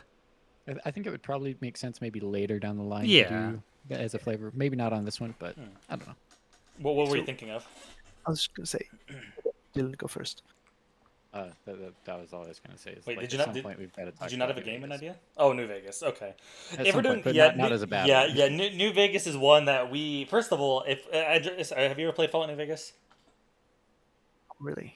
Okay, so we need to give him at least like 80 hours to get through that and Fallout 3. Like, actually, what would be really fun is if we did some streams of just like of like the three of us just like playing through New Vegas, like one person playing while we're watching and just like commenting on it. I would love to So that we can sort get an of thing. idea. Just so you can get like a better idea about the game, because Fallout New Vegas is also one of my top. I would put it in the top 5, I think. Mhm. I see. I thought you were talking about a bad game that you wanted to No, like. no, I thought no. you had an idea for one. That was just like the only game I had in mind. I But gotcha. I was going to say, like, I mean, you could do something on any number of bad games. We should so play is it David Cage games? Heavy Rain, Detroit Become Human. Oh, Dude, okay. Unironically, we should do it. We should do a co thing, like a stream with all of us playing of Heavy Rain. Have either of y'all played / watched it? nope. Andreas, Name again? Heavy Rain. It sounds familiar. I don't know if I've. It is a story-based game that is Chocolate rain. it is trying to be a very deep story, but is also kind of hilarious by how pretentious it can be. It was made by I'm not trying to insult. It was made by a French company, who You're not all ragging on your whole country. no, I would say who all of the voice actors were French, but we're all playing English like American characters. And oh my god, is the dialogue stilted? It is hilariously bad at some points. What is really funny? This is a slight tangent from that. Is every movie that's like 18th century France, everyone's English. It does bother me so badly. Sure, it was the other way around. Back then, everyone spoke French. But it's just like any movie set in France in like the Victorian era is like, yes. And then they introduce you to the first character and they're like, oh, Miss May, it's very nice to see you again. It's been a long time. And it's like, what? What? You're supposed to be in France. Unique pointed out Deus Ex, which is a game series I do want to play through. I haven't played it, but I want to. I have the original Deus Exes, like the original like however many games on Steam, which I need to play because they definitely seem on my out. Deus Ex and System Shock are like the progenitors to the like whole genre. Okay. I mean, So what are some bad movies? Bad movies. I mean, I can think of some. Andreas, have you watched Star Wars? Yes. Okay. That was a weird yes. Are we? Are we? So, Are we actually gonna like, go down this route? Well, because just you don't need to have seen the originals I know. necessarily to know. Well, my maybe you should, so we can hate it even more. We could do I'm the happy sequels. to I'm happy to do a podcast on Star Wars because I think that's definitely is material enough for at least 2 or 3 podcasts. But very quickly, Funny. my position on Star Wars: great universe, plot points not always great, characters usually great, but as just because of a simple universe making and child dreams universe, it's great. It's for it's like it's nostalgic part of my well, I guess my me growing up, it was Star Wars. My Mhm. Lego Star, all the things you can think of. Mhm. Um, but my position is simple. The original trilogy, pretty good. Empire Strikes Back, probably one of the best movies made, I think. But Absolutely. all the trilogy great. The prequels, they get shit on a lot. I understand sometimes why. I think they get shit on more than they need to.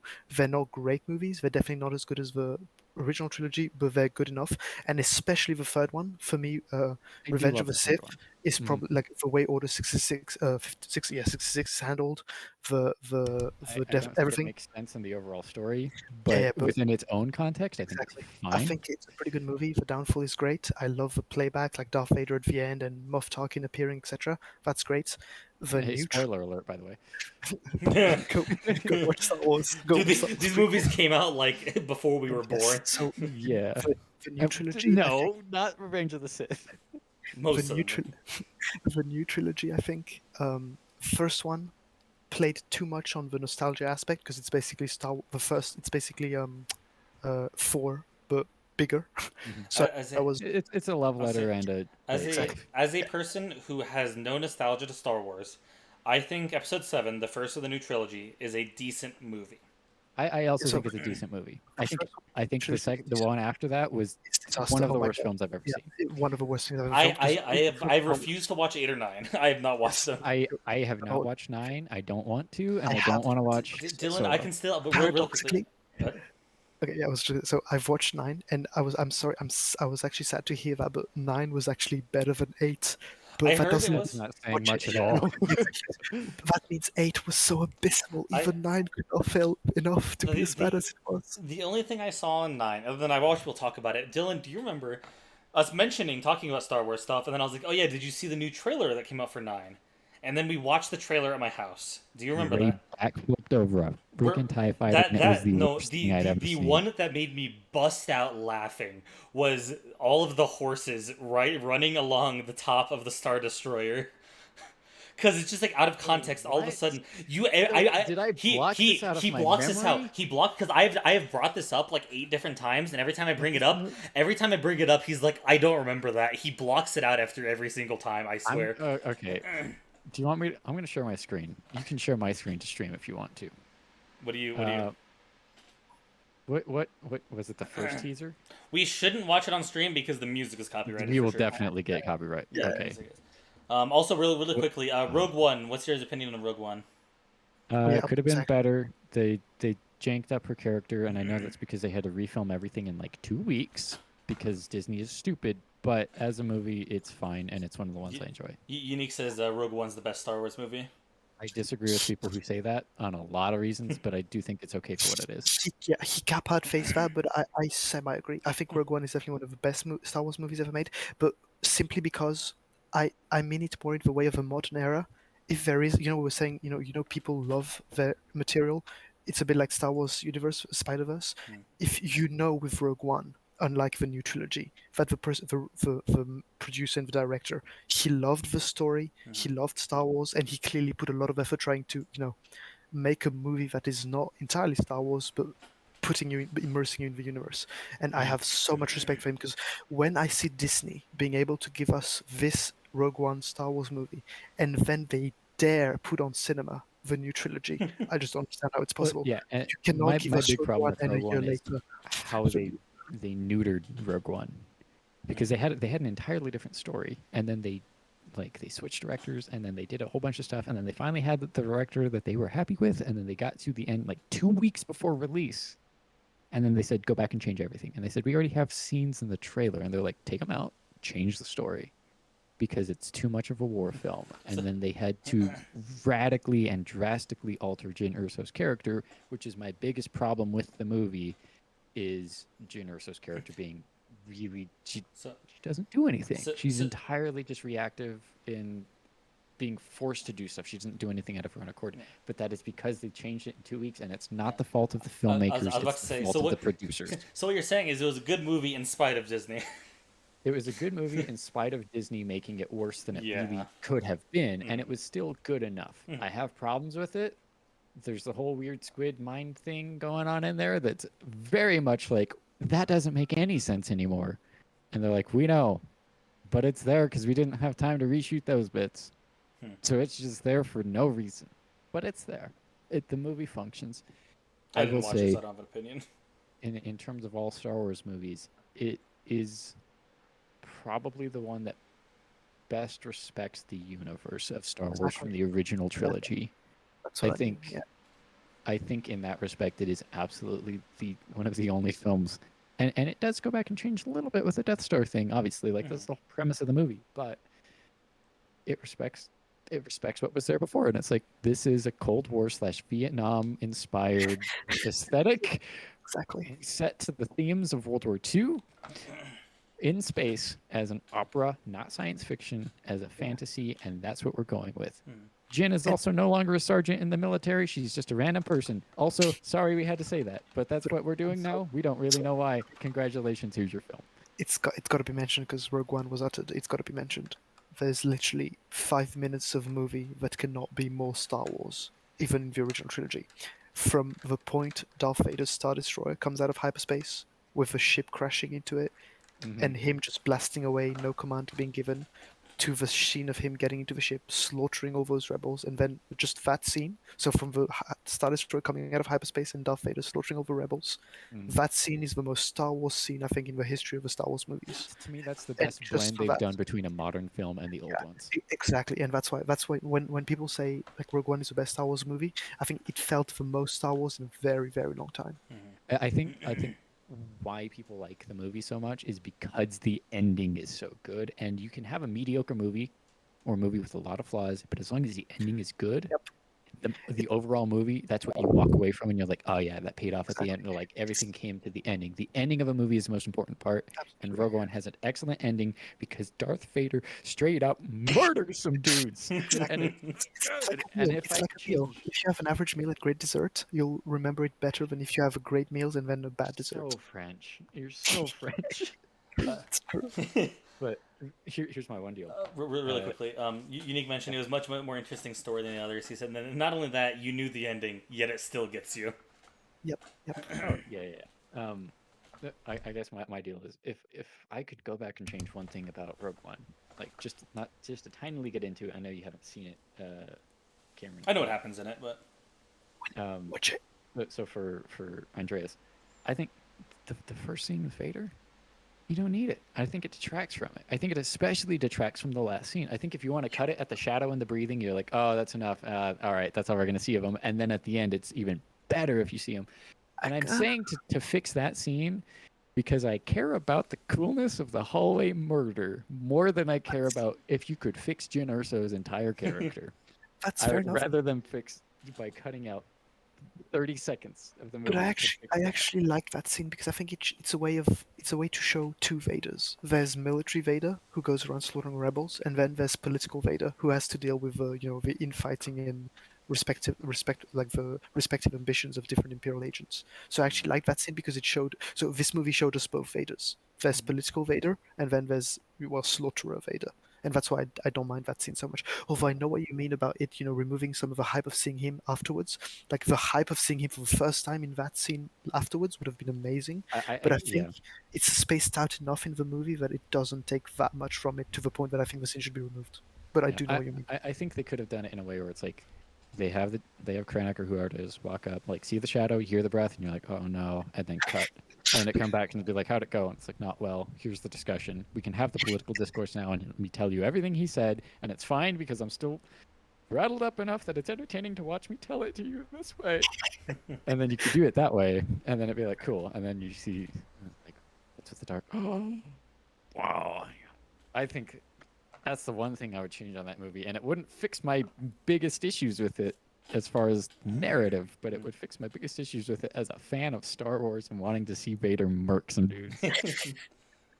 uh, It's you don't feel bad about that one, even though they're rebels, because they're not younglings anymore. mm. That scene's just dark as heck, but not in a cool way. There is, so we talked about also doing different media, you know. You gotta watch Star Wars, my dude. I was saying in terms of doing like different media other than movies. And there's one thing that I kind of don't want to do.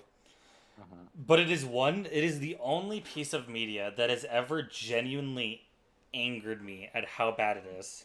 Book. No. It is an anime. 50 Shades reviewed. No. It is an anime that a lot of people like and think it is a really good show. It kind of it's the last couple of years it came out. I genuinely think it is horrid, and it pissed me off so much that, for context, before I even get into it, I'm building up suspense for it. Me and my roommate Moran started watching this because we had heard about it. We were like, people were just like, "Hey, this is really good." And I'm like, "Sure, let's watch it." It was new at the time. We were still back in Alpine. We're like, "Fuck, let's watch this." We watched the first episode. Went, fuck. This is a 13 episode show, I believe. Went, fuck. Grabbed a plethora of alcohol and started drinking and continued watching it because we hated it. Queen's Blade, I have not seen that, no. I genuinely hated it so much. We hate watched the rest of the thing.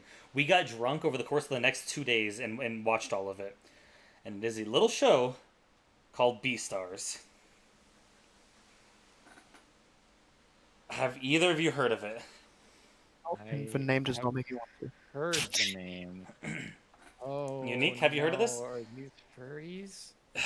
These are furries. So it is the best way people could compare it. They say it's like people like it. They say it's like Zootopia, but it's like a lot darker and like talks about real world issues, which I understand that comparison.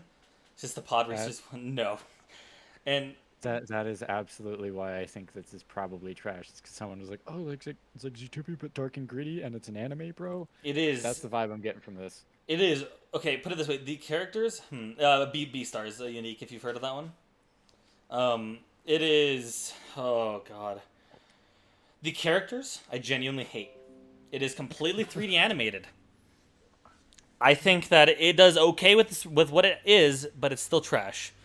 It is a furry high school essentially. It's a whole bunch of animals. They're all anthropomorphic animals, which it's fine. It's fine. I don't hate the idea.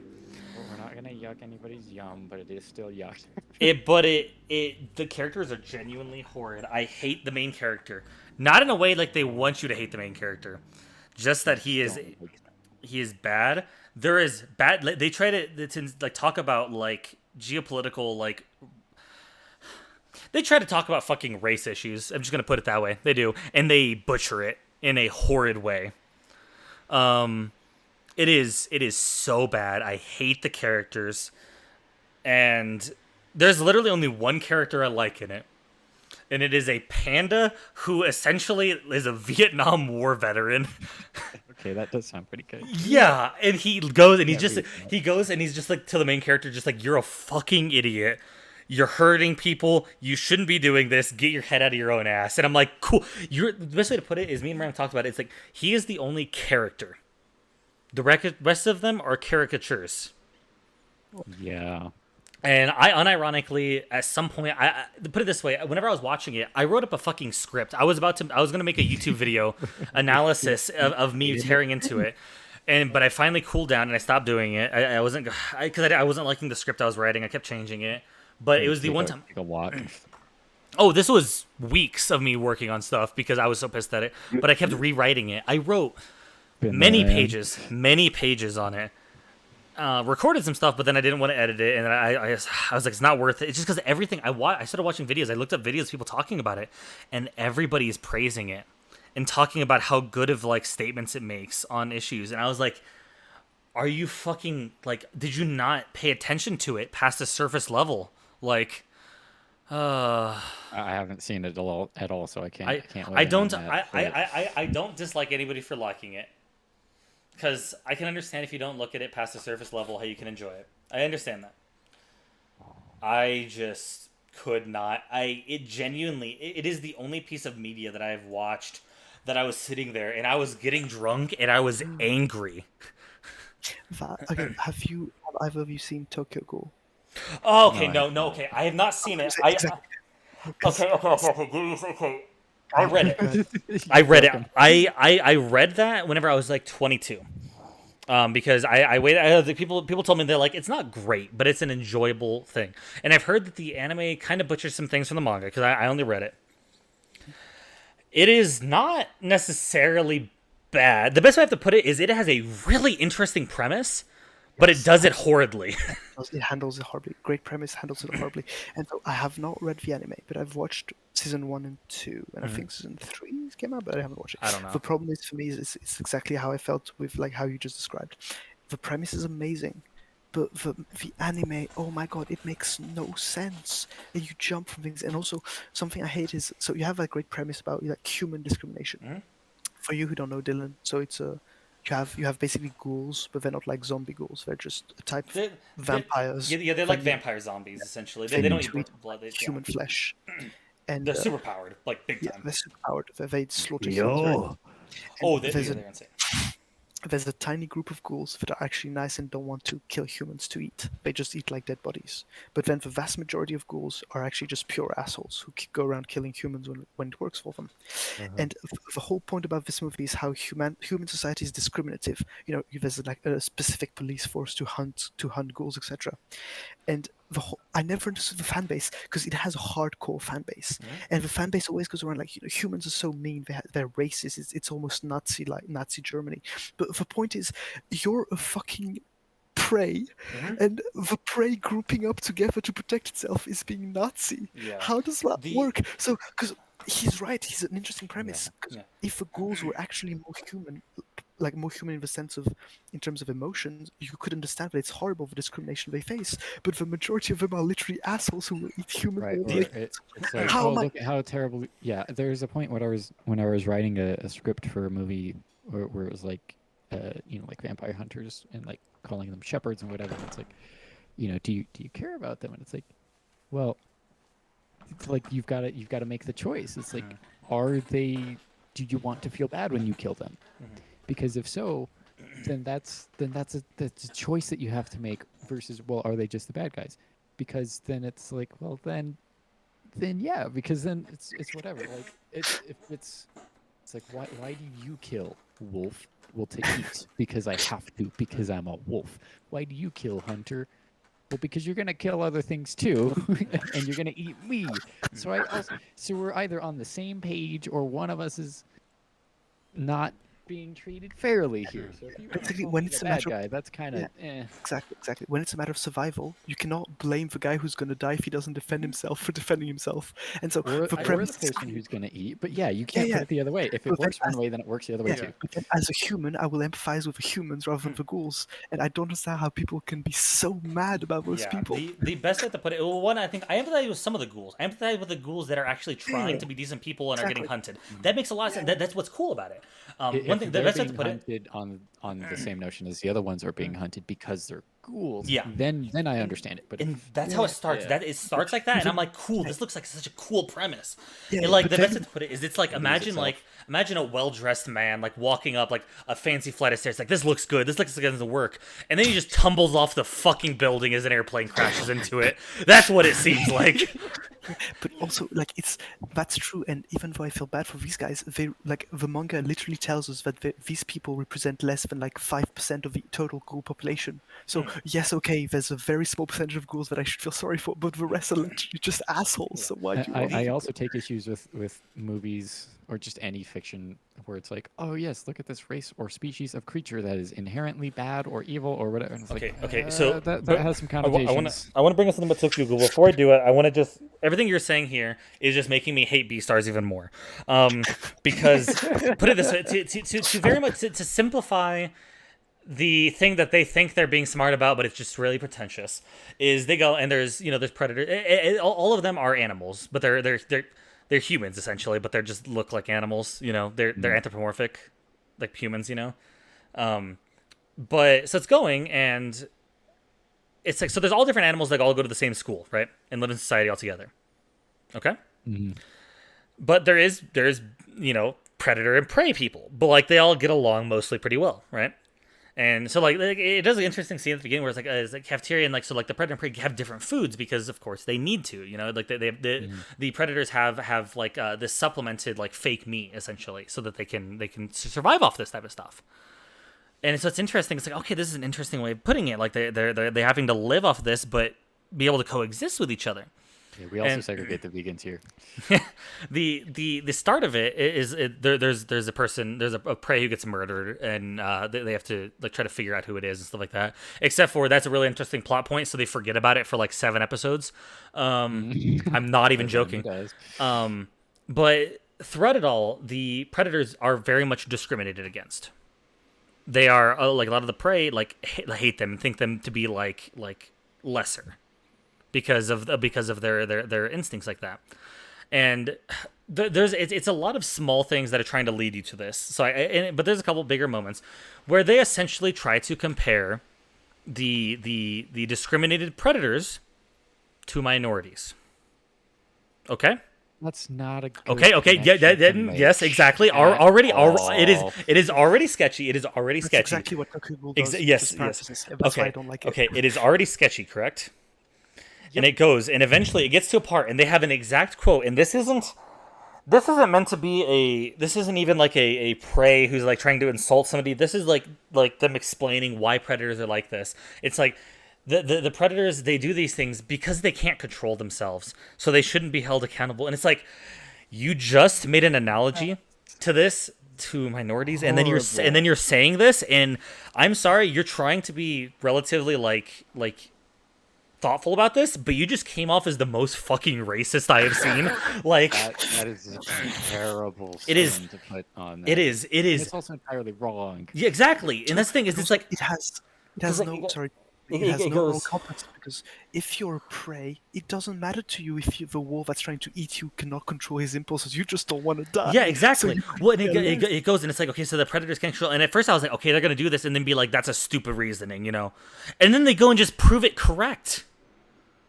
They literally just go, and it's just like they do things just like, oh yeah, no, he literally cannot control it, and it's like, oh, you should not have made the analogy in the first place before Yeah, saying but that. then, Like you could take that concept and apply it to something else as an analogy, but not to race. And one That thing I will give to insinuates the that one race has like an inherent property, and it's like, no, that's not true. and Not even culture. and saying one thing I'll give it is that it was originally, it was a Japanese manga. They might have been trying to analogize it to something else, but it was animated That lost and an it was animated and put as a thing presented to Western culture, and in Western culture Doesn't work. it does not. I don't know. It could also be bad in Eastern culture. I don't know, but I don't have enough knowledge on that to judge it.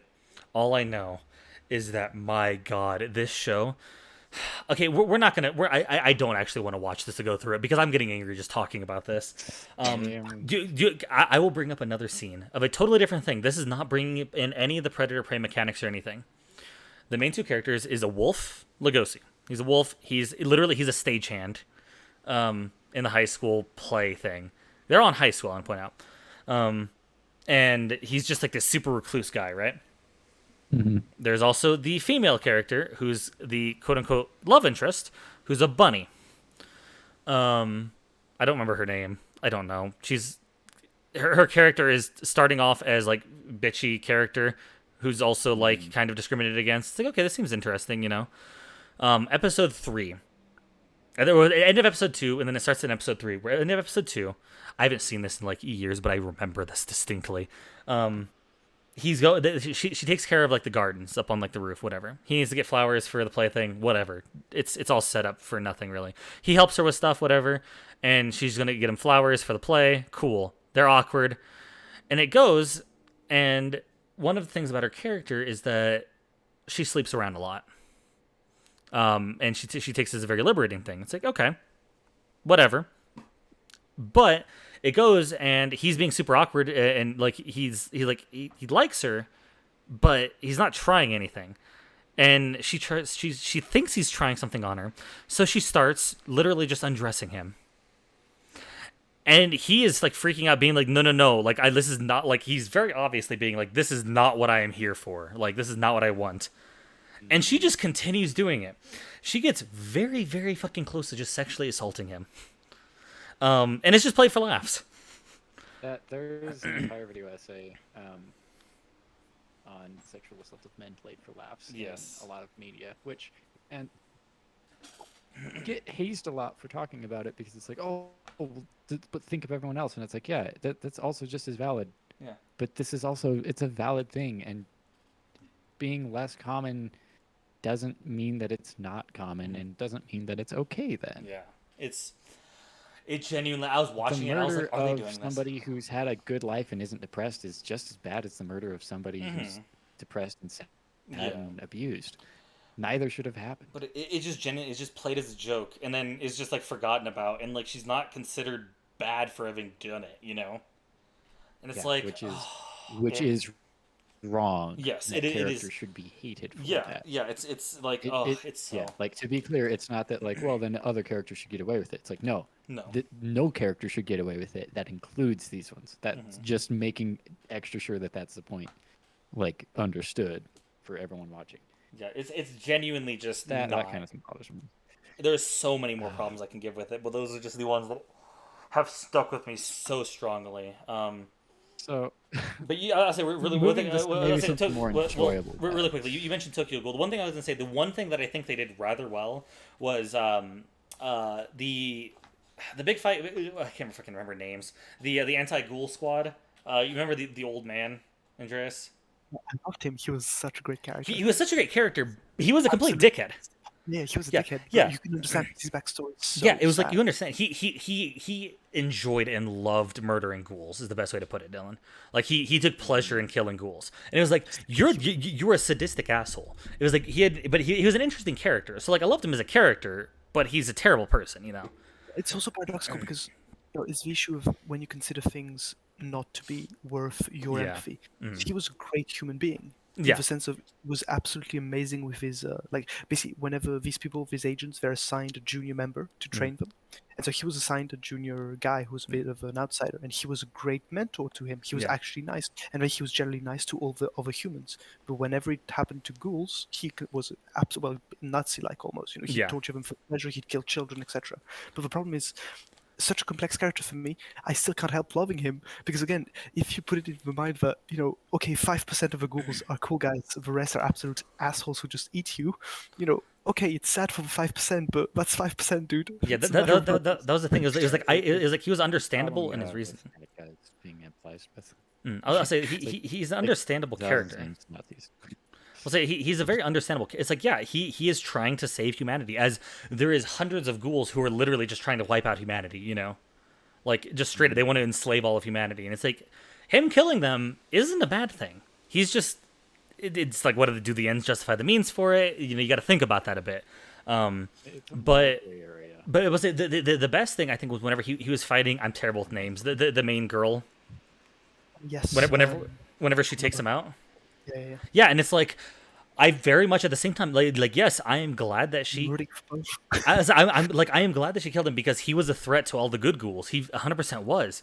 At the same time, I'm like, shit. And then they have the scene where his mentor, his apprentice, was at the graveyard, and it was just like, like his apprentice was also a very empathetic. Like, he empathized with ghouls. He was fighting Kaneki at the time, and literally, like, Kaneki, like, they spare each other essentially at different points.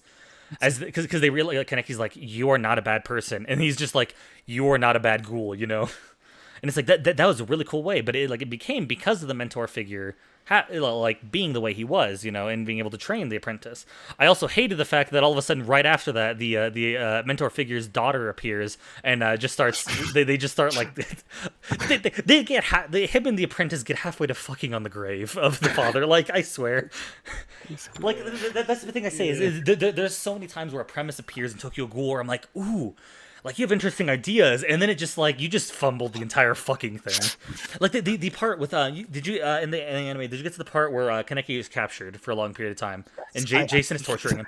Well, Jason is torture. Jason is one of those guys, Dylan. You know how you're saying bad guys who you love to hate, and they're bad guys and they're great for being bad guys. He is the Dolores Umbridge for the Yeah. best context. Like he has no redeeming factors. Oh God, But he's great. I just loved him. You love to hate him He's- because he's a ghoul amazing. who's literally just like, oh, you want to be a good guy ghoul and just torturing the ever loving fuck out of him to the point the main character literally mind just breaks, and it's like, this is interesting, and then but the mind break just like, oh, he turns into an edgier character, but also he can become normal at any point. It's like, I really liked the idea of the well, the character literally, like, because of all this psychological torture that happened to him breaking and becoming a ruthless killer to other ghouls because of like the things they've done to him, the way they've ruined him. It's like, that's interesting. Like, a Dr. Jekyll, Mr. Hyde complex would have been really interesting for the character, I think, actually. But they just make it so that he can just pretty much just switch at will. Yeah, it's convenient for the writer, but it's not Yeah. interesting. No, it's not. It's not interesting at all, in my opinion. Like, as it was happening, it was really interesting. As so essentially, he got turned into a ghoul because he was dying, but a ghoul was also dying at the same time, and they did a surgery putting the ghoul's parts into him to make him into a ghoul, and he didn't want to be it ever. And so, but as he's being psychologically tortured and inside of his own brain, the girl whose parts were put into him, who was trying to eat him at the time, whenever they both almost died, which is also the first fucking like chapters or episodes are fucking hilarious in that. Because he's an awkward kid. This girl asks him out, and he's like, "Oh, cool! Like, the girl I love is asking me out," and then she tries to fucking eat him. It's hilarious to me. 'Cause he's just sitting there, and he's just like, "Oh no, I'm gonna fucking die because I'm a horny teenager." But she's inside of it, and she's just going, and it was like her who's just like, "Yeah, like, you need to become this ruthless killer." And it was like, okay, this is interesting. Like, her personality is becoming part of him because of her parts that are inside of him, you know? And then they just kind of ignore it, and I'm like, Then it just goes away. yeah, I'm like, fuck. It's Half a second, he goes right now. happening. and then there's so many characters. I'm sorry, I keep talking about it. There's so many characters that seemed really interesting that they just ignore. The fucking the mask maker ghoul. Yeah, the mask maker. He's my I've seen favorite. like Him. twice. Okay, so there's three. There's the trio: the mask maker, the blonde dude, the older blonde dude who took Kaneki on the bridge to go find bodies. I can't remember his name. And then the girl reporter ghoul. They're like a trio, and they were hinted that like back in the day they used to be like a really powerful squad. And they hint towards that stuff. It's like, oh, these are really cool characters. The mask maker has a fucking awesome design. I love him as a character. Actually, you'd like him to. He's a bit of a artist, tattoo maker type guy that just makes Yeah, masks. yeah, because all of the ghouls have to wear masks to protect their identity. All the good ghouls do this. Plus, he has a whole bunch of fucking tattoos. I'm gonna look it up real quick so I can find you a picture. Tokyo Ghoul mask maker. But there is a Sorry, I was just gonna say. You see the energy with which Shrimp speaks right now. That's born out of all the hatred from the fact that this great premise has been ruined. that thing. Okay, I don't hate it in the way that I hate Why you Beastars. gotta let me rant about don't- Star Wars. I don't hate it in the way that I hate Beastars. I hate Beastars because I think it was. I hate Tokyo Ghoul because it could have been great. Right, because it's wasted potential. And Yes, you're like, why? Beastars is just trash. The art style is great as well. Oh, Tokyo yeah. Ghoul art style is lovely. That's my personality going into like talking about Star Wars stuff. Is it's like, I'm gonna hate because it's so obvious what you could have done. Yeah, Wasted and potential.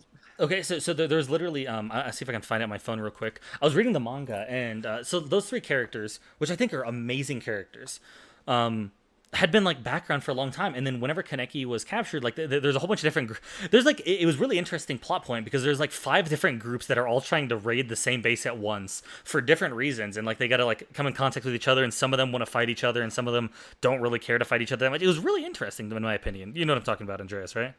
Yeah. Did you feel the same way? I felt like there was a lot of intrigue that could have happened with that. So I was very disappointed by the end of season 1, and then the beginning of season 2 intrigued me again because of what you just said. You know, the attack on the base with all Yeah. the different groups, and then again they failed. And then and then they just like skip to the end of it and go, okay, so things were resolved.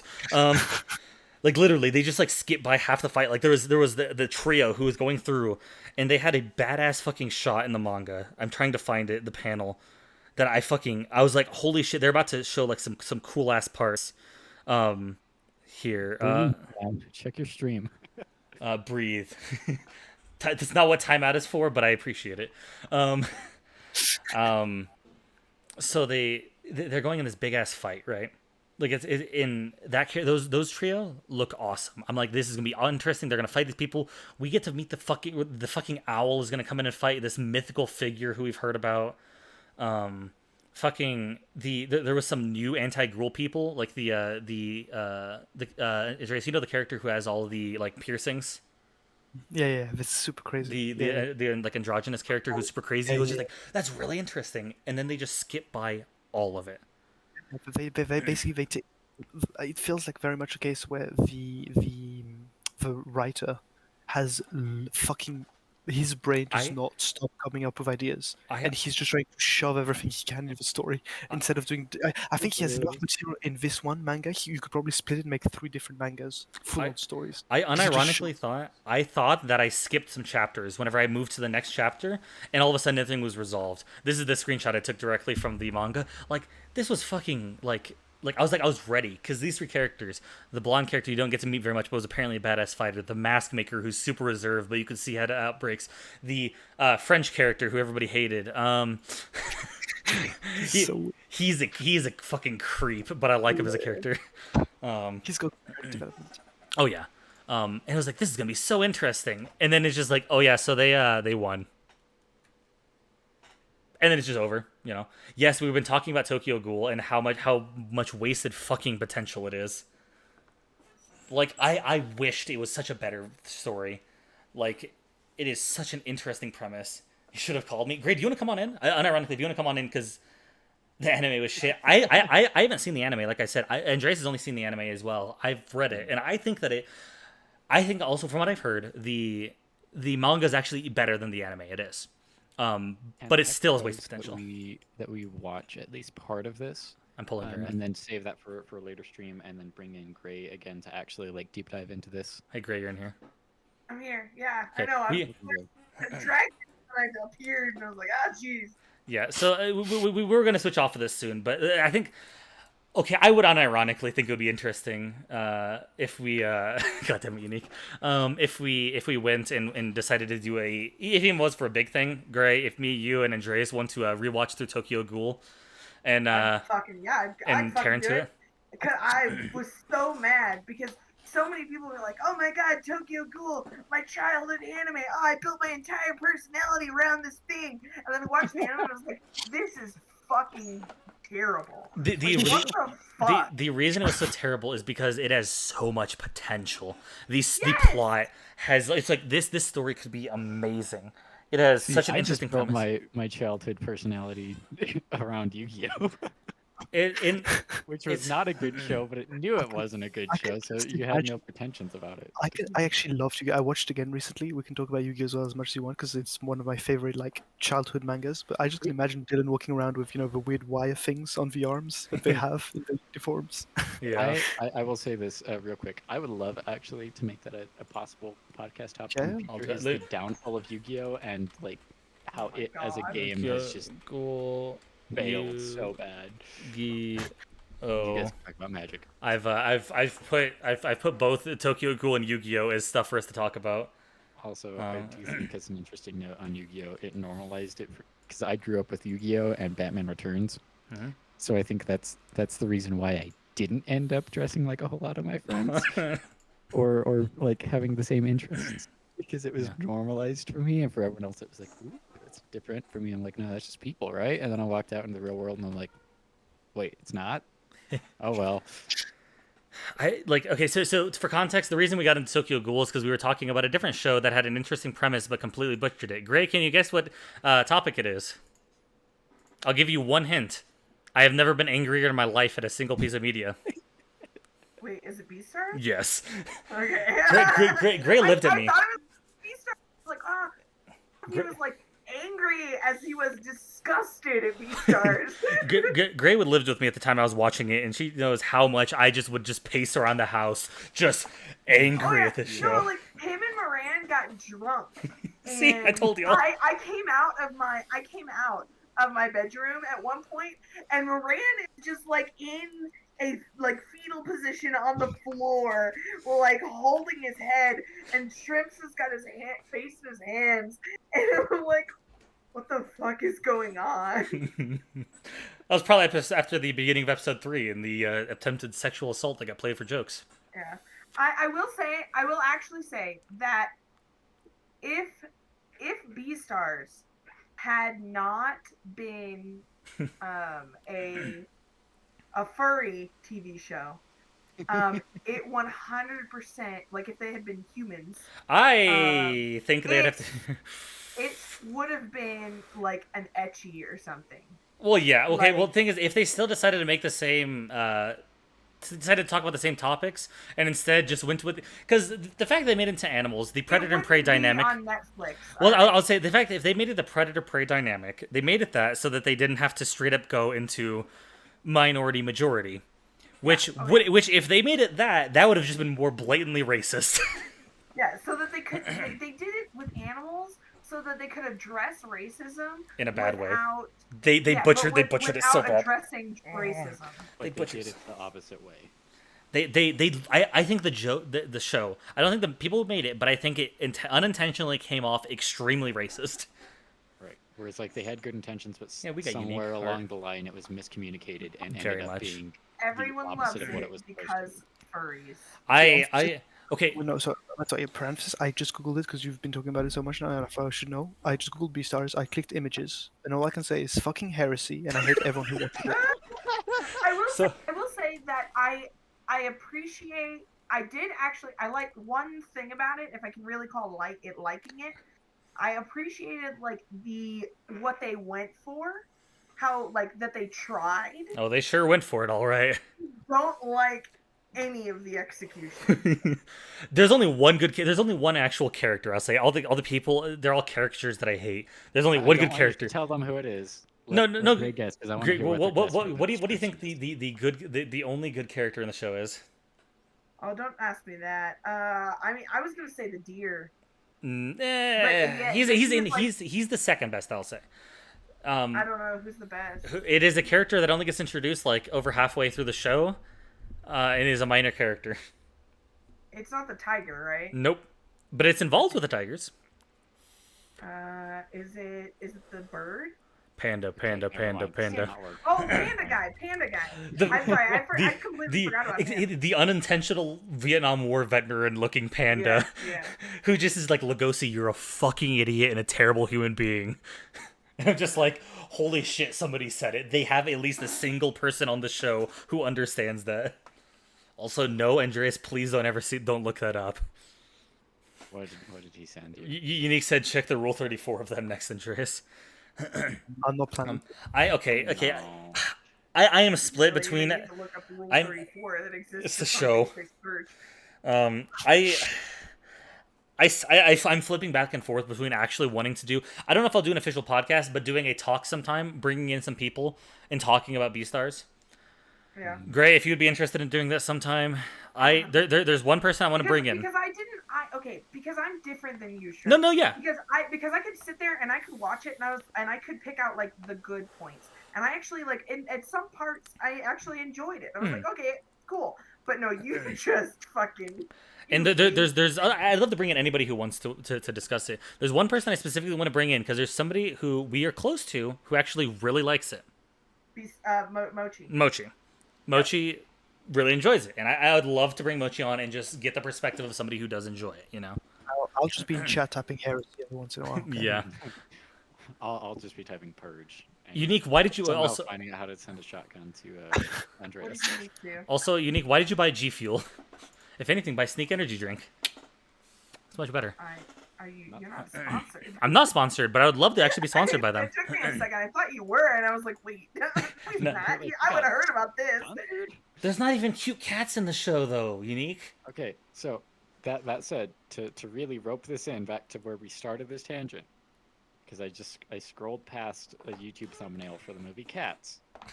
What bad movie do we want to watch for next dude. stream? Do we want to watch I've Cats? actually never seen. I've never Cats. seen I it. just I've never know seen that it. Everyone hates it. It's an option. I was also going to bring up because I scrolled past Cats, but then my brain's immediate thought was Avatar, the live action movie.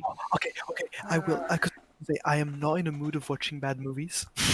but I've already watched that one, and I will shit on it for as long as you want. Dude, So dude, That dude. one So would you be want to show very bad fun. movies? Percy Jackson and the Lightning Thief. Oh, alright? that I will take that one They personally. I obliterated haven't my read the books yet. childhood. I haven't read the books. Okay, I don't okay, care. okay. Because no, So the movies are so fucking dumb. well, okay. Really quickly, But I that is haven't actually a read them decent before idea. stream. There's okay. So an idea. So we went into like a 3-hour analysis of a movie we really enjoy. Do we want to? Okay, so we need to make the decision here. Do we want to watch a movie that we can just kind of chill and talk about, or do we want to watch a movie that we can rag on? I want to watch a movie we can rag on. I'm game. Andreas, as the co-host here. I'm happy So to. what I- idea I have I if don't you want. I really don't want to watch a bad. Like okay, I know I will Well, kill myself. okay, I was gonna say one thing. If we do want to watch a movie bad on, Dilly boy, we might be replacing you for the next episode if we do this because I will 100% go and anybody who wants to join in also. I mean, Dylan could be here as well, but I do want to get Gray in on this if we do it. If we watch Percy Jackson and the Lightning Thief, because me and Gray are coming from it from a Grew up on this shit. well, no. I'll say I didn't. Okay, so we have 3 different perspectives. Gray grew up reading Percy Jackson, and then watched the movie and hated it. Andreas, you'll have never read it. I've watched And the then- and movie then- like 4 ago. Yeah, in the movie, I will say because I come from the perspective of I watched the movie before reading it. I think the movie by itself is fine, but in context of the books is bad. So if we get all 3 perspectives, rewatch it, and talk about it, I think that'd be very interesting. I agree with this. I want to start talking about it now. I just want to say one thing. Can I just say one thing? Hmm. The second movie specifically. Oh, the alright? second movie is a bad movie. The second movie, they tried. They tried so hard. They're like, we'll redeem it. We'll change Annabeth's hair.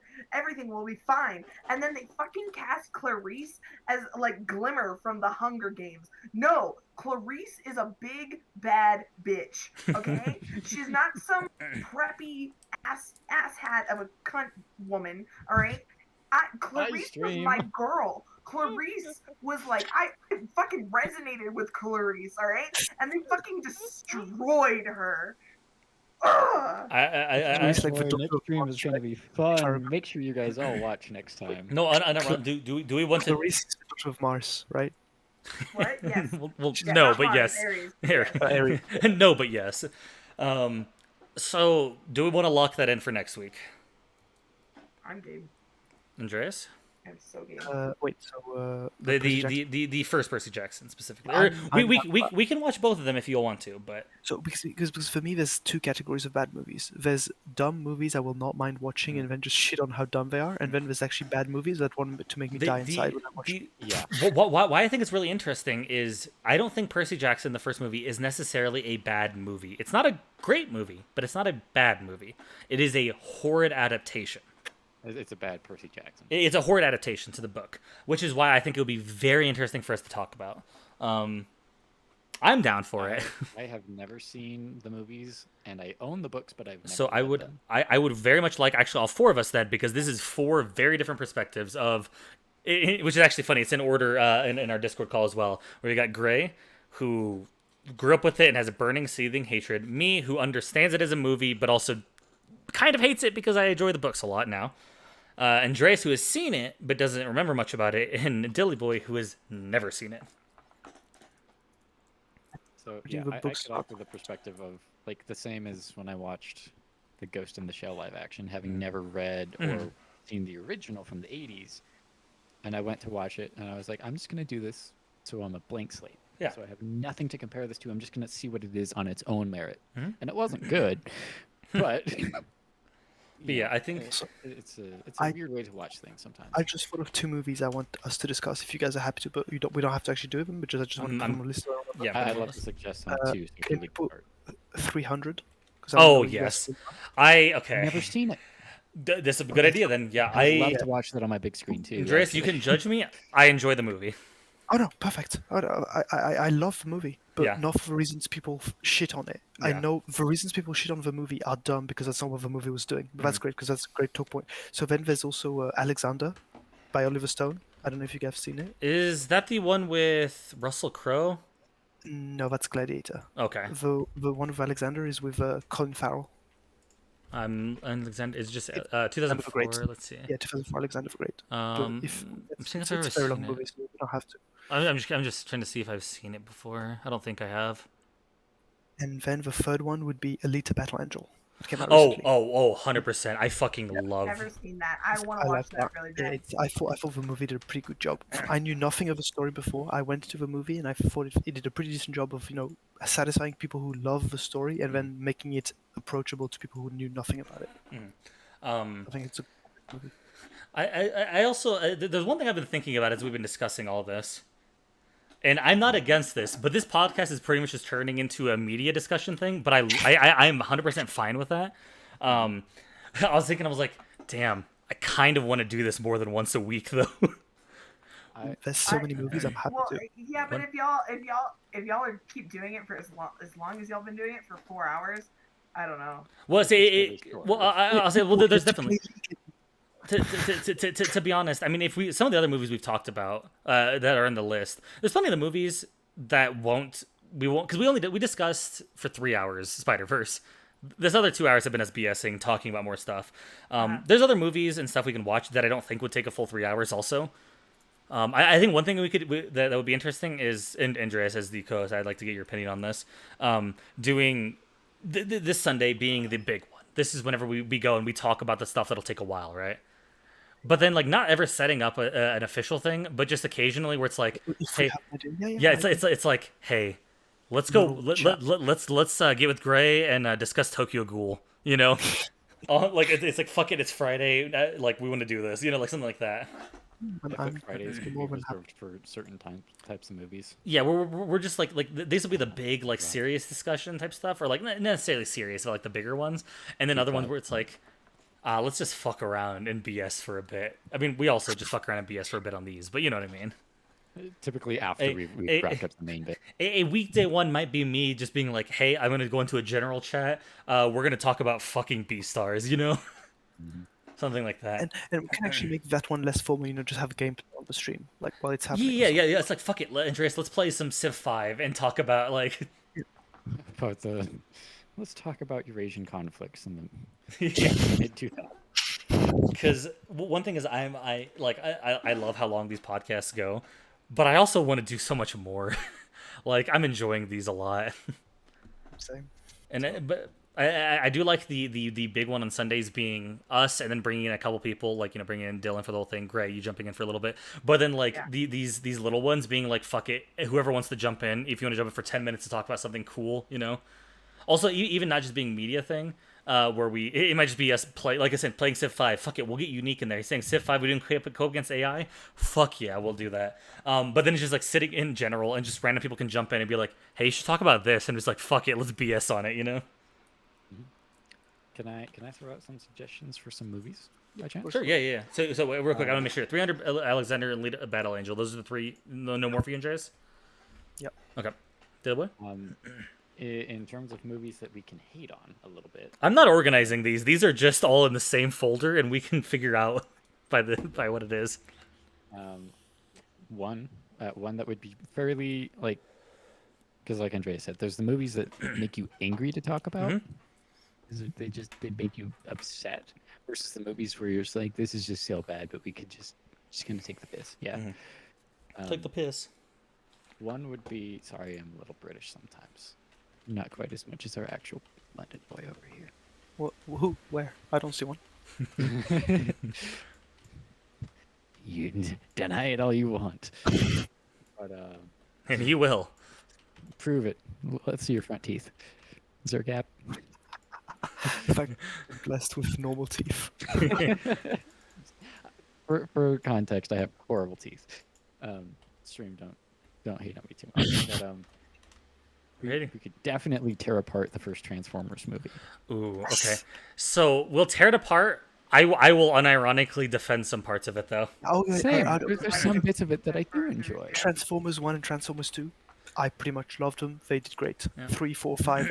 I want to Okay, punch so- Michael Bay. so- I could, if I could have like a punching ball, I would make it the face of Michael Bay. So I didn't watch the later ones really. I kind of recently over the last Christmas I was with family, and one of the later ones came on, which is one that is deep into Arthurian fucking thing with Mark Wahlberg as the main character, and fucking Optimus Prime goes evil for a bit, and it is not a good plot or anything. Stupid. I got drunk and watched that, and I just zoned out to the action scenes, and I was like, this isn't bad. I mean, the story is bad, but What I would love to be able to talk about with at least with the first ones, and then being able to later maybe contrast this to something like Bumblebee, Mhm. you know, as a newer thing that's from what I've heard a little bit better, and not by Michael Bay. Is like Michael Bay actually gets a lot of hate for a bunch that he does, and I don't think it's undeserved. I don't think he's a great filmmaker.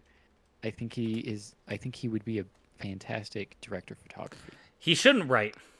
He shouldn't be writing Never- or directing. He should be the cinematographer. Yes. Visual And- effects, yeah, I'll say He yeah. should be visual. the DP for a movie Yeah. because he can do that, and as long as it serves story, there's very few people with an eye like his. Oh yeah. But that's kind of all he brings to the table, and I think Zack Snyder's kind of in the same way, where it's like this dude's great visually, but he sucks at story. Yeah. Not good at directing and not knowing how to structure a plot or whatever. So I think that would be a fun one to break down, and it's basically a 2-hour long commercial for a Chevy Camaro with a whole lot of brand integrations, which is just the whole series is. But I think that one would be fun to tear apart. I already said Avatar: Last Airbender. Yes, I got the Avatar live That's- action. That one does have some pain to it, but I don't think we'd get it's- into a discussion of wasted potential. Just Yeah, it's old enough. It's just pain goes sadness. away. At this point, it's just laughs. yeah, there can be no more pain. We've already felt it all.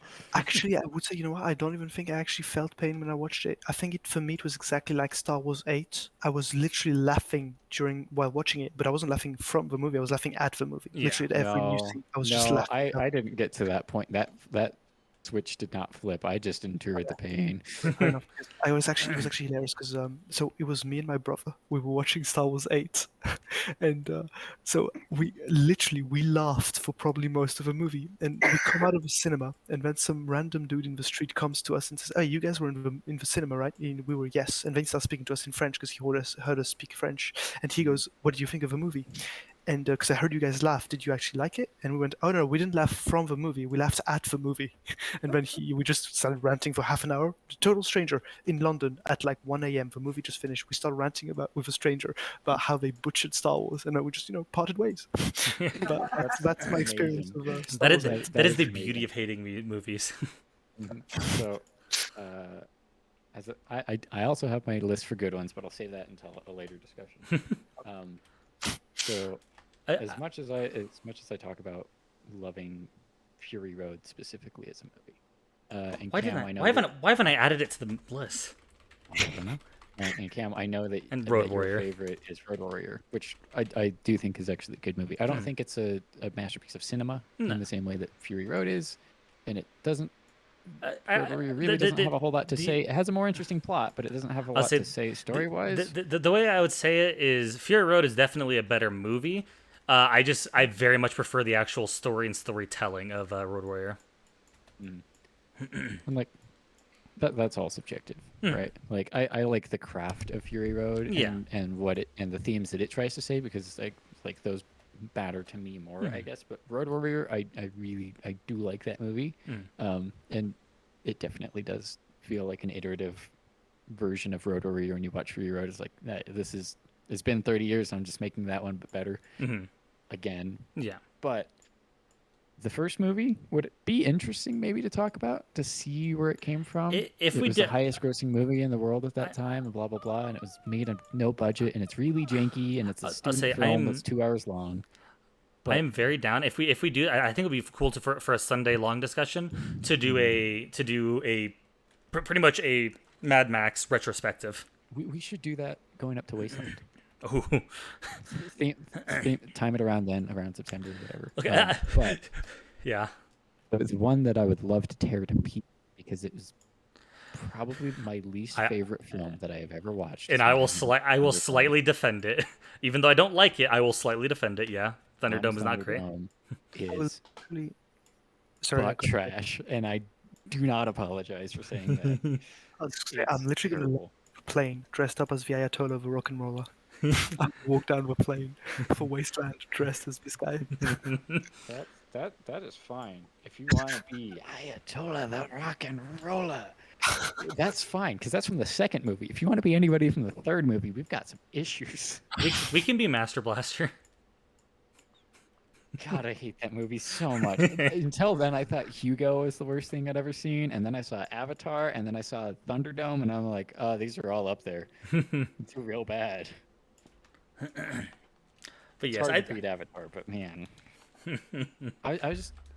It wasn't even that I hated it so much; it was just boring. yeah.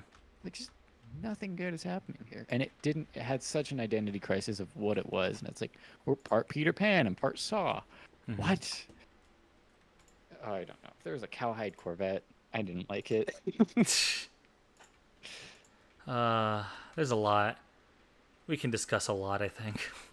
There's a lot of bad movies that we can throw out there. One more sprang to mind, and it's skipping my brain again. I don't know where it went. One that probably angered me really badly. Yeah.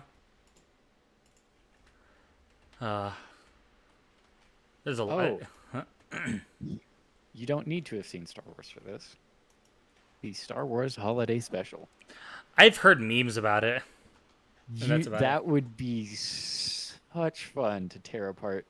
Yeah. Even as we watched it, I don't think Disney would even remotely care if you watched that on stream, because there's no music in it. Yeah. It's horrendous. Carrie Fisher is high out of her mind on that shoot. I don't know what they did to Mark Hamill's face. He looks like a Barbie doll. Wait! I could bring it up. Please do. It's really bad. Hasn't Carrie Fisher like admitted she was just like on coke the entire time? No, yeah, she straight up did. She's like, the only way I made it through that was because I was on a ton of drugs in the 70s. I'm opening it so I can show it on stream. It's so bad. Holy fuck! That is the picture of nightmares. You know how in Dead by Daylight Fred and Scooby Doo. I'll say you know how I'm looking at it. do you know how in Looking back. what's it called? How in Dead by Daylight we talk about Quentin, who looks like he's all cracked out. Yeah. Yeah. This is Oh my god, that is beautiful. Holiday Special. God, I gotta ask, why are you still here? Like the first 3 hours, I feel like we were talking about interesting stuff with Spiderverse, but we have been on a fucking tangent. Yeah, I think it's about the longest we've done. 4 hours. Yeah, I think just under. I think it was like. The actual stream has been done for a while. It's freaking 4:30 here. Yeah, we should probably start wrapping her up. I do want to try to confirm for everybody so that if anybody who wants to either join in or watch on their own. So are we going to go ahead and do Percy Jackson next week? Happy to. Looks like that's what we're doing. Gray? You in to join? Okay. And if anybody wants to, we'll probably try to do it sometime early. We might. I'm not sure exactly what day. This last week we did Friday afternoon, but it'll be sometime during the week and or on Saturday is an easy day for us. But if we can do it earlier, it's best just so that we have time to digest stuff, you know. Mm-hmm. But we will try to figure that out. I will be posting it in the Shrimp Shack if. For anybody who is here, if you're not a part of it, if you scroll up a little bit, there's a MooBot thing for it. But I think if I do /Discord, it pops up. I hope I'm correct here. If you made. No, I need exclamation point Discord. That's what it is. There we go. But yeah, if anybody's here who's not a part of it, if you would like to be, we have a movie night text chat that we talk about it. Talk about when we're going to start it and everything. We'll do good things. We'll do horrible things. We'll be horrible people. But yeah, I think we should wrap it on up here. It's been 5 hours, almost 10 minutes. If you want to take an image as we disappear for what might happen in the future. If you want to do what? If you want to fade out an image for stream, here's an actual photo That from the Star Wars. I don't want to pull up that last one. I feel like a bad person if I pulled that up. That is genuinely from Star Wars canon.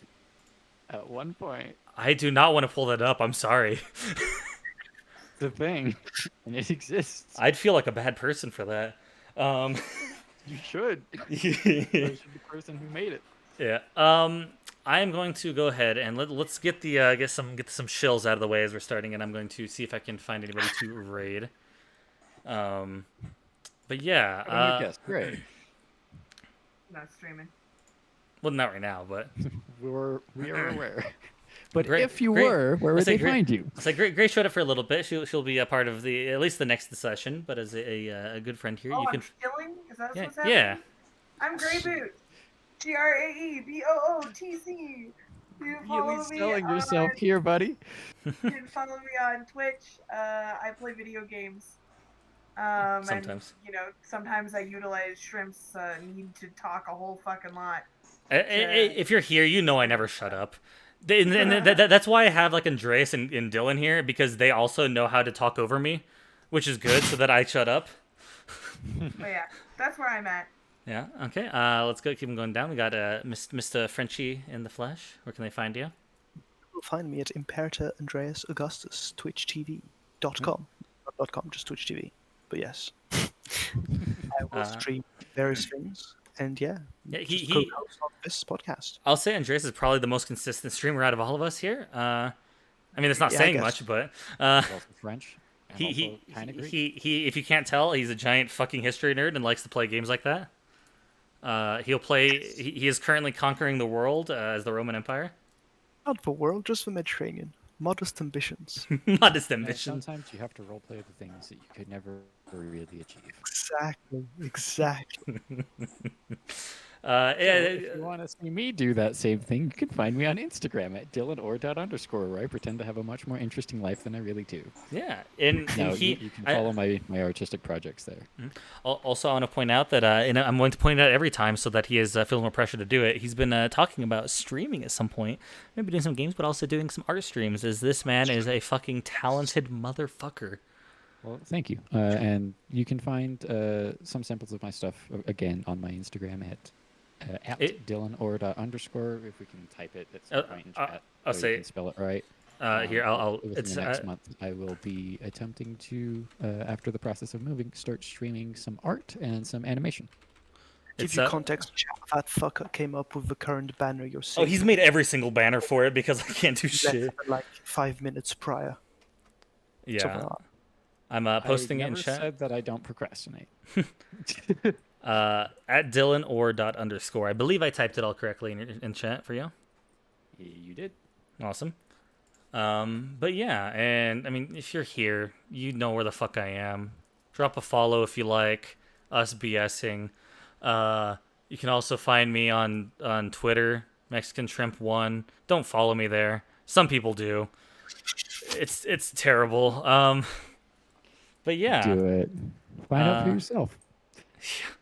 Any last words before we send a raid? Any last words? Into the Spiderverse is an amazing movie, and I hope that anybody who has not watched it did not have the entirety of it spoiled. And if you have not watched it, please go do so, and you will leave with a surgically removable smile on your face. Like that man said. Also, was podcast. I absolutely loved it. Yeah, that was really enjoyable. This was a really fun time. I hope you guys enjoyed your time as well watching. Absolutely. Absolutely. I hope chat loved it. Yeah. No. We had a good time. I hope that transferred to the chat as well. We've But officially yeah, made a trilogy length thing here today. it's only like we discussed Spider-Verse for 1.5 times its actual length. And then we brought in a new character for the last 12 minutes. We discussed a lot after that. But yeah, I'm gonna send y'all over to a Mr. Icdisis. He is actually a bigger streamer that I watch. He is a horror game, so they don't have anybody else smaller who I know who's streaming right now. But yeah, he's a good guy, so I can go and send the love on over to him. You can find us at least next week. Hopefully, we'll be doing more in the meantime. But yeah, much love to everybody. I'm doing my typical heart hand, which you can't ever see on the podcast because if I turn my camera on, I'd get TOS violated. But you know, do we got anything to say in unison as we leave? Hope you had fun. See Thing you. that won't get us also TOS violated, but I think everyone we can can all agree stream. to fucking watch some Spider-Verse, y'all. Oh yeah, yeah. Stay safe, stay happy, help the poor, go get vaccinated, wear your masks, and go watch Spider-Verse. You know the most important things. Bye. I think that was a great ending.